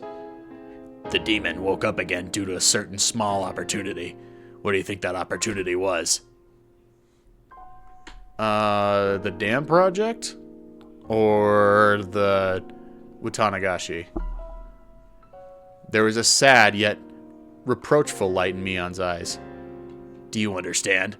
I don't. I don't know what gave the demon a chance to beat Mion. This might be strange for me, a demon, to say, but you're the reason that everything got so messed up. The tears welling up and her eyes spilled downward all of a sudden. At the time, if you had given me the doll you got without hesitating, maybe everything wouldn't have gotten so twisted. You're blaming this on me, bro? The doll I got, that doll that I got when we had our club meeting at the toy store that Sunday. You probably can't understand. I wouldn't expect you to, but you see, all sorts of things started falling over like dominoes after that, and soon it was too much for me to control. It only makes sense that you wouldn't be aware of knocking over the first one since it was so small, but you're the one who set it up. That can't. Me? If you hadn't made Mion cry, then I wouldn't have had to wake up. Is that enough? For you to die in peace? A mistake that I made on that day was what messed everything up? That can't be, can it? It only makes sense that you wouldn't be aware of it. Even so, Kei-chan, you are without a doubt the cause. If you had nonchalantly given me the doll that day, then I don't think this would have happened. So you're blaming it all on me because I didn't give you a fucking doll. Okay. I wanted to say, like I just did. Remembered something like as I recalled that day. Rina had told me about that, and I thought I had apologized. I didn't apologize to Mion, though. It had been Shion. In other words, oh god, I hadn't said a single word of apology to Mion. Today I came to the house saying I had something to apologize for, but I never said a word of apology about this. Come to think of it, when I apologized for going into the ritual storehouse, Mion looked a little bit lonely, like she was disappointed. Why didn't I realize that until now? Rina told me at the time, and now she herself, no, the demon was telling me, is the only way for a dense idiot like me to be cured, to die altogether? I could no longer hold back the hot tears pouring out of me. I simply just cried and reflected indifferently on the taste of my tears and the taste of regret. I don't give a fuck, bro. I don't give a fuck. If you're gonna fucking kill people over me not giving you a fucking doll, you deserve death. I don't know what to tell you. There's nothing good about you. I don't want to be friends with you. I don't want to be friends with somebody like that. Are you fucking killing me? Kidding me? You're killing me, definitely. Can I start now, then? This method of torture is very simple. I'll nail one of these into the joint at the end of your left pinky finger. Then I'll nail each one in order until I get to your thumb. And then I'll go back to your pinky and nail one into the joint in the middle. So then until the hammer, 15 nails into your left hand. Well, then that's all, Varys. I'll do your right hand next. After that, if you're still conscious, then I'll tell you, there are a lot of nerves bundled up in your fingertips, so it hurts far more than you can imagine. Some people will apparently pass out before you finish hammering 30 nails into their hands, so I pressed the tip of the nail into my left pinky finger. My wrist, my arms, and all my joints of my fingers were strapped so tightly it hurt and I couldn't even twitch. I didn't hesitate at all when I was torturing the others. Why do I hesitate now? If this will satisfy your demon, Mion, if it will state the demon, then do to me what you will. Are you serious? Compared to how much I hurt Mion, this is nothing, right? What do you mean?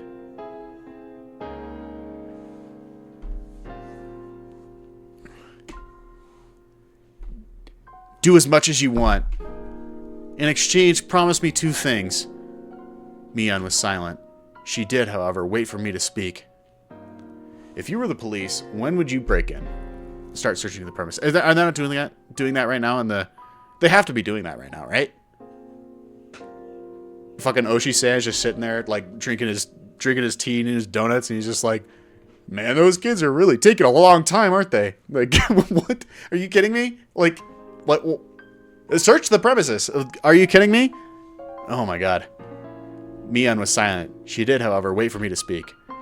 After you're satisfied with causing me pain. Oh, after you're satisfied with causing me pain, forgive Shion.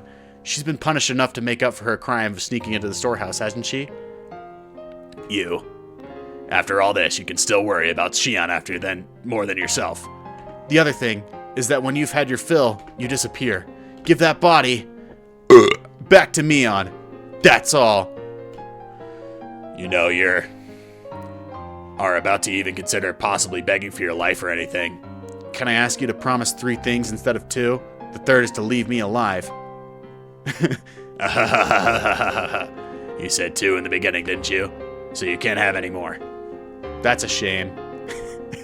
In such an abnormal situation, Mion and I laughed quite quietly together as if sharing in a stupid joke. I probably won't keep these promises, understand? I'm a demon after all. Then why am I making them? I don't want to talk to you. Kill me already, I don't care. I guess there's nothing I can do then. I recalled tightening my hands into a fist, then enduring the pain at the dentist's office. Right now, though, they were opened all the way to my fingertips, so I couldn't even grip them. So instead, I tightened my toes. What? Okay, do it. I've prepared myself already, so just do it. You waiting like this to hammer to nails to skin is scarier. I'm going to diminish my readiness after all.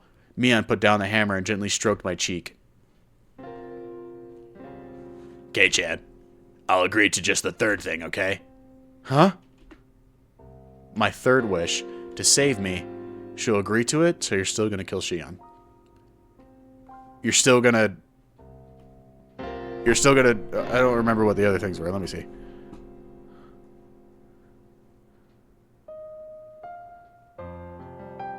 Give the body back to Mion, and don't kill Shion. Okay, so you're not going to do those things. Okay, got it. All right, yeah. I don't care. Kill Keiichi-chan. I hate him. He's the one I hate the most. But my third wish to save me, she'll agree to it. She's only agreeing to it because she's going to allow more evil to prosper in the world. That's the only reason why she's doing it. Your first wish, to save Shion. That's long done for. The demon will kill her. It's already been decided, so I can't stop it. So give up on that. Fuck that, no, I won't. Her delicate fingers slid from my cheek to my chin. As for your second wish, to give this body back to Mion, that won't happen either. After today, Mion will never come back. From today on, even if my body is here, it'll just be a body. Just because of that, Naoni has taken it over. That isn't true. Mion is Mion. Don't say such sad things like that she won't ever come back.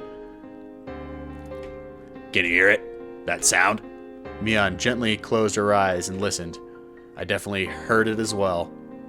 Shion crying, "Slam! Slam!" It was a dull noise that repeated at fixed intervals, a low noise accompanied by vibrations. A lot of people were ramming the iron doors to this underground ritual storehouse. Oh good, the police are here. You're late, so Rita probably called Oshi. That spaced-out girl being so quick-thinking was the one thing I didn't anticipate. Oh, bad. I'll agree with you there. Mion grinned like she'd been outwitted, then took something that looked like an electric razor out of her pocket. When she pressed the switch, pale blue sparks flew out with a snapping noise. You've probably never seen one before, right? It's a real stun gun. It's illegal, and its output has been increased quite a bit. Was that what you hit me with before? That's not a toy children should be playing with, you know. Cool. You're right. She seemed to want to use a stun gun on me. Unable to move, I felt her press the cool lump of metal to my neck. Slam! I heard a roar as though they'd broken down the first large door. Excuse me.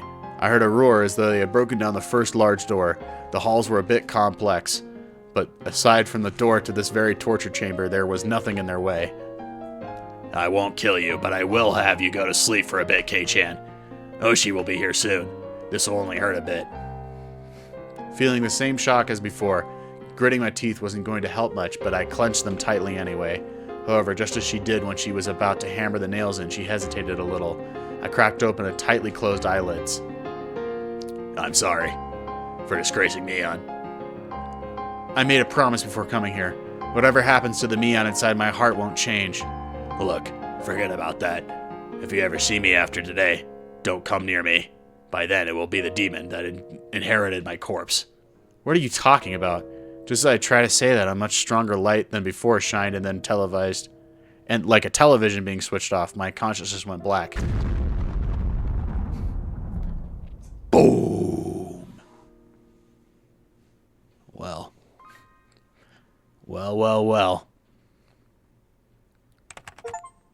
June 1883. A string of disappearances occurred at Himazawa Village, Shishibone City. The suspect is Mion Sonozaki, something years old.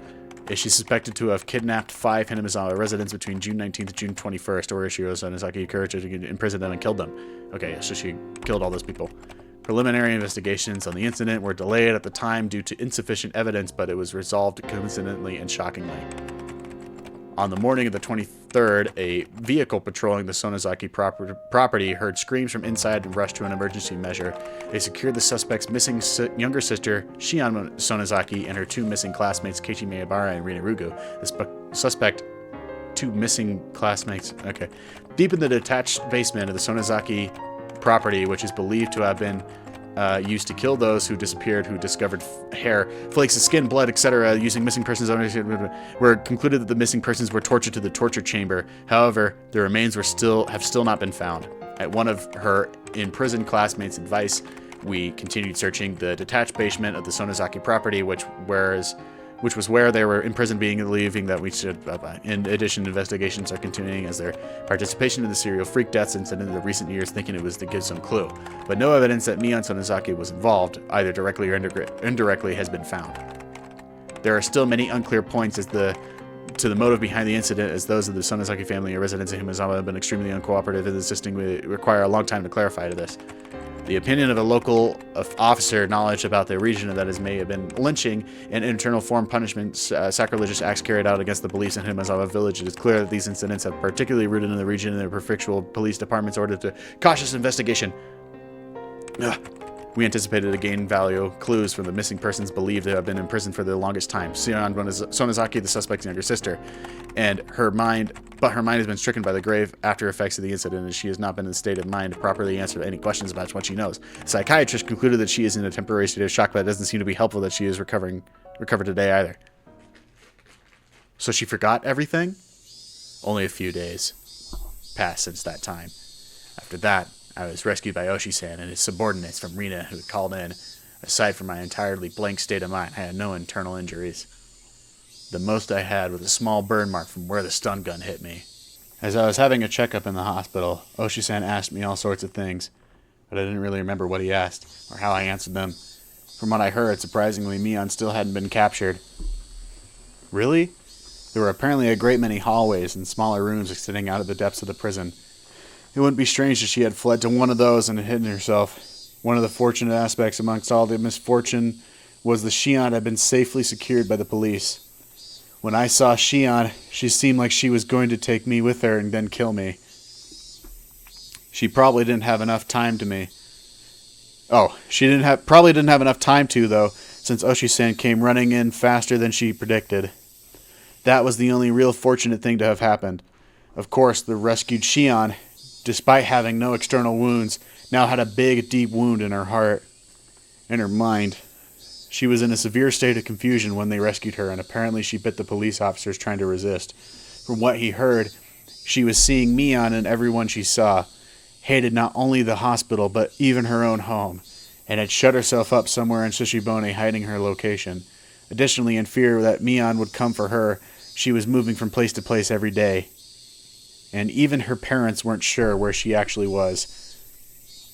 Good. What? They're part of the Sonozakis. Her parents are Mion's parents. Whatever. Even her parents weren't sure where she actually was. Wherever she was living, even now, Shion was spending her days in fear of Mion's shadow. The police were investigating the Sonozaki's underground storehouse at this moment, since they couldn't find the remains of the other sacrifices. Hadn't Mion thrown the corpses into a well? I had a feeling I'd said that to him. That meant a hidden tunnel vertically like a well was somewhere in those underground passages. A secret underground without any maps or architectural drawings.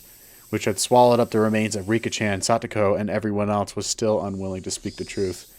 I was brought back to the basement again, too, for an on-the-site inspection or something. Why would they do that? But I didn't remember being of any help. I never wanted to go back there again. Yeah, it seems like re-traumatizing for no reason. For days afterwards, the Sonozakis living in Okinomiya, in other words, Mion and Shion's parents, that big name, Yakuza, would come to our house to apologize, bringing many of their followers with them. Fuck them, bro. What? However much my parents refused it, they piled up many hundreds of thousands of yen bills, calling it consolation money every day.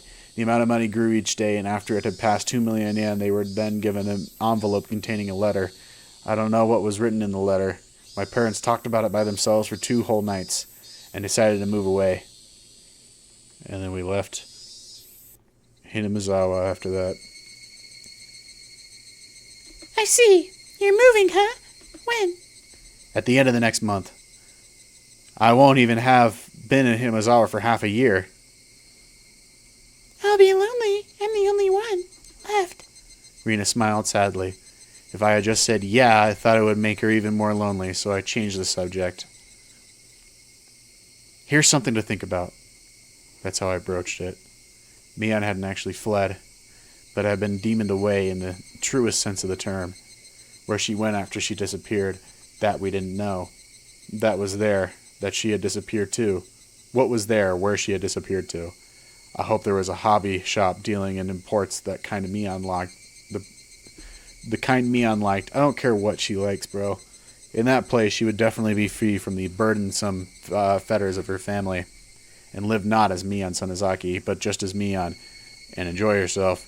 Maybe she's already met it with Satoko and Rika-chan. They must also have been waiting for the day Rina and I would join them, spending all their time doing club activities, as lively as they always were. When I told Rina that, she smiled and nodded to me.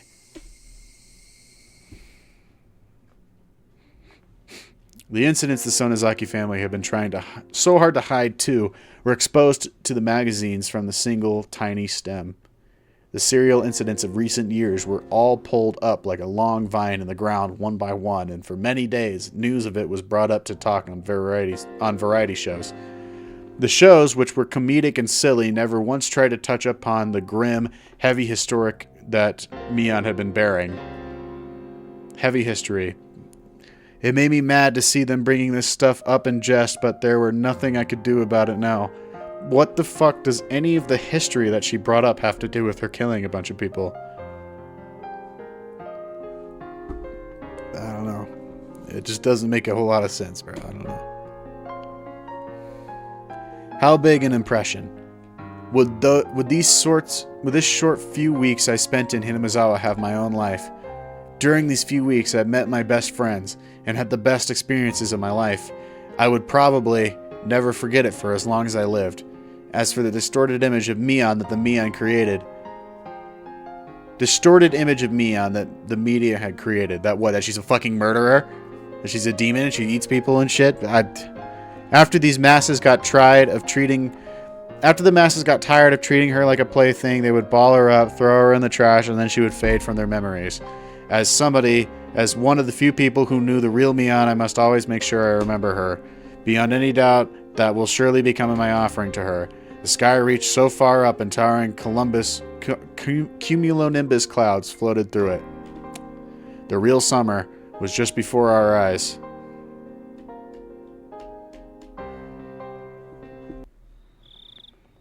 It's not over yet?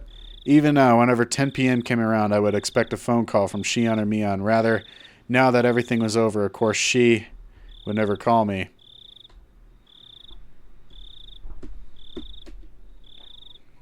But it was precisely because she wouldn't call me that I was scared of who would call me this time. Plus, Mion still hadn't been caught. I couldn't say for sure that everything was completely over. On the other side of that fear, though, were my prayers that Mion was safe. When I thought like that, I was able to sleep, even with such terrifying thoughts. Wait. Sorry, I read that wrong. My prayers that Mion were safe.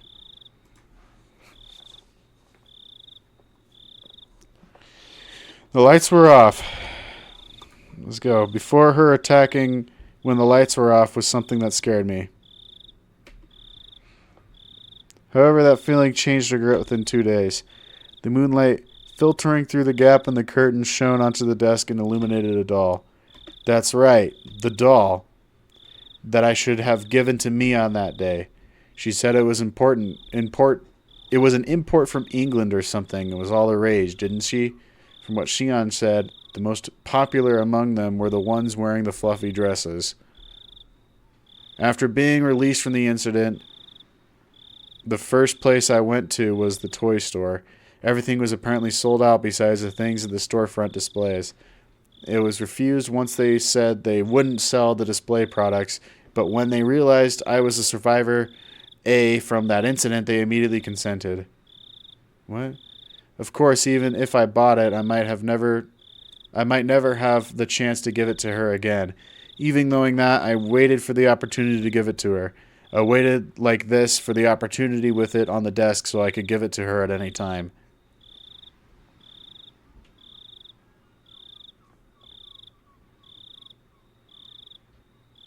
Plonk.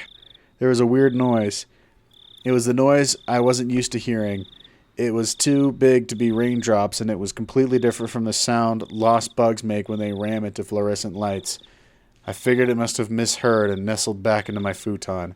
Plonk. The noise happened again. I wasn't hearing things. I definitely heard it. Where was it coming from? I got up and turned on the light. If there was a second, there would be a third. From where, though? I listened carefully. Plonk. The window. Some sort of pebbles were colliding with my window. When I realized they weren't being blown there by the wind, but rather being thrown by a person, I gave a start.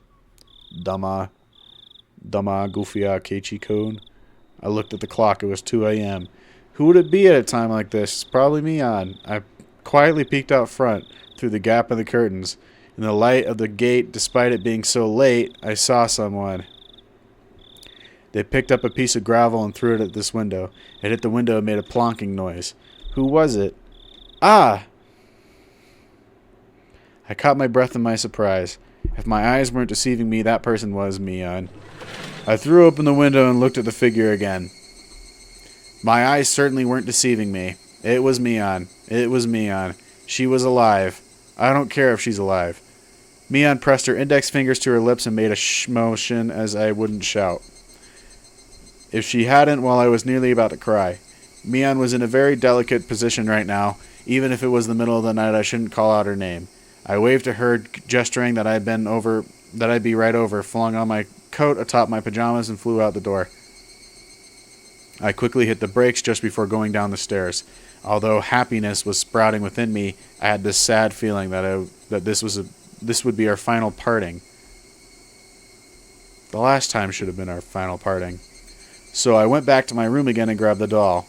If there was a God, I don't think I would have ever thanked him as much as today. Even if it would be the last time we ever saw each other, I was so grateful for this one chance to give it to her.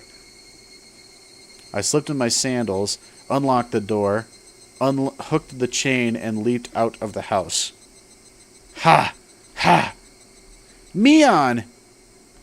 It's been a while. How are you? It's been like 3 days. Been doing all right? It was like how we used to meet every morning. Mion waved to me and responded like she always did. I was doubtlessly Mion. It was the real Mion. Are you all right hanging around this place? I really shouldn't be. She certainly wasn't acting like she knew the police were following her. It was almost like she was a patient who had gotten tired of staying in the hospital and snuck out. It's nothing like that. It's like fucking Ted Bundy showing up at your house, bro. Her speech was relaxed enough to make me think that, and I couldn't help but be surprised. That relaxation, I thought, was more like Mion, and I was happy for it. Anyway, what's wrong? What do you need at this hour? I wanted to talk to you one last time. That was when I noticed them. On Mion's forehead were big droplets of sweat. Her expression, too, which I had thought to be a satisfied smile, was upon closer inspection trembling slightly, and I realized that she was forcing it. Well, I can't. stay away for any longer.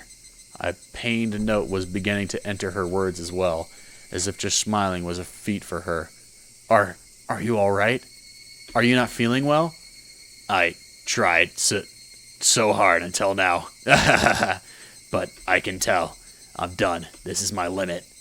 They're about to come up behind me to take me away. Mion's smile crumbled and started to stiffen. Did she push herself this much to come all this way for me? Her laughter cut off and chained into rough breathing. I reached out to rub her back. She knocked me away. Are you okay? Are you okay? Don't force yourself. Oh, that's right. I have something to give to you, Mion. This doll. I had wanted to do this one last thing because I knew how little time you had left. But this last thing, it... You should get fucking stabbed, K-Cheek. You're so stupid. Why would you come to the door? My stomach is burning. Mion took a meat cleaver-like knife and stabbed me and pushed it in tight and took it and twisted it. Mion, hey, what? It hurts.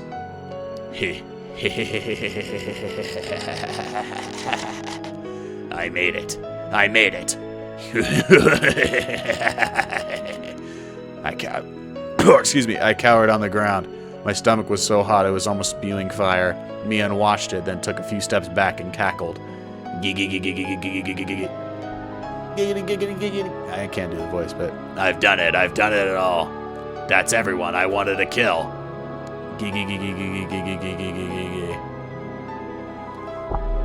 The last words Mion left me with that day came back to me.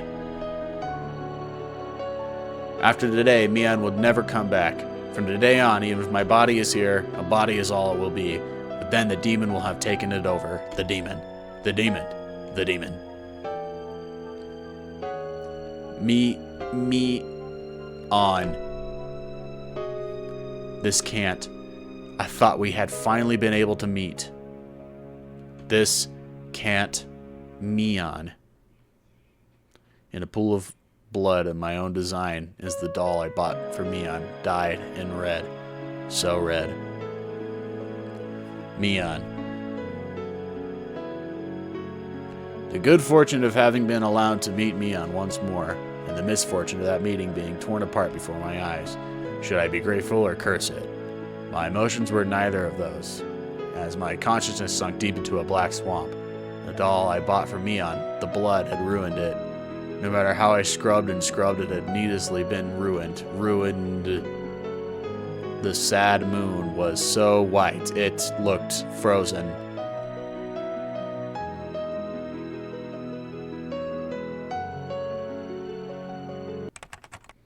June 28th, 1983. A violent incident occurred in Himazawa Village, Shibane City, Ektax Prefecture. The victim was Keiichi Mirabara, also a victim of the previous string of disappearances. At around 2 a.m., he was stabbed in the stomach with a bladed object. Suspect last case, Mion Shinozaki, was gravely wounded.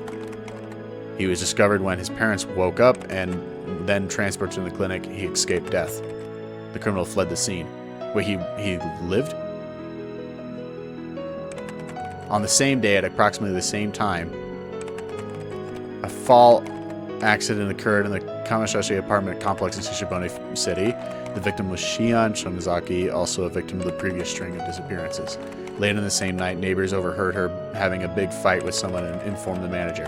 The manager used a master key to enter the room and discovered that the victim had fallen from her 8th floor balcony to her death. The room had been torn apart and appeared to show traces of a fight. One neighbor has frequently visited the Sonozaki house for a long time and testified that he heard what sounded just like those two sisters having a fight, trading insults back and forth.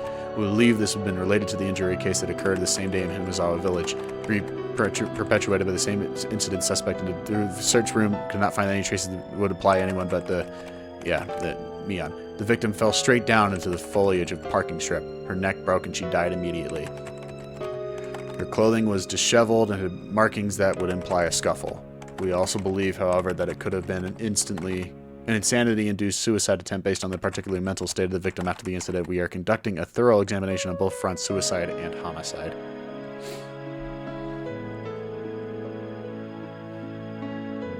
Wow.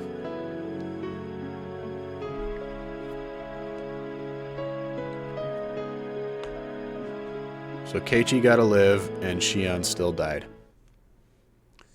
She still died despite fucking everything that she went through, man.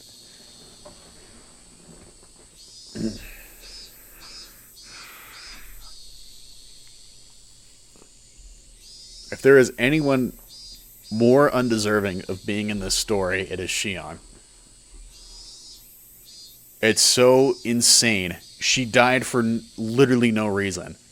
And then they continued to torture her for no reason. And then kill her again for no reason. And she's like basically getting just like a footnote at the end, bro. I mean, like, oh my god. I don't know. Only for 5 minutes, understand? Please try not to excite him. Yes, I'll be careful. Clack. The door opened as I expected. Oshi-san came in. Hello, Maybar-san. It's been a while, hasn't it? Tell me how you've been since then.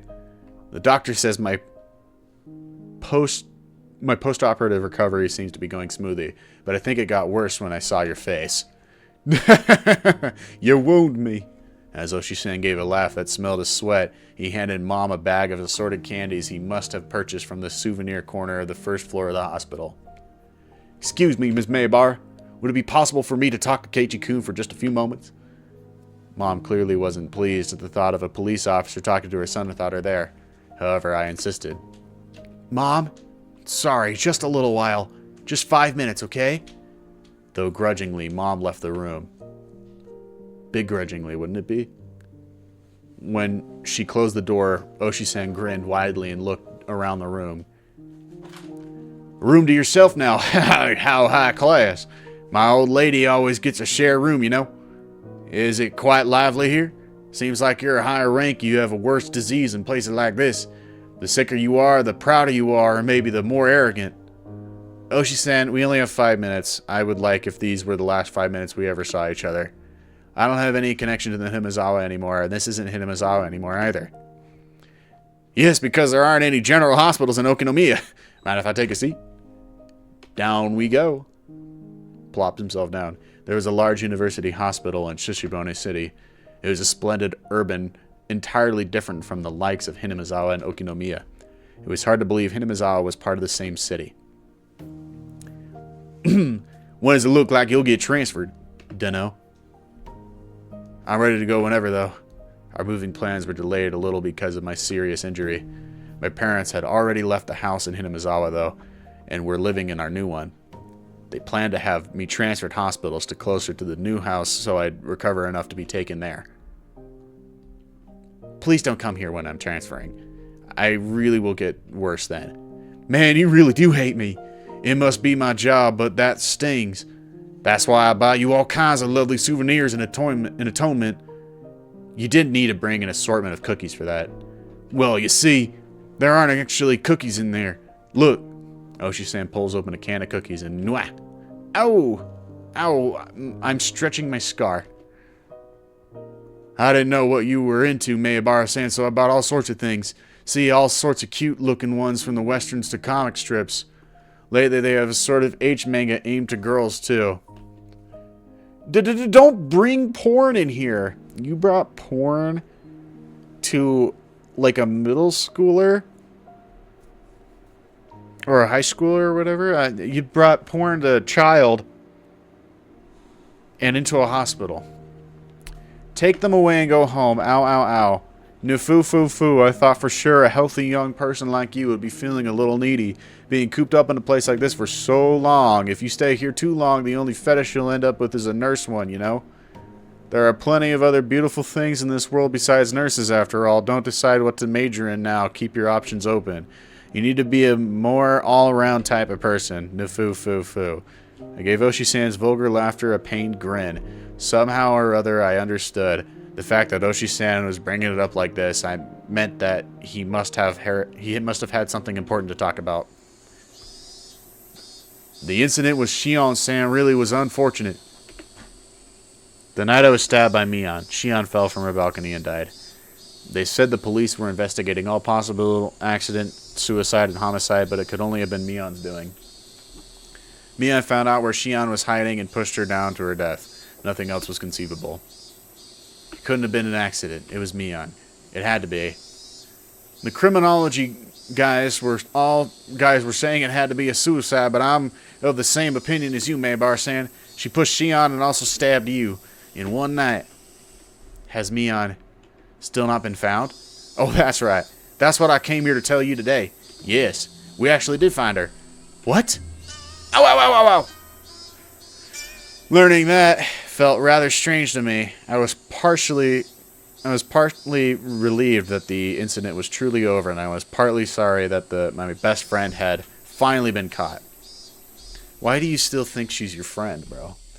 I felt many other things, too. My heart was a maze of emotions. That's not all. In the Sonozaki house catacombs, we found a hidden well. Just as you said, Mayabara-san, we found the remains of those who disappeared at the bottom. Sorry, keep going. Just as you said, Mayabara-san, we found the remains of all those who disappeared at the bottom of the well. I see. That sliver of hope, that possibility I believed in Rika-chan and Satoko are alive, just from the fact that the remains hadn't been found. Gone. It was incredibly well hidden in the catacombs. I see, it was the blind spot of another blind spot. It was a vertical tunnel dug out like a well. There was a ladder set up there, and then we went all the way down, and there was another tunnel built there going through it. When we followed it a few hundred meters, we found ourselves at the mouth of an old, unused well in the mountains. I wonder if it's a secret escape route as a previous Sonozaki family leader built. Probably was. Maybe it was made in the Meiji era. Still, I'm impressed they built something like that. So everyone's remains are at the bottom. Yeah. Even deeper down in the escape path, there was a pool of coal tar. They'd been casually thrown in there. They had fallen from a fairly high spot, so their remains were totally buried in it. They took a lot of time and effort to pull their bodies up. Did you find them all? I hoped that they at least wouldn't find Rika-chan or Satoko. That's what I wished when I asked, but my shallow hope was crushed in the blink of an eye. Yeah, all of them. In fact, we also found human bones we think are over a decade old. We think there are at least 3 people. I suppose it's the dark side of Himazawa's history. I wonder how many people's bones we'll find when we sucked out all the mud. It's a scary thought. That was weight had been pushing down on Mion's shoulders the whole time. Who gives a fuck about Mion? Mion. We've currently identified people who disappeared from the Shishibona city decades ago. People are talking about how this opportunity might let us resolve the disappearing persons cases that have been abandoned. After a deep silence, he breathed a heavy sigh. Oshi-san went from his cigarettes to pass the time, but realized this was a non-smoking area, so he gave up and put them back in his shirt pocket. Oh, right. This is a bit of a detour, but you know Rika Furude-san, right? Of course. She's my friend. Did she ever tell you anything about lies of her regularly taking insulin injections for diabetes? She does? Rika-chan has diabetes? I didn't know what he was talking about. Actually, we found it in her skirt pocket, a syringe. It was destroyed, though, so we couldn't identify the medicine. It was a bit out of place, so I got interested. Really don't know anything? I didn't know anything about Rika-chan carrying syringes around with her.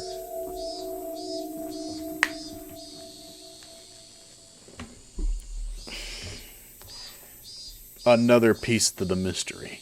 They just opened another mystery. Is Rika-chan more involved with the murders than I thought? Did she have one of the syringe that they gave to me in the first one? I don't know. I didn't know anything about Rika-chan carrying syringes around with her. The Sonozaki family cooperates, the Yakuza people. Anyway, there are rumors that they deal in psychostimulants. I was thinking that it might have been something to do with it, too. Are you trying to tell me that Rika-chan is a drug addict? No, not at all. That's not what I'm saying.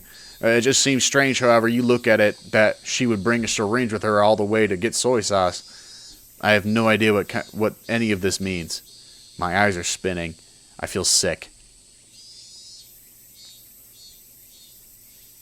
Are you all right? Should I call a nurse? I'm fine. Please continue. Well, that's all I had to say about the syringe. It was the only thing that personally struck me as interesting. Rika-chan. Rika-chan was sort of like the village mascot after all. It looks like the villagers is in an uproar right now between the older blind believers and the Sonozaki family who killed her. The three families' effective control over the village is basically in shambles too. If someone came up to them with talk of the dam again, this sort of thing, the entire village would be abandoned for sure this time. I'm not related to Hinazawa anymore. I actually was. I just said it because I thought about Hinazawa being abandoned was unpleasant, and I wanted to end the conversation quickly. There was a knock at the door. It opened slightly, and my mom asked if we were still talking. Whoops! We went off topic, didn't we? What a pickle. I looked at the clock. 5 minutes were long past.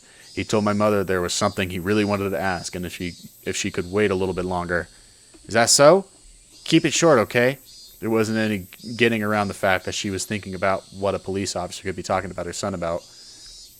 Maybe we should choose another day for this. Oshi-san? Mion. How is she right now? I wanted to just hear the answer, then get rid of him. Before I tell you that, I just need one thing from you. I just need you to answer something in all honesty. What is it? I want you to take your answer seriously. Got it? If you say something indiscreet, it could be viewed as an obstruction of the investigation. You could be prosecuted. Oshi-san kept threatening me until the end. What the hell did he want? Meibar-san, who do you think the criminal was who pushed Shion from the balcony? There's no way it could be anyone but Mion, is there? Then who was the one who stabbed you? Please don't make me say it again. It was Mion. Mion Sonozaki. Oshi-san smiled bitterly, then dabbed at his forehead with a handkerchief to wipe his sweat. He should have expected that answer, but yet it looked as though he wasn't satisfied with it. She pushed Shion and stabbed me. Didn't you just admit yourself Mion was the criminal? The evidence we have that Mion killed Shion is based on testimony from the man living next door. The evidence we have that Mion killed Shion is based on the testimony from the man living next door. This neighbor is actually a member of the organized crime group. In other words, he was Shion-san's bodyguard. It seems that a veteran leader in that vein and was like a parent to the Sonozaki sisters growing up. That man said this. The noise he heard from next door was just like the sound of a fight between the sisters that he was used to hearing when they still lived together. And no, there was no doubt about it. He said he heard Mion and Shion insulting each other and heard them struggling. At first, though, he thought it was a hallucination she was having, brought on by her dementia. What? You see, he thought that because that sort of ruckus had been occurring every night. However, that night had been longer than the rest, and he claimed that he went to her room to give her a sedative. The noise died down while he got the manager to give him the key. Is the bodyguard, he doesn't have the key?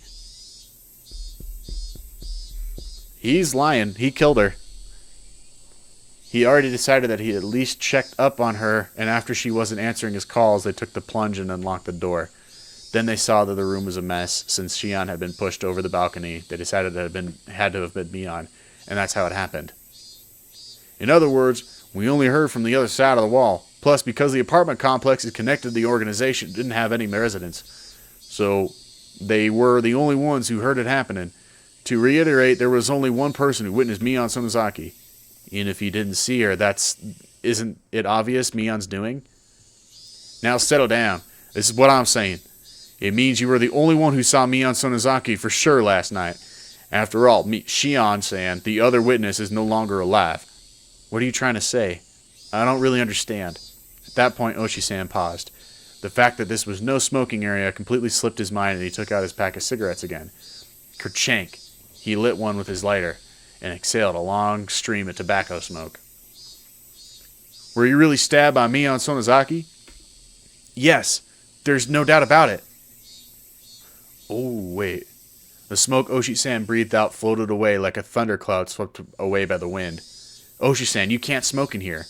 The nurses will get mad. Actually, we found Mion Sonozaki at the bottom of the well, too.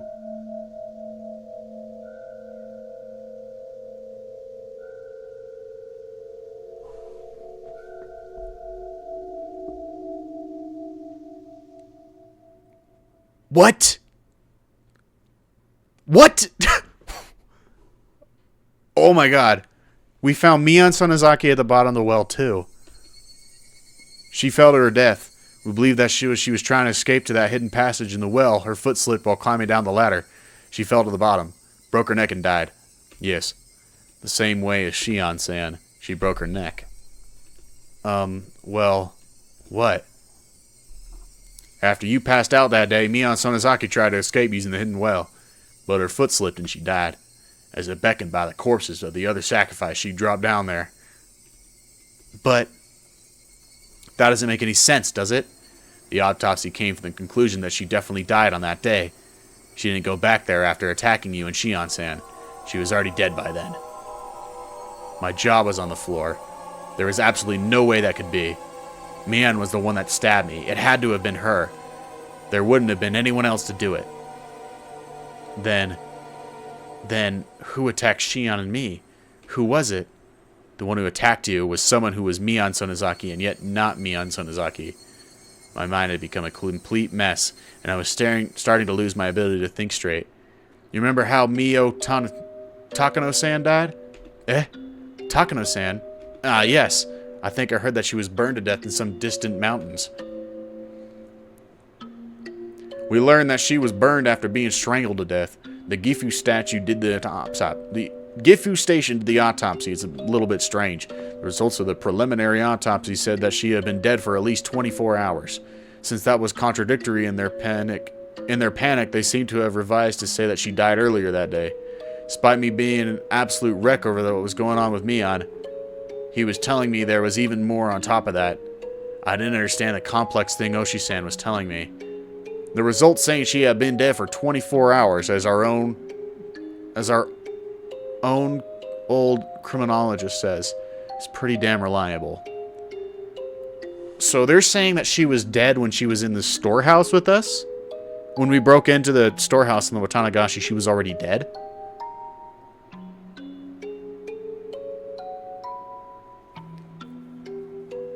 Huh. Okay. The results saying she had been dead for 24 hours, as our own criminologist says, is pretty damn reliable. So then what would that mean? I've asked that question over and over. But on the night of Watanagashi, you were with Mio Takano-san, weren't you? I was. You also met her on the day before while setting up for a festival, right? I mean, I ran into her too. Yeah, I was with her then. If she had been dead for 24 hours, then that would mean she was already dead the day before the festival. Haha, that can't be! She was alive during the festival preparations. However, when you all slipped into the ritual storehouse, Takano-san was already dead. The origin of what happened. The beginning of everything.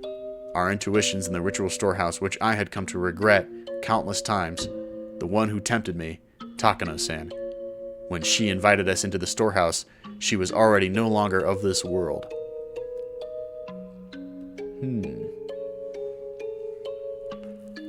That is a thinker. There are too many dead people walking around in this incident. Nah!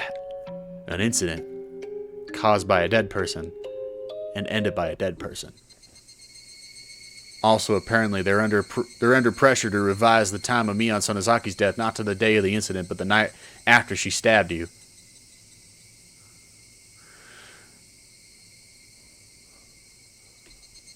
Wait, probably pressure from the outside to get this incident wrapped up already, so I'd appreciate it if you didn't say a word about this to anyone. Oshi-san grabbed his jacket that was hanging on his chair, put out a cigarette with the bottom of his foot, and started pretending to wave away the smoke floating around. I'll stay too long.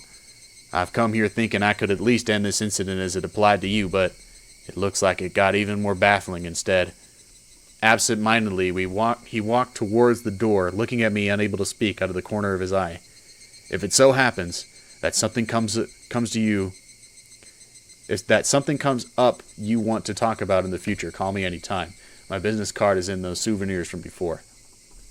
When that time comes, I'll pay you a visit when some wonderful souvenirs again. Nafoo foo foo.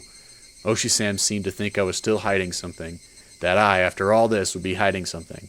I'm the one things are being hidden from. I'm the one who wants to know. Then let us meet again one day. Take care of yourself. Slam. I listened to the tap, tap, tap of Oshi-san's walking down the hallway. I still couldn't return to my state of bewilderment. He wanted to end the incident as it applied to me. What was over? Nothing was over. The incident was still continuing.